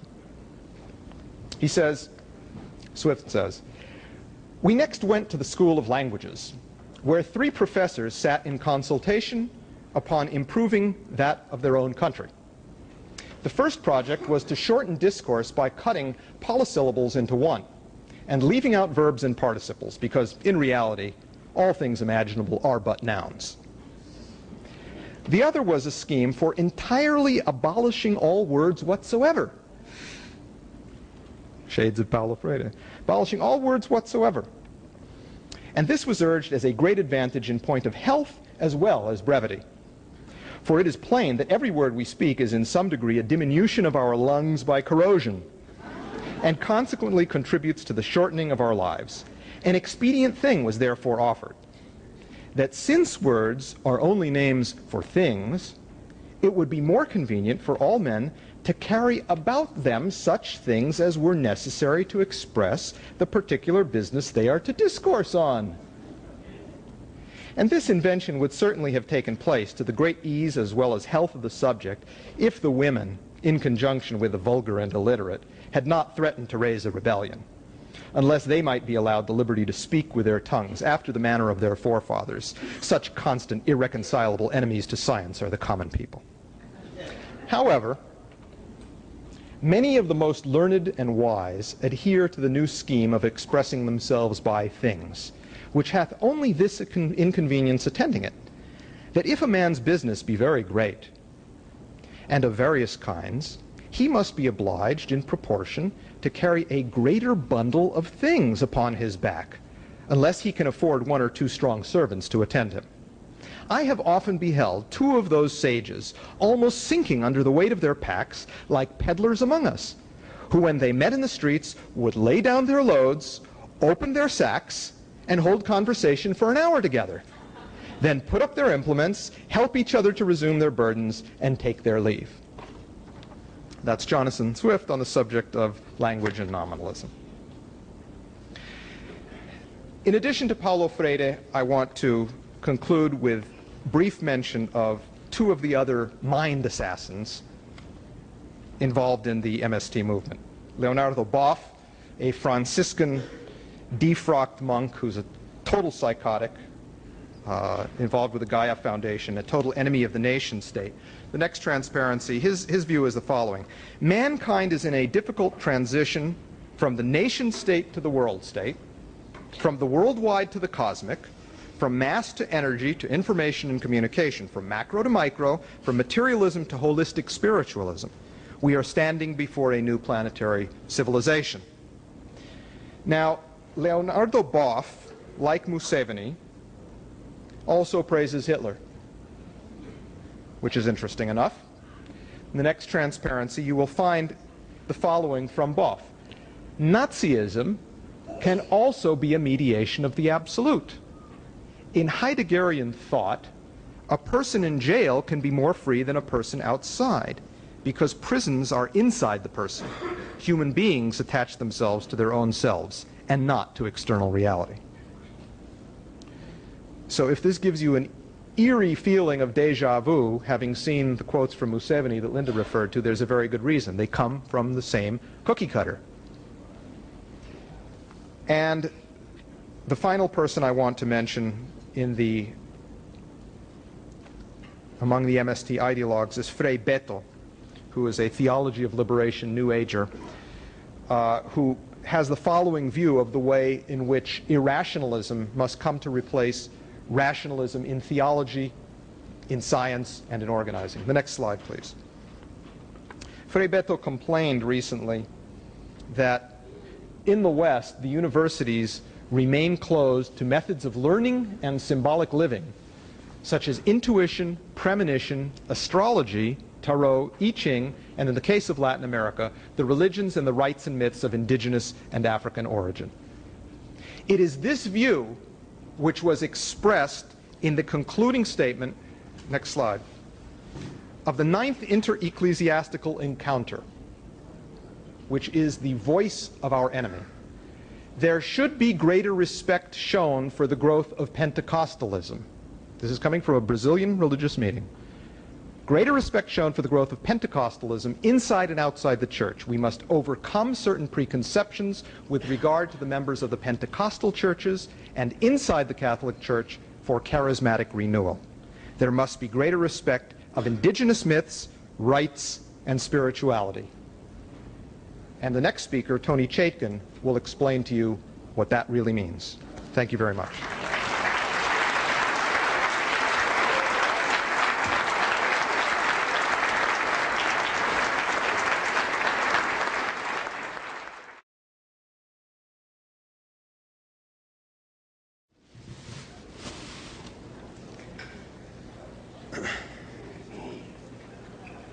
In April 1993, followers of David Koresh were wiped out in a horrifying massacre at Waco, Texas. 2 years later, approaching the anniversary of that fiery death, enraged Americans, populists, many of your friends, the people you call on telephone, were being pumped up by the British as they approached the anniversary of Waco. There was a newsletter that came out from Lord Rees-Mogg in London with a false warning that the government was about to declare martial law, that Janet Reno was going to take away people's guns. They were going to have an assault on private militias, that the people would be disarmed. This is a newsletter from London to here, put out to the militia people.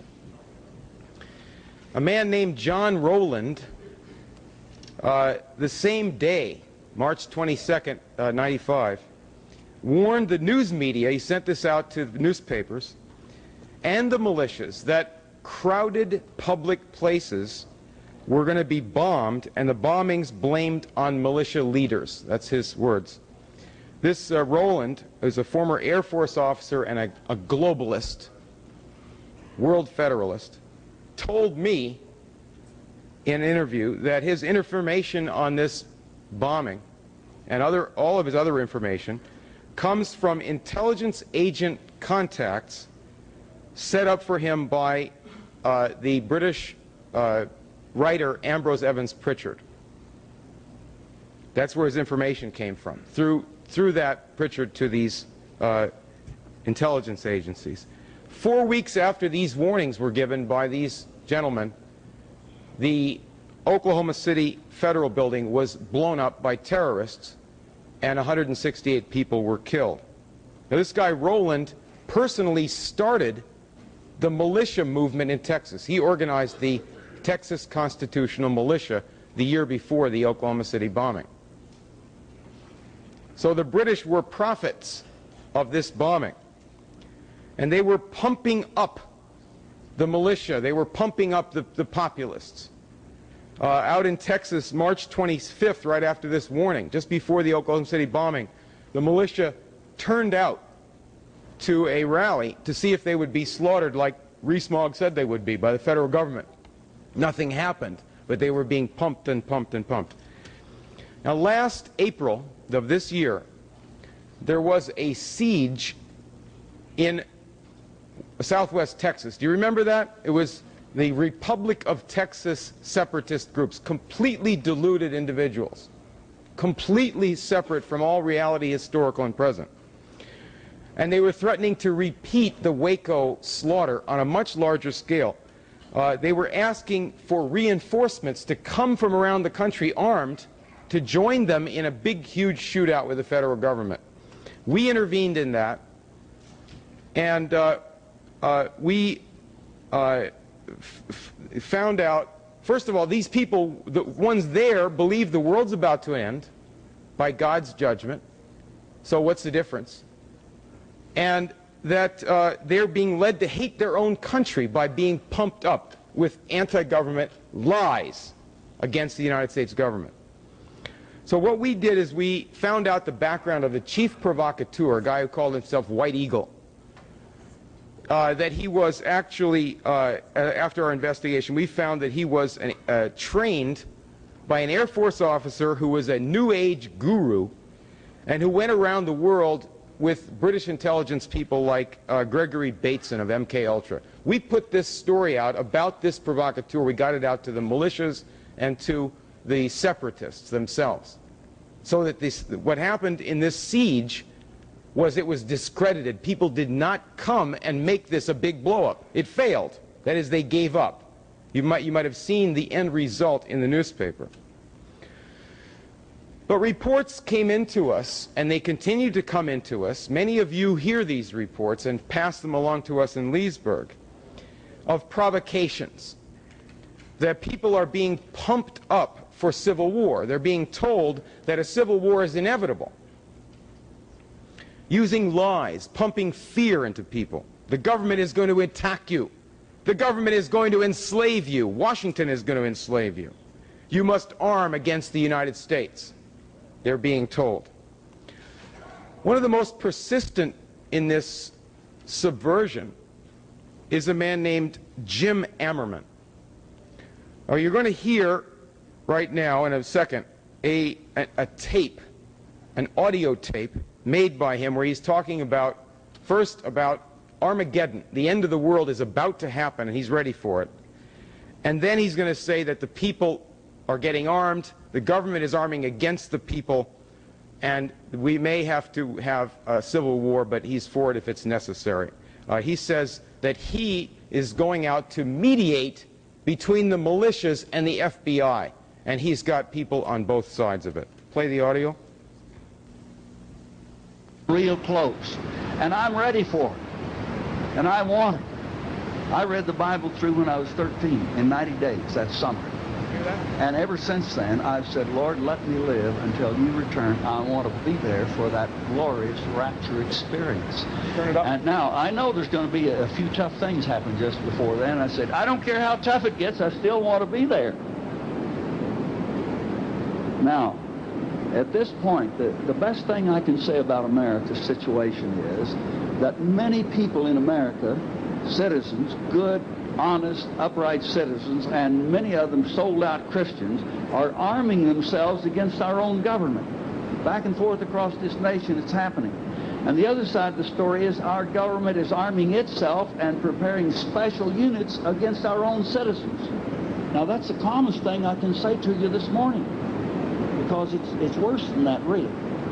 And these people are saying, I had a man call me, I'm meeting with some leaders of militia, and this is the only militiaman that I know by name and could identify. I've met a lot of them, and a lot of them have talked to me. I make sure I can't identify them, and I don't know their name, but for their protection and mine. And then I can say, I don't know any militia. But I'll tell you what, they're in a protective mode to protect and conserve what God gave us in this great nation. But here's what they're saying, and I'm to meet with 8 of them down in Central Texas, and with 5 FBI leaders next Saturday. We're going to have an all-day meeting. And I've been saying, God, let us begin to communicate and tell the story that needs to be told so that the officials up the line will understand the people. Because our leaders in Washington, they don't understand us. I don't think they care. But they don't know and understand, and I'm going to do what I can to communicate. Because I'd rather have a battle of words than a battle of bullets. I've lived through 3 wars, and I'd just soon not have another one now that I'm up in my 70s. But if I have to, I will. Now, this man is a retired military officer, colonel. He was a chaplain in the armed forces and special forces and some other things. But he now controls 200 chaplains in the armed forces, in the Army, the Navy, the Air Force, and the Marines throughout the world, also inside the FBI and in prisons throughout the country. He's the head of a network of chaplains. He controls their paychecks. If he says to the government, this man doesn't represent our group, they have to fire him. His bulletins and faxes and audio and videotapes are being pushed onto separatists and militias all over the country. Everybody in the Republic of Texas group dotes on this. And I talked to an awful lot of them about this. Now we're going to see a video. And you're going to see him warning his militia viewers, that's who's watching these things, and separatist viewers about the imminent military takeover of the United States. He warns that the military is training to seize the cities and put the people under slavery.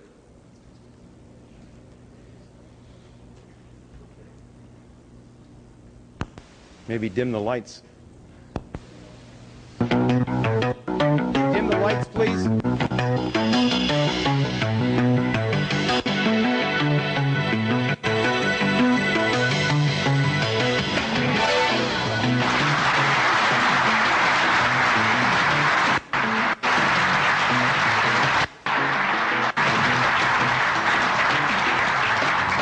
Welcome to the Prophecy Club, where we study and research Bible prophecy. Our topic tonight is the imminent military takeover of the USA 2. This will be the second video that we make of Jim Ammerman. Now, we prophecy students look at the Bible and we say, wow, some of this seems to be coming to pass. We look at the newsletter and say, there's some more of it coming to pass. But we're basically blessed to hear tonight some additional information that you'll never hear, you'll never see in the newspaper or on TV. Now, our speaker tonight is uniquely qualified to talk on it. He has 26 years in the military. He was the head military chaplain for the Army, and he is now retired. He is former Green Beret, CIA, and has a top secret security clearance. Will you help me welcome Jim Ammerman?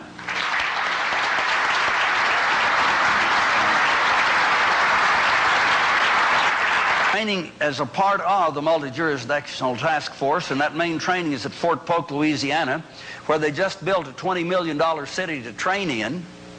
It's only the outside of the buildings. I went down there. I get there fairly often. I have a granddaughter that's an Army doctor there, and I have some chaplains assigned there.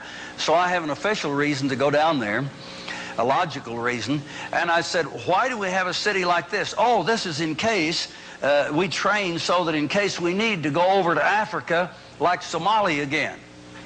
Somalia doesn't have any cities like ours. That's not what they're training for. They're training how to take you out of your home, out of your office and all. Before they moved to Fort Polk, they trained at Fort Chaffee, Arkansas, just east of Fort Smith, Arkansas. And it still has its moat training facility, as does every major ground training, both Army and Marine. That's infantry, ground forces. To control terrain, to control people, you must have ground forces. You can kill them from the air, you can sink their ships, but to control people and to control landmass, you must have ground forces. There's no other way to do it. And so all of them are being trained. I have in my files, I can't carry it all around. Military I'd have to have an lingo, 18-wheeler to haul the stuff around. But I have the 6-page questionnaire. You've heard about that was given about 3 years ago at 29 Palms Infantry Training Center for the Marines out in the desert, the Mojave Desert. And some Marines there, you know, it's pretty tough to control all Americans. And some of those young Marines got an extra copy and brought it out. And then they published it. And so I got a copy of it, the full thing. And it started out very innocuous. Your name, rank, serial number, where were you born, and all these things that, you know, people in the service have been asked many times. But you get down to the last question, and it said, if America chooses to disarm its citizens and they refused, would you shoot American civilians? And they were supposed to answer yes or no. And some answered yes. Would you believe they were put in a special detachment for special training and were given a United Nations ID card when they finished the training? That's pretty serious stuff, isn't it? They were placed under United Nations control because they would shoot civilians. Buck! Now, later in this tape, he says to the loud applause of this Prophecy Club audience that Jane Fonda should have been executed publicly. Oh, rah, rah! Because people are angry. They're angry what happened in the Vietnam War. They're angry about the government. Right after they're applauding, while they got their blood up, he says, and right behind her they should have executed Bill Clinton. And they are quiet. Are we applauding for that too? I'm not sure, right? And he, in many of his tapes and discussions, he says that Clinton has killed dozens or hundreds of people and deserves the punishment that is obvious for that. That he has committed crimes of immense magnitude to cover up his murders. Now, he was down there in Texas working in that siege, as I was from Leesburg. In other words, he was down there mediating from the separatists to the FBI. He was the intermediary. A guy pumping people up to attack and overthrow the government and assassinate the president. Okay, now, populists get this kind of material. What do we mean by populists today? All right, first slide. Here's an ad that is in a magazine called the Barnes Review that goes out to populists in America. It's published by Willis Carto, publisher of Spotlight magazine. This is an ad for a book called Friedrich Nietzsche, written by the Nazi propagandist Alfred Rosenberg. And it describes Nietzsche as a social populist. This is an open Nazi magazine. Next.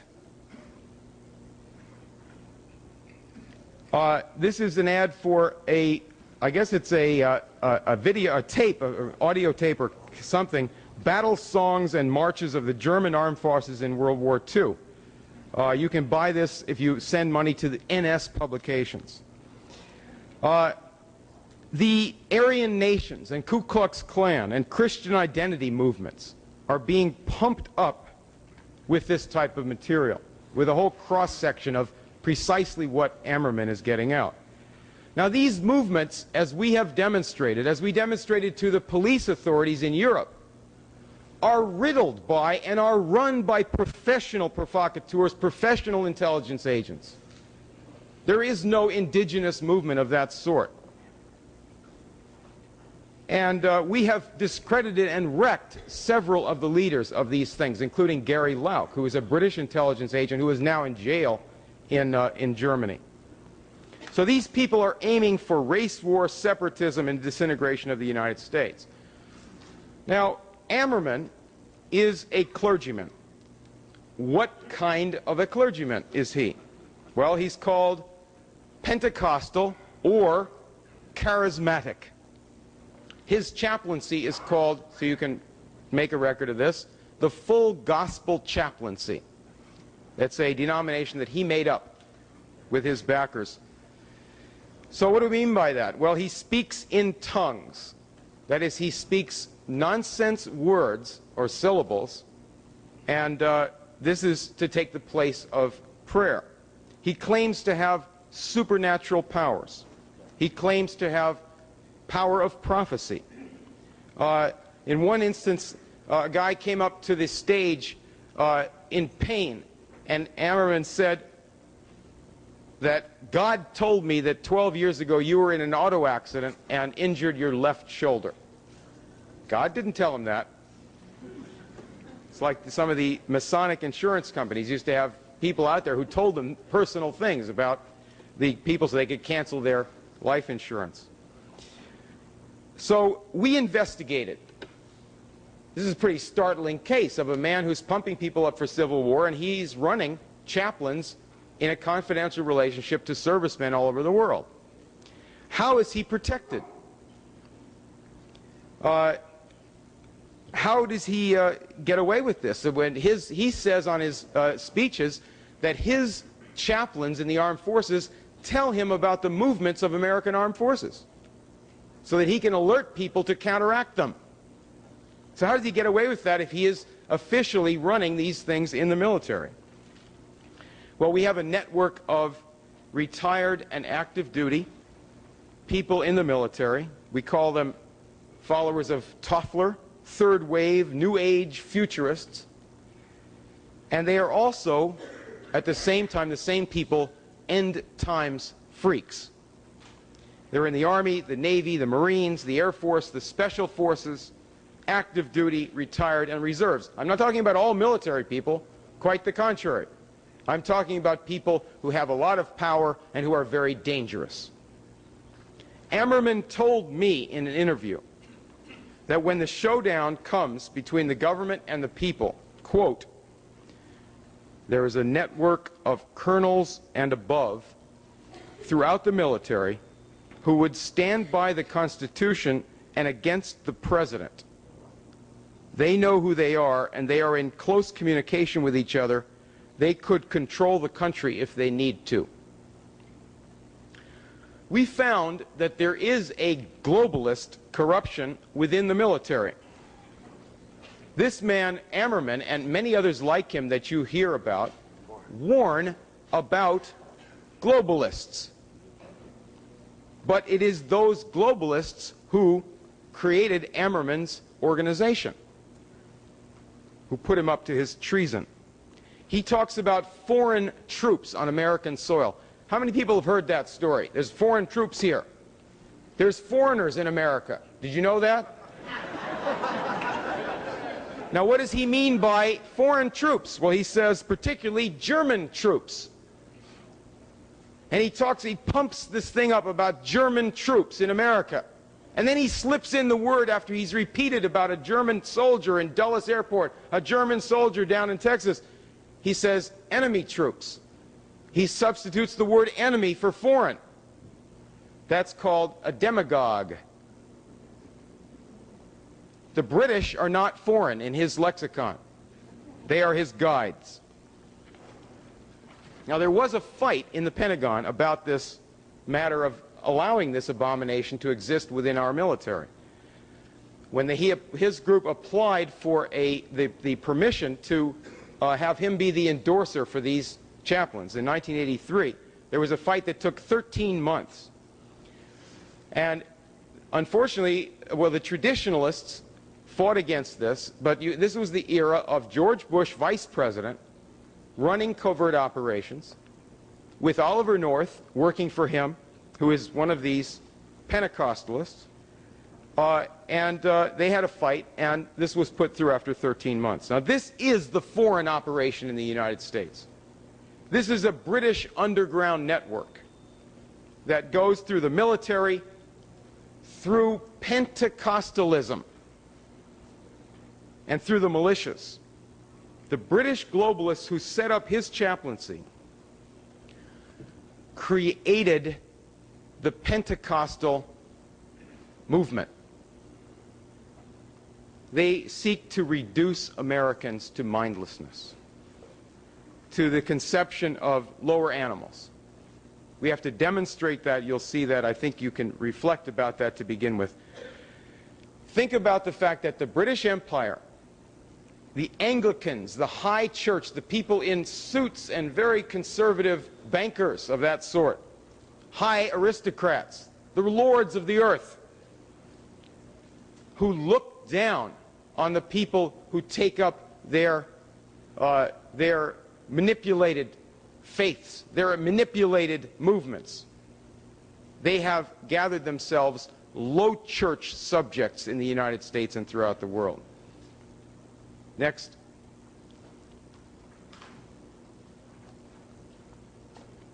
Okay, now, this is 1968. And the man pictured here, General Ralph Haines, is the man who commissioned this Ammerman chaplaincy to be set up. He asked Ammerman to set this up. This Washington Post article pictures General Haines when he was running the United States Army, all Army troops within the continental United States. He was in charge of all the counterinsurgency and intelligence operations underneath him and deploying them, moving his troops into Detroit and Washington, D.C. to counter riots before and after the Martin Luther King assassination. If you think the military or somebody connected to the military might have had something to do with the assassinations or the riots, ask him about it.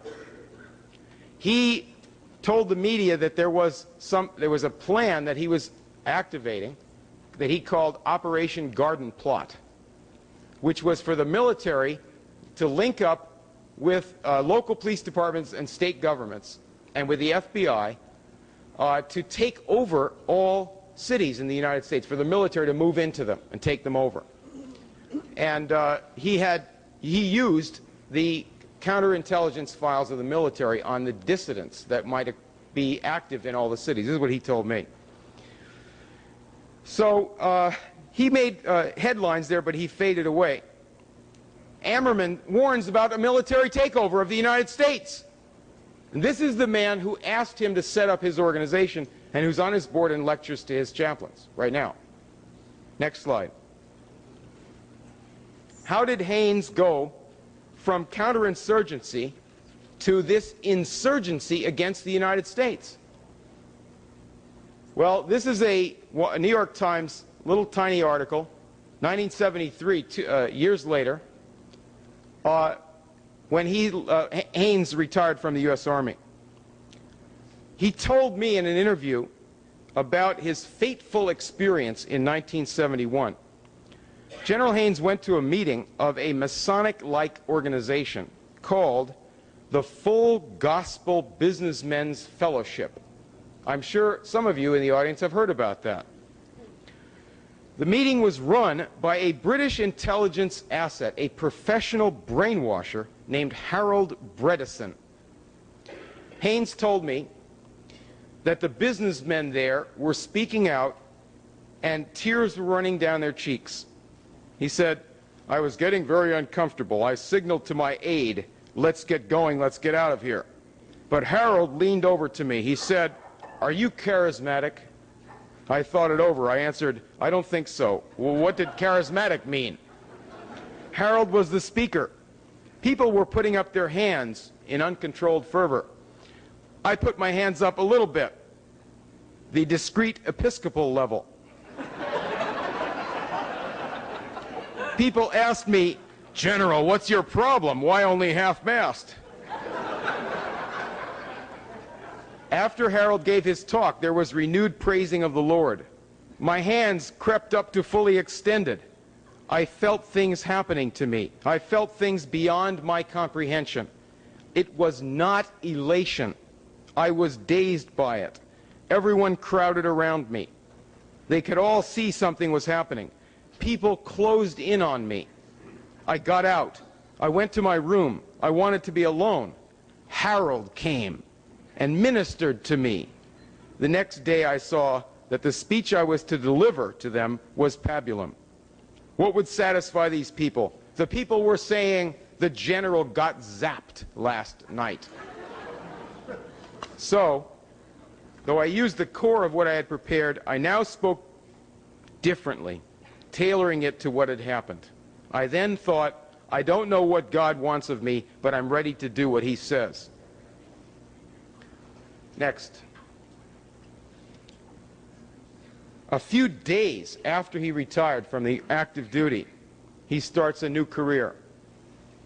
He went to this meeting in Dallas, 73, to organize and supervise the Pentecostal element in the Episcopal Church, along with some world agents of that organization. Next. 1978. Haynes went to England for this Anglican meeting and other strategy sessions in England. And I'm learning more about what was going on then. The objective, this was in the Lambeth Palace, or Canterbury Cathedral. I guess this would be in the cathedral. But the idea of these meetings was to set up a worldwide drive to spread Pentecostalism, to spread this lunacy of his, what he was inducted into. I'm not speaking now about what Pentecostalism is. I'll get to that in a minute. But what he went through, he was now being induced to spread around the world under the guidance of the Queen of England's church. And he met with the top leaders of that church and was working in strategy sessions with them to spread it around the world. Now, it was at that point that Ammerman was asked by Haynes to set up this organization that we just mentioned, this chaplain's operation. We're going to get back to the origin of Pentecostalism. To get into the game, get deeper into this to see what's the game they're playing.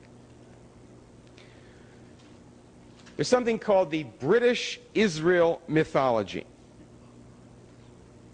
And this underlies much of the popular, hold a second, much of the popular delusion of the United States citizens in religion as well as politics. It is eminently Masonic because it was a theory of what happened in the world that had been crafted by earlier generations in England, but it was perfected in the mid-19th century by the British government, British Foreign Office, Queen Victoria, Foreign Ministry, and so forth. Put this on here now.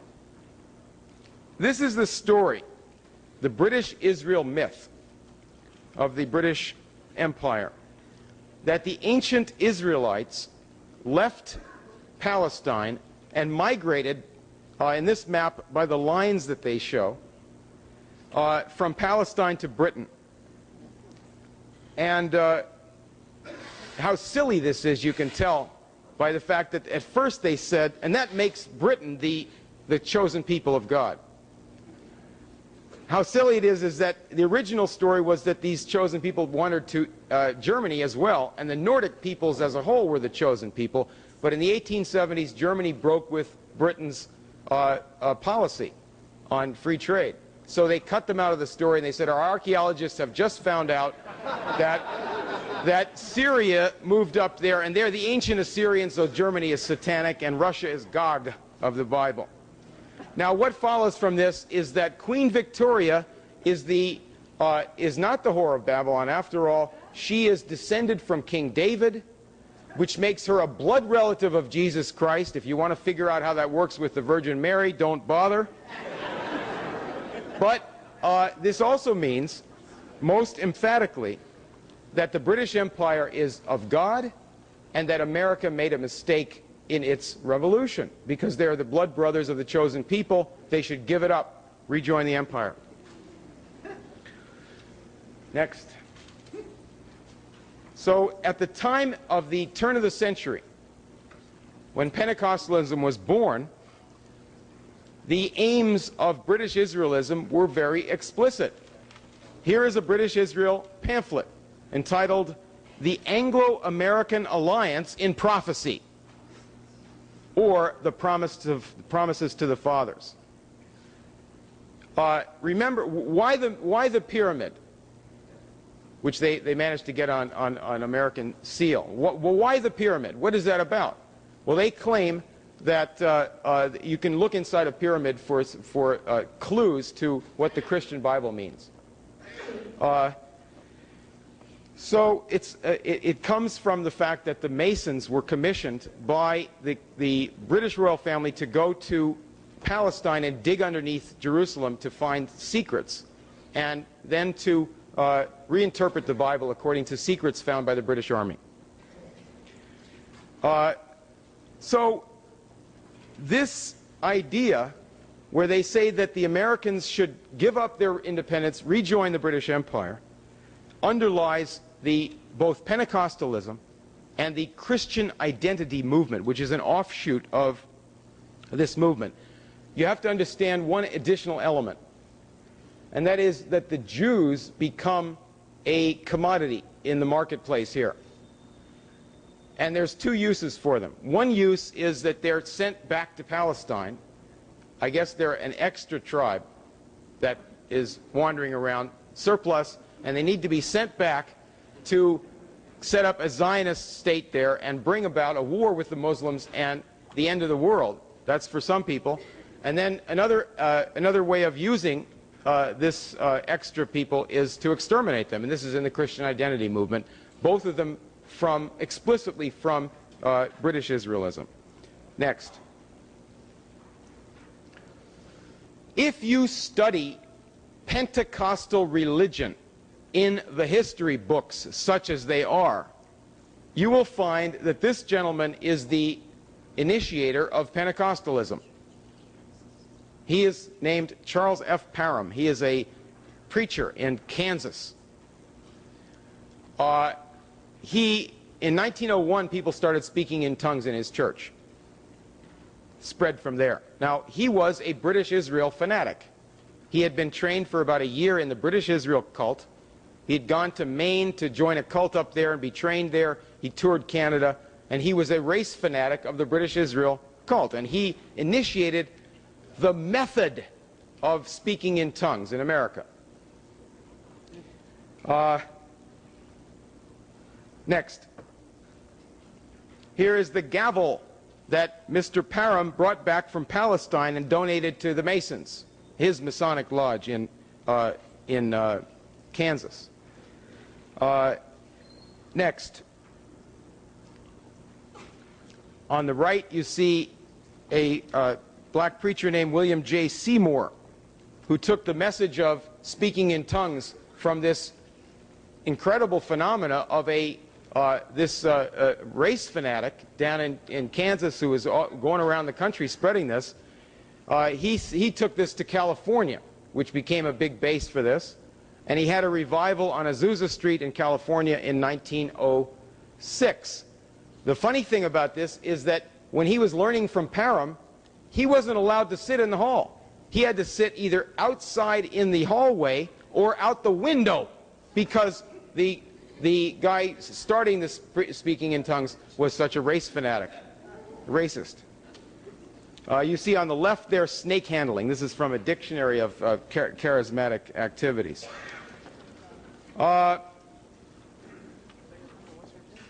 This was an experiment on American blacks to see what could be done in the new era of Jim Crow laws and Teddy Roosevelt's presidency. The origin of Pentecostalism tended to fade from view when Charles Parham was arrested for sodomizing one of his followers. His career was destroyed and he went on to become a stump speaker for the Ku Klux Klan. But Pentecostalism, minus its founder, was established in things like the Assemblies of God and other churches, but it was feared as either satanic or fake by mainline Protestant and Catholic churches. Now, the British, taking this experiment among American blacks to their newly conquered South Africa, in 1908, they had just beaten the Boers, the Dutch settlers, in a war, and they had to subdue the Zulus. They had a war with the Zulus there, blacks, or part of the blacks, and so they brought in Pentecostalism. They had observers in the United States who went to South Africa and under the British rule worked on the Zulus and had them falling on the stage, on the altar, in heaps, fainting, hypnotized, moaning, jerking around, screaming, speaking in tongues. Cecil Rhodes, the race strategist down there in South Africa, told the Pentecostalists, this was called the Apostolic Faith Mission, that you have done more to subdue the Zulus than any military could have done. Now, Cecil Rhodes and Milner, the governor, the British governor in South Africa, and a group connected with them set up the Round Table, the British race strategists who, with Rhodes' idea of spreading a white racialist empire around the world and including getting back the United States, eventually setting up the Council on Foreign Relations. This was the British colonial apparatus in Africa experimenting on how to increase an empire, how to destroy the minds and the spirits of the people there. One of the spin-offs from the British missionary and colonial apparatus was called the World Council of Churches. This was started in 1937 in England, and it was organized as a spin-off of the International Missionary Council of the British Empire.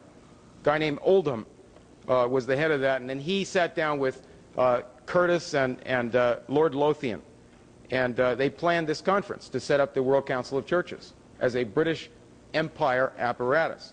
These are the bishops at the founding conference in 1937. Now, the British were getting ready to launch a new round of Pentecostalism in the United States, and they called this the Charismatic Renewal. Next. So, this man, if you look it up again in the history books, such as they are, you will see his name is David du Plessis. And he was a South African, British subject. He was the head of that church that subdued the Zulus, called the Apostolic Faith Mission. He became known as Mr. Pentecost in the world because under the British government, he went out throughout the world, and particularly in America, and rammed this through to get this set up again, to get this credited as something worthwhile. How did this work? Mr. du Plessis was adopted by the World Council of Churches, executive, who took him around to the Protestant churches and to the Catholic churches in the Vatican, and took him around to Yale and Harvard, and told the people in America, in the old days you thought that Pentecostalism was either satanic or fake, it was a clown show. Well, now, we authorities, we Anglicans, we World Council of Churches authorities assure you that this is now the era for Pentecostalism to be respected. It's not a freak show, it's not satanic. We give it credentials. And that's the way this thing was worked. Mr. du Plessis set up this full gospel Businessmen's Fellowship with Oral Roberts and a little clique of people. A guy named Shakarian was a front man for that. They have a central group now that is actually headquartered at Oral Roberts University in Tulsa, Oklahoma, that is in charge of spreading this abomination throughout the world. It involves Ammerman, Oral Roberts, a guy named Benny Hinn, Ken Copeland, Stephen Strang, and some other people. Next. Now, keeping in mind that Mr. Duplessis was traveling on a British passport, that he called for UN rule throughout the world because he worked with the UN as well as the World Council of Churches. Here's another member of this central clique, Harold Bredesen. Remember his name? He was the guy at that meeting where General Haynes got zapped. That's Harold. He was trained by, as he wrote, a very strange organization called the International Christian Leadership Group. It was started in Washington during World War II by the British Air Attaché. That's the British intelligence guy in the British Air Force office in Washington. Started this so-called Christian group. Then it was taken over in Britain by a guy who was in the British Admiralty and the Archbishop of Canterbury's office simultaneously. Next. But this organization actually then became sponsored officially and had its conferences in the royal palaces of the Dutch monarchy. It was sponsored by the Dutch royal family. These are the people who are training these brainwashers. Now, it's very interesting if you hear somebody saying that they're against the globalists or they're against the establishment. Here is a faith that was actually put up by people who may feel themselves to be conservatives against liberalism, right? This series of conferences organizing this leadership group that zapped General Haynes and eventually brought in Pat Robertson. This leadership group was formed by these two individuals and their friend, their immediate family, the Queen, the Prince Bernard and Queen Juliana, at the same time as they were setting up the Bilderbergers group in the same place and the World Wildlife Fund with Prince Philip. Next. Oh, wait, hold on. Keep that here. There's a Dutch, famous, she was a scandal. She was a faith healer that was a totally insane woman attached to the royal family of Holland. Because these people are as nuts as what they try to impose on other people. They're completely insane. Just because they're rich and powerful doesn't mean they're not totally insane. Next. Dr. Vereda up there, and these are extremely rare photographs. The guy up in the upper left with Princess Wilhelmina was the man who trained Bredesen. And there she is with Queen Juliana. Next.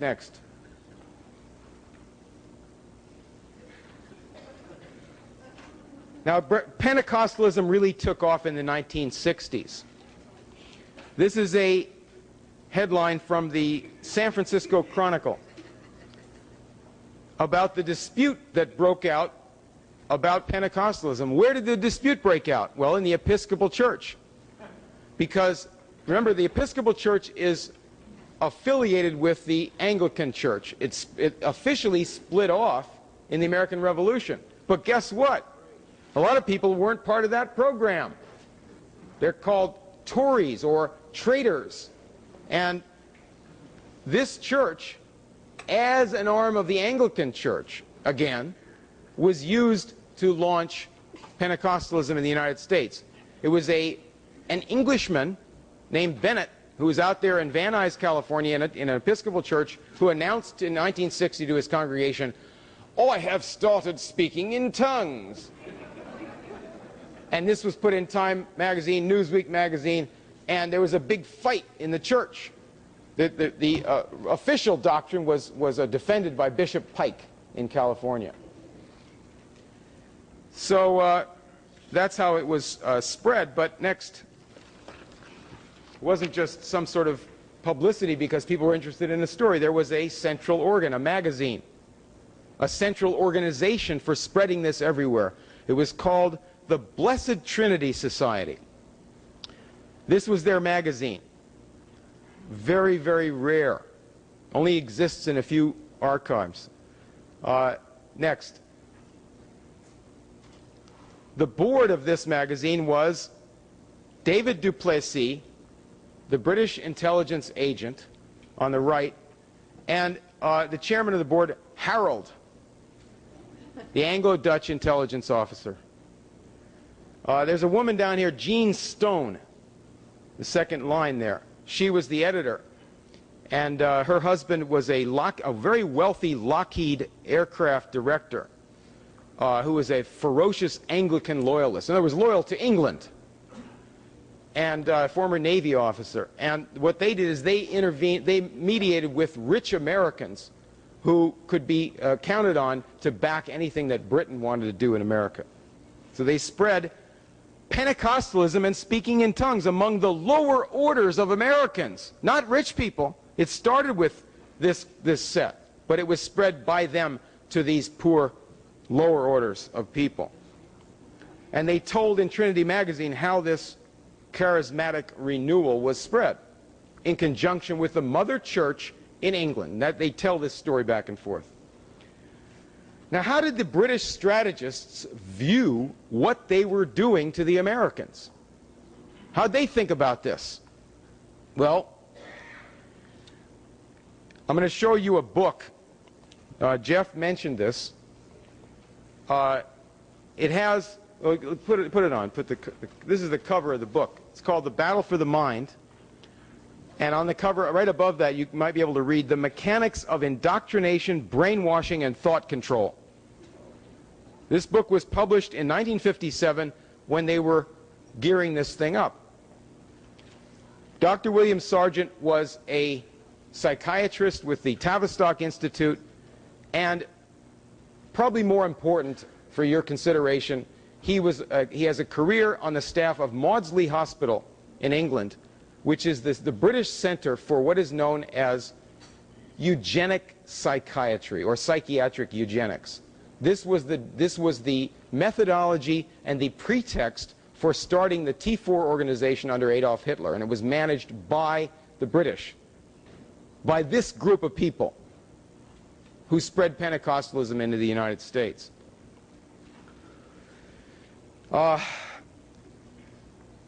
The United States military began thinking along the lines of needing indoctrination, brainwashing, and thought control, at least a current among them, a very important current, after Douglas MacArthur was fired. We need mind war. We don't need nations that produce steel. We need terror bombing. We need psychological warfare. We need computer games. Next. This is from the book. Here you see people being put into voodoo trances and possession. You have 3 photographs here of pagans, quote, pagans, unquote. The bottom, you see people in Bali. He says, technique used in Bali makes worshippers believe they are possessed by the spirits of monkeys. Now, Harold Bredesen writes, in a recent article in Charisma magazine, remember, this is the magician preacher that captured Haynes and who trained Pat Robertson. Bredesen says the way demons operate. Unclean spirits come into a medium, violate her personality, and speak through her. But rest assured that what we're doing is different. The Holy Spirit doesn't want mediums, robots, or zombies. He instructs you how to speak in tongues. Don't speak words your mind understands. As long as you do, your mind will remain in control. Next. Same book. Now we got Christians. The last one was pagans. Now we have, quote, Christians, unquote, being studied by the British psychiatrists. While they're doing this, while they're making this thing up for Americans to follow, terminal exhaustion, states of acute excitement leading to the final phase of total collapse are purposefully worked for in potential converts during religious snake handling. Next. This is a blow-up. All phenomena are explained as the work of the Holy Ghost. Next. Similar effects being produced in a non-religious setting in Great Britain by the use of rhythmic drumming and dancing in the recent craze for, quote, rock and roll, unquote. They hadn't yet exported it here. Next. This is a later book by the same author. When they had exported it, and this shows it's the same subject, and it says beetle possession. Now remember, Bredesen goes to Pat Robertson, the son of a member of the Churchill family. His mother's a Churchill. Very proud of that. Winston Churchill's family. His father is a Wall Street and London stooge, head of the banking committee in the United States Senate. And Bredesen goes to young Pat Robertson and gets him as an operative in this initiative. I'm not talking about a religion. In this initiative, this little group. Now, how did you have this tolerated in our country? What's going on? When a British political asset can do this kind of thing. Next. Here is, going back to that Dallas meeting in 1973, this is a pamphlet that they put out from the meeting. Again, a very rare item. It shows General Ralph Haynes up there and David du Plessis. They're both speaking at this meeting, and note the topics that they're speaking on. General Haynes is speaking on the starving souls of hollow men. And David du Plessis says the Holy Spirit is a ghost no longer. Read Schiller's Ghost Seer about this sort of thing. Haynes is in his new career working alongside of mercenaries, working alongside of former military, active military, and British private armies all over the world. He goes to London from this meeting, and he gets plugged into Anglican worldwide operations and British Empire worldwide operations, as you've heard described here on this stage today. Now, I spoke to the guy that drove him around England just a couple of days ago. And he is the head of an organization, a British so-called Christian organization called the Officers Christian Union. And if you're from any country in the world, listen up, because this British organization has penetrated your military. Next. The branch in the United States of this organization is called the Officers Christian Fellowship. Pray, discover, obey. It was founded in 1943 as a U.S. branch of this British global organization. In their own history, they say that their group was founded in 1851 in India. Remember, this is an American military officers group.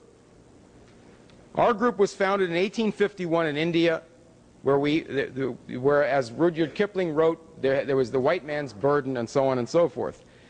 The head of this whole organization worldwide is the governor of the Isle of Man and former deputy chief of staff of England. They had a meeting, a worldwide meeting in 1994 in Norfolk, Virginia Beach, where 90 countries got together to discuss how the militaries were going to be penetrated by this organization. Next. One of the chief speakers for this organization is former Colonel Oliver North. Here he's shown testifying during the Iran-Contra hearings. One of the men who writes in the history book of this group is General Graves, the current superintendent of West Point. I believe he's the current superintendent. He was superintendent when this book came out a couple of years ago.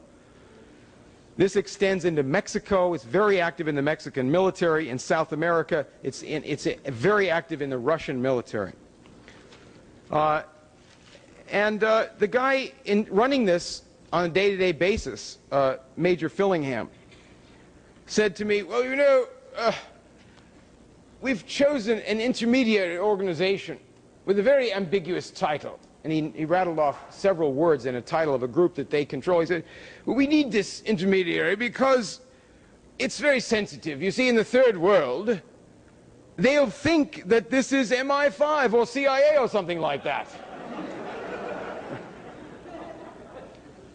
Next. How'd they get this started in America? Something as awful as that. Well, it was started by this man. This is really a rare photograph. Hayes Kroner, a U.S. Army general, who was the head of military intelligence in the War Department during World War II. Not OSS, but one of Stimson's people. Now, I last saw his name in Who's Who in 1946. I said, what happened to the guy? I can't find him. He disappears from the historical record. Finally solved the mystery. He changed his name. He became, instead of the Georgia-born Hayes Kroner, he adopted a British accent, and he became Hayes Kroner Ashby de Grey. And he moved to England and died in England in the 1970s. And I was talking to Linda de Hoyos about this form of pathetic corruption of the mind. Why would Americans do something like this? To worship England or the British in this fashion? She said, well, remember that they're not worshiping the English people. They don't want to talk like Cockney in the street. They don't like that type of people. They yearn to be higher aristocrats, the lords of the earth, who are more respectable than Americans.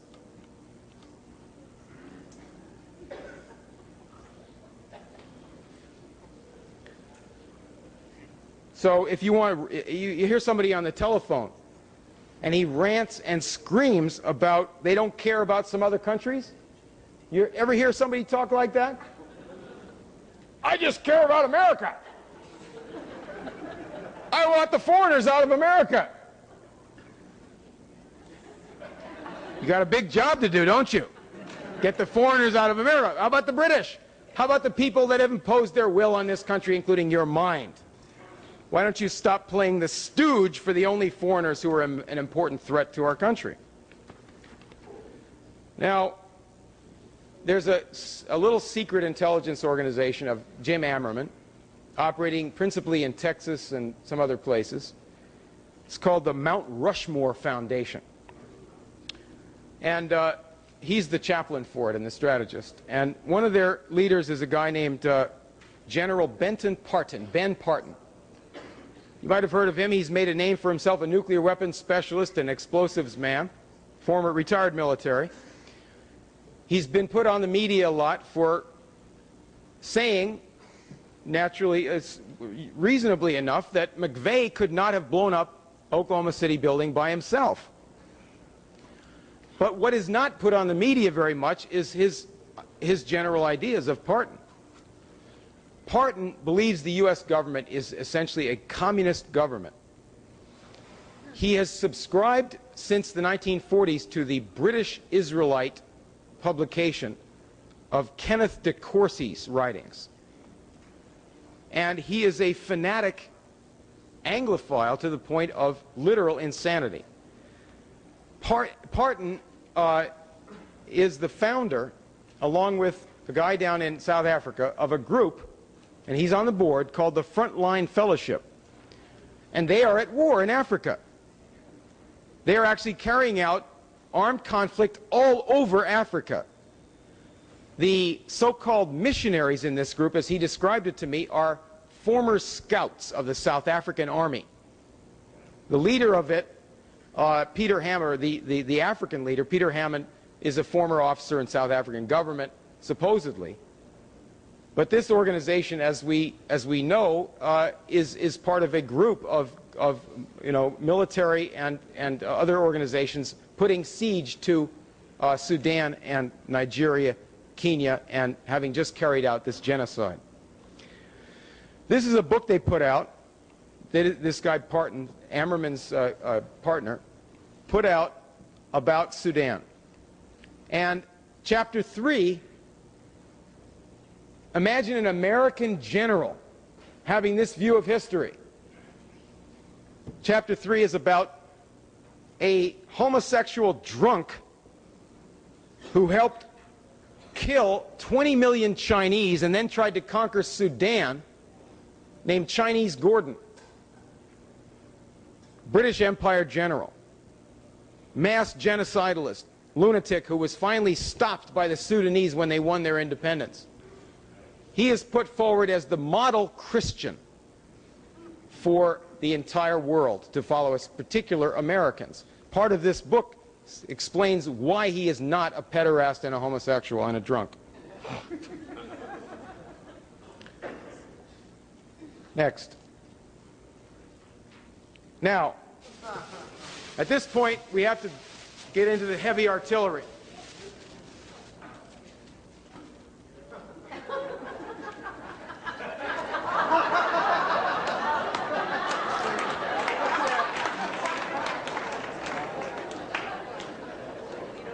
You know what a vampire is? This is garlic. Stops vampires. You need this in Norfolk because you have a guy down there named Pat Robertson. This is a flyer put out by Pat Robertson's organization. He's being endorsed by former President George Bush for his work, particularly in Africa.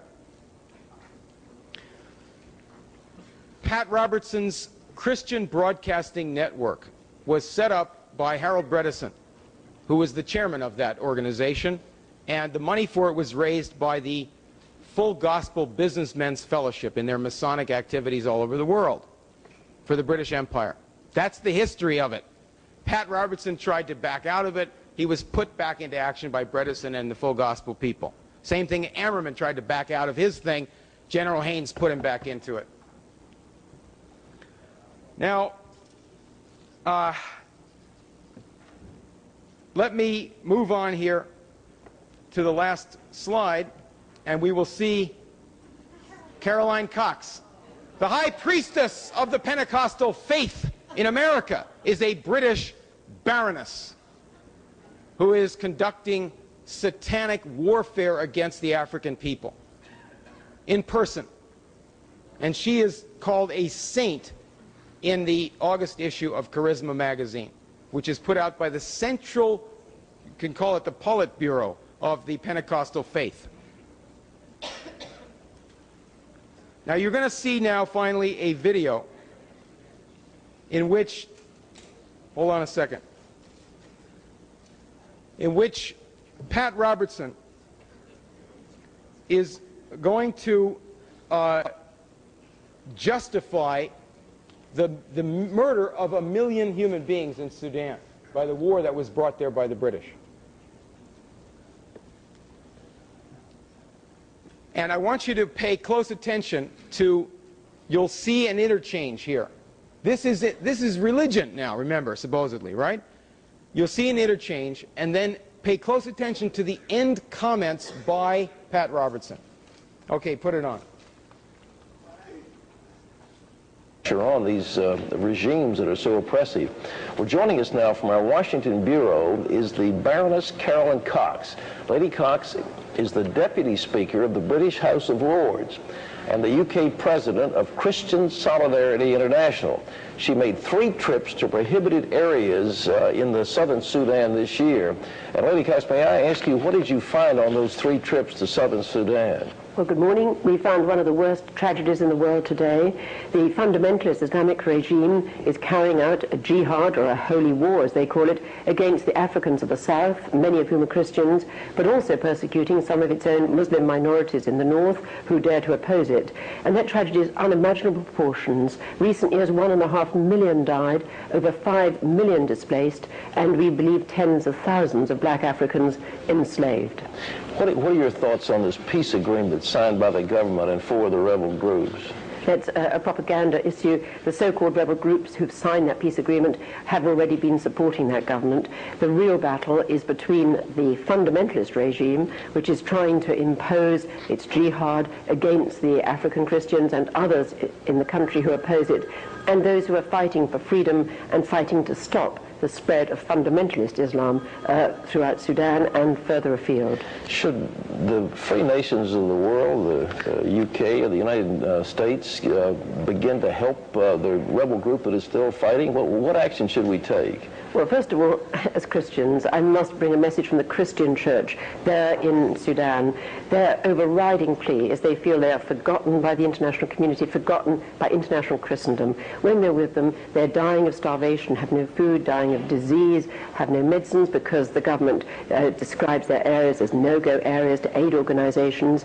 Their first request is always for prayer. They feel forgotten by Christendom, but they also need political support. And what the international community must be doing is putting pressure on that regime in Khartoum to open up all of Sudan to humanitarian aid, open up Sudan to human rights monitors, so that they can investigate the slavery, which we know is going on, that they can investigate the peoples who are suffering at the hands of a brutal regime.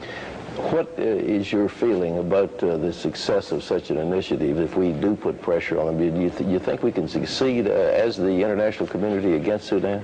Well, we've got to speak for truth and justice as Christians, and we can have an effect. But the effect must be focused. Those who are Christians do plead with us for help to enable them to survive against the attempts to exterminate them.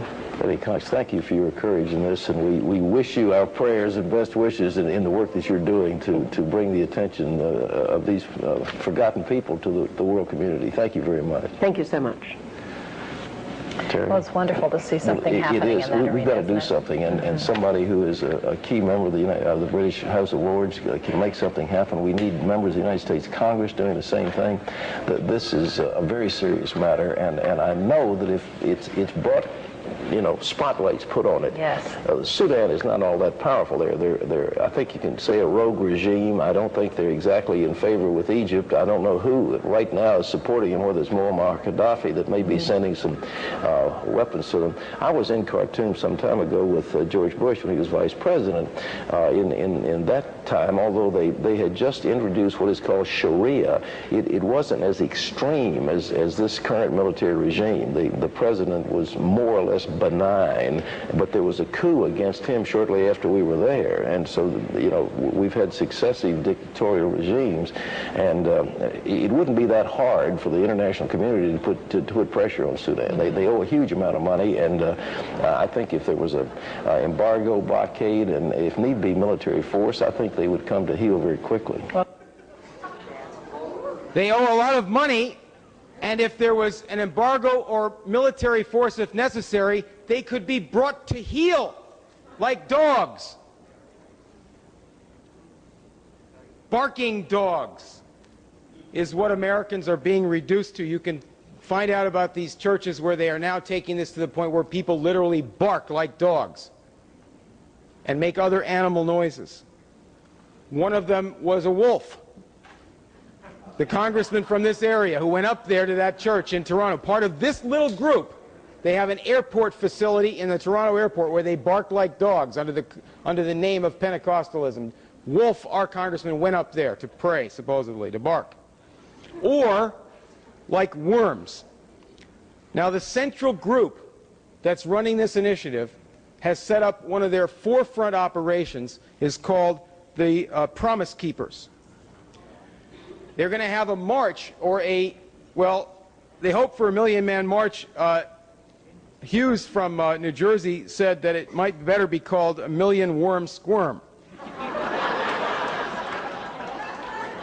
Because they say part of their training is called worm training. One of their cult guides named Wellington Boone explained this in Charisma magazine. People have not yet learned how to become broken.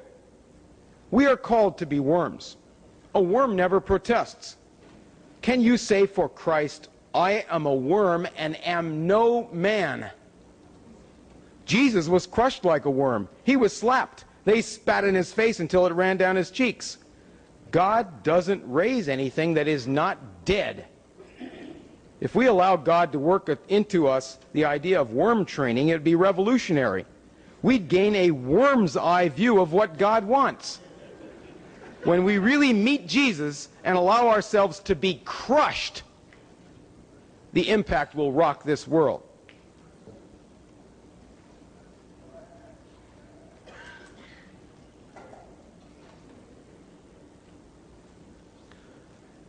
Our revolution against the British Empire, our Declaration of Independence, have been the greatest inspiration of courage to men everywhere.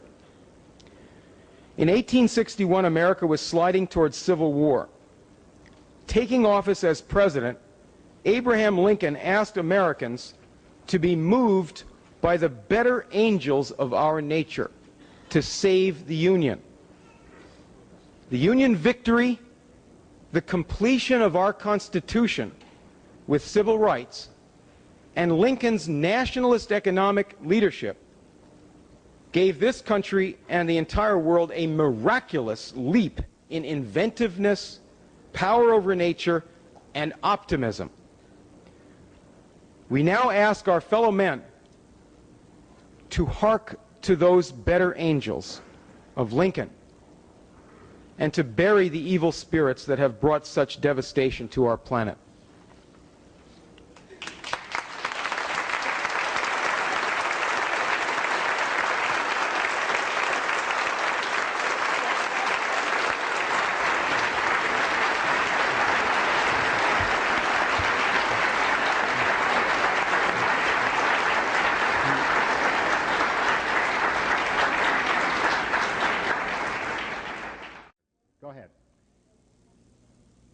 Thanks for the opportunity.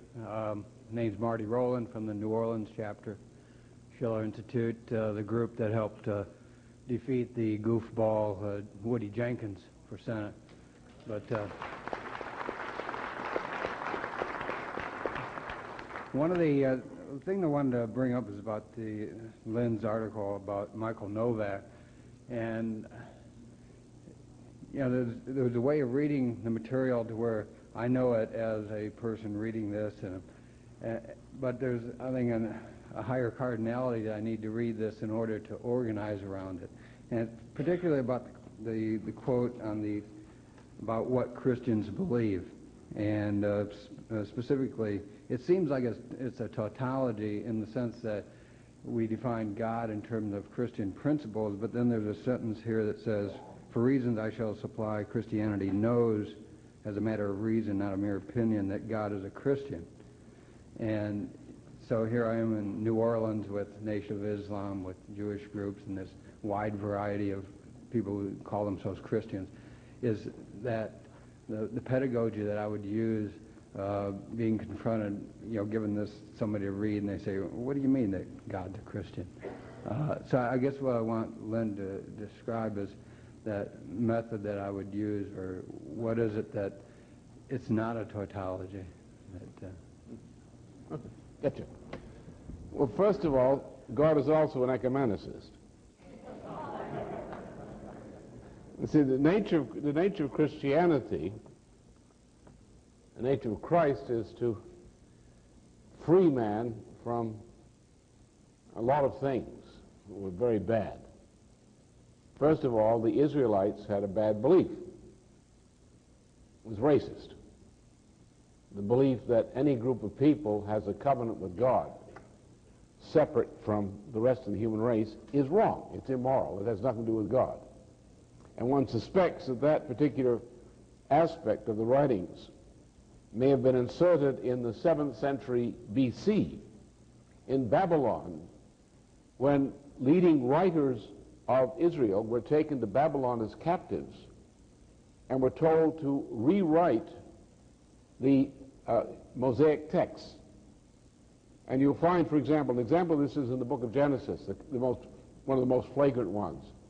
You have two completely different creation stories in the book of Genesis. One is in chapter 1:26 to 28, on man. Man and woman were created in the image of God, were made in the image of God, and with a quality to exert dominion over the universe.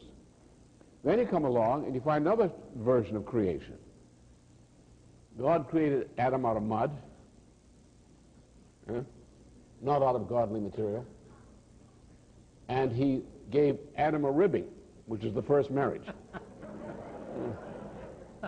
And then Adam raised Cain until he was no longer able.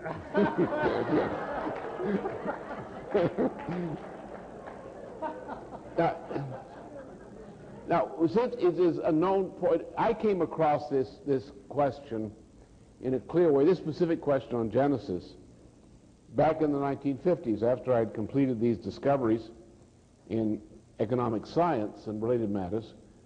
I picked myself and said, okay, how do I extend what I know about economy in terms of principles of human behavior into pre-modern times? So I said, well, okay, we have, in the Middle East, we have all these cuneiform clay tablets which have been unearthed. And I knew something of what these clay tablets represented, both from the Sumerian version and so forth, and knew how they had to be read. So I set myself a project. I would get this information from clay tablets, and I would be able to construct a model of how these economies had worked based on these statistics which are in these clay tablets, which had been preserved because they were clay, whereas there had been on skins, there had been parchment records, but the parchment doesn't last like clay does, and therefore all the parchment records which are kept by the other people of the region, especially the Semitic population, were destroyed. And the only reason we had later, because on the Assyrian Empire, they revived the clay tablet, the cuneiform tablet, for religious reasons, or for religious cult reasons. And therefore, long after parchment had been well established from the Phoenicians on throughout the region, or actually the Canaanites, which was their real name at the time, that the Assyrians went back to the clay tablets, and therefore we had a whole new version of clay tablets of later vintage from the Syrian area, which also were copies, in a sense, putative copies of the histories and so forth of Sumerians and other words, which a lot of our knowledge about the early Babylonian, Akkadian cultures are based on these secondary copies of these clay tablets. And we ran into, of course, then the accounting tablets, which we got from some areas, or later dug out in the 1940s, 1950s, from the areas involving the ancient Hittite Empire, or the Hittite Kingdom. And we had a lot of records from that area of these, which were actually bills of exchange, with a two-part clay bill of exchange. You had, inside you'd have the contract, on the outside you would have the envelope, which is baked around it. And if you broke the envelope, you were committed to the contract. So these guys, you had this simple clay tablet bill of exchange was put in, which gave a lot of insight. So I began getting deeply involved in this material, and found out that a lot of the stuff that was in the Old Testament had nothing to do with the Hebrews, but was something that was stuck in there from these heathens, these terrible heathens, these Babylonians.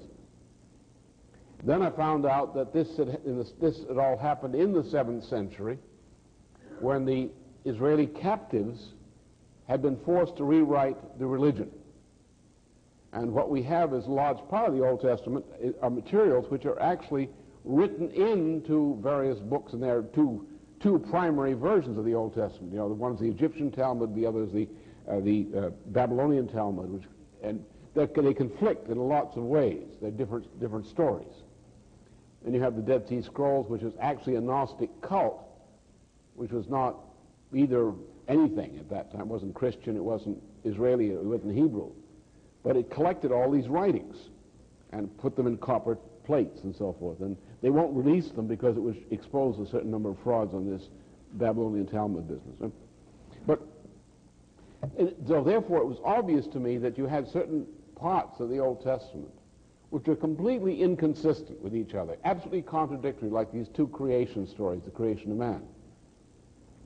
But there were some things you could verify, and there were some things you knew were wrong, which should never have been published. They should have been cleaned out. They should have been recognized long ago, because they're not consistent with theology as we understand it. So that convinced me more than anything else that in dealing with these biblical stories, you have to know what you're doing. You have to know of your own knowledge that it's true. And you don't know, you weren't there, you didn't see it happen. You know that many of the accounts are false. Therefore, you cannot believe it on the authority of its being the Bible. But you have to know of your own knowledge that it's true. Now, in the case of the New Testament, there's not much of a problem there, unless you're an illiterate. Because we know the entire culture of the period of the New Testament was Greek culture. And therefore, if you understand the Greek mind and the mind of the Hellenistic period, then you know what the state of mind is from which communications are being made in that period. We also have a very good record on the New Testament in terms historically. It came in a historic period. The personality of Christ and the Christians and that in the first half century are very well documented. So this is not something you have to simply believe, while some guy existed, but the Roman records don't show any existed or anything like that, Jesus Christ and the Christians existed. No, this is well known. For example, the Apostle John lived into the 90s, and he was the leader of Christianity until the time he died. That's a century. Paul was executed, Peter were executed, but the circumstances, the places, their associations are well known. So these documents are understandable. The New Testament you can rely upon. The Old Testament you cannot rely upon. There are too many of this. For example, lots of the book of Daniel, for example, comes from Babylonian origins, does not come from any what would be putatively legitimate origins. Some of it's false, known to be false historically. But you can rely upon Christianity. You can rely on certain parts of the Old Testament. For example, Genesis 1 is absolutely consistent, not in terms of the dates, because they tampered with the creation dates, in a sense, in these things. You had this famous case of Archbishop Usher, who tried to prove that God was standing in Mesopotamia when he created the universe. Well, that's literally what the implication of the original story is, on which some of these things are based. So the question is, what do you know? Not what do you choose to believe, or what spoken authority, or what written authority, or what teaching instructed you to believe something. What do you know? Believe nothing you don't know. And as Plato said in dealing with Socrates, know yourself. That is, know how you know. And that's the meaning of what I said. The core meaning is I know God as a Christian, because I know the beliefs which we associate with the New Testament correspond to what I know. Not on the basis of some standing up at church and confessing their sins and saying, I want to give testimony. But I know, as a matter of scientific fact, that this is true. Other people may not. But I also know the nature of creation. And I also know that Christianity is concerned to save all people, that all people are considered our responsibility. And Christianity extends its grace to all people. And therefore, in dealing with people who have a different religious persuasion, especially monotheists, what you must do is don't try to resolve the differences in doctrine. Concentrate on those principles in which there should be agreement. And these are principles concerning, for example, Genesis 1, 26, 28. Man and woman are made in the image of God to exert dominion in the universe. And that man must be so treated. All men, all women, must be so treated. And that's Christian doctrine. That did not exist until Christianity. The Hebrews were racist. The whole doctrine was racist. Maybe Moses wasn't. But what is transmitted as the Hebrew doctrine and the practice of Israel in ancient times was racist, in a time when racism prevailed throughout the earth. The first time the conception of a universality of man, of every individual, under the protection of God was Christianity. That's the origin of it. And every human being has that quality of made in the image of God. They're all born that way. And therefore, God is a Christian, because we believe that all men and women are each born with that divine quality which makes us all of one race, set apart from all other species to exert dominion in this universe. And that's what it means to be a Christian. That's the essential meaning. What do you think about man? What's your image of God? Well, that's a deeper question, which I also wrote about to some degree in that as in other locations, on this question of simultaneity of eternity, which is another very important principle in this, which is not original to me. This was actually standard Platonic theology among Christian fathers such as Augustine in ancient times. But that's another aspect of it. But essentially, in the essential question, are all men and women made in the image of God? Is racism contrary to God? Racism among human beings. Is that contrary to God? If you're a racist, can you be a Christian? No. You rejected God. You cannot be a racist. If someone is of a different religion, religious belief, can you reject them? You cannot reject them. Do you agree with everything they say? No. Do you agree with everything they say about religion? No. But as you, in your action toward that person, must be the action of a Christian. And you must treat them as in the image of God, no matter what your disagreements are. Huh?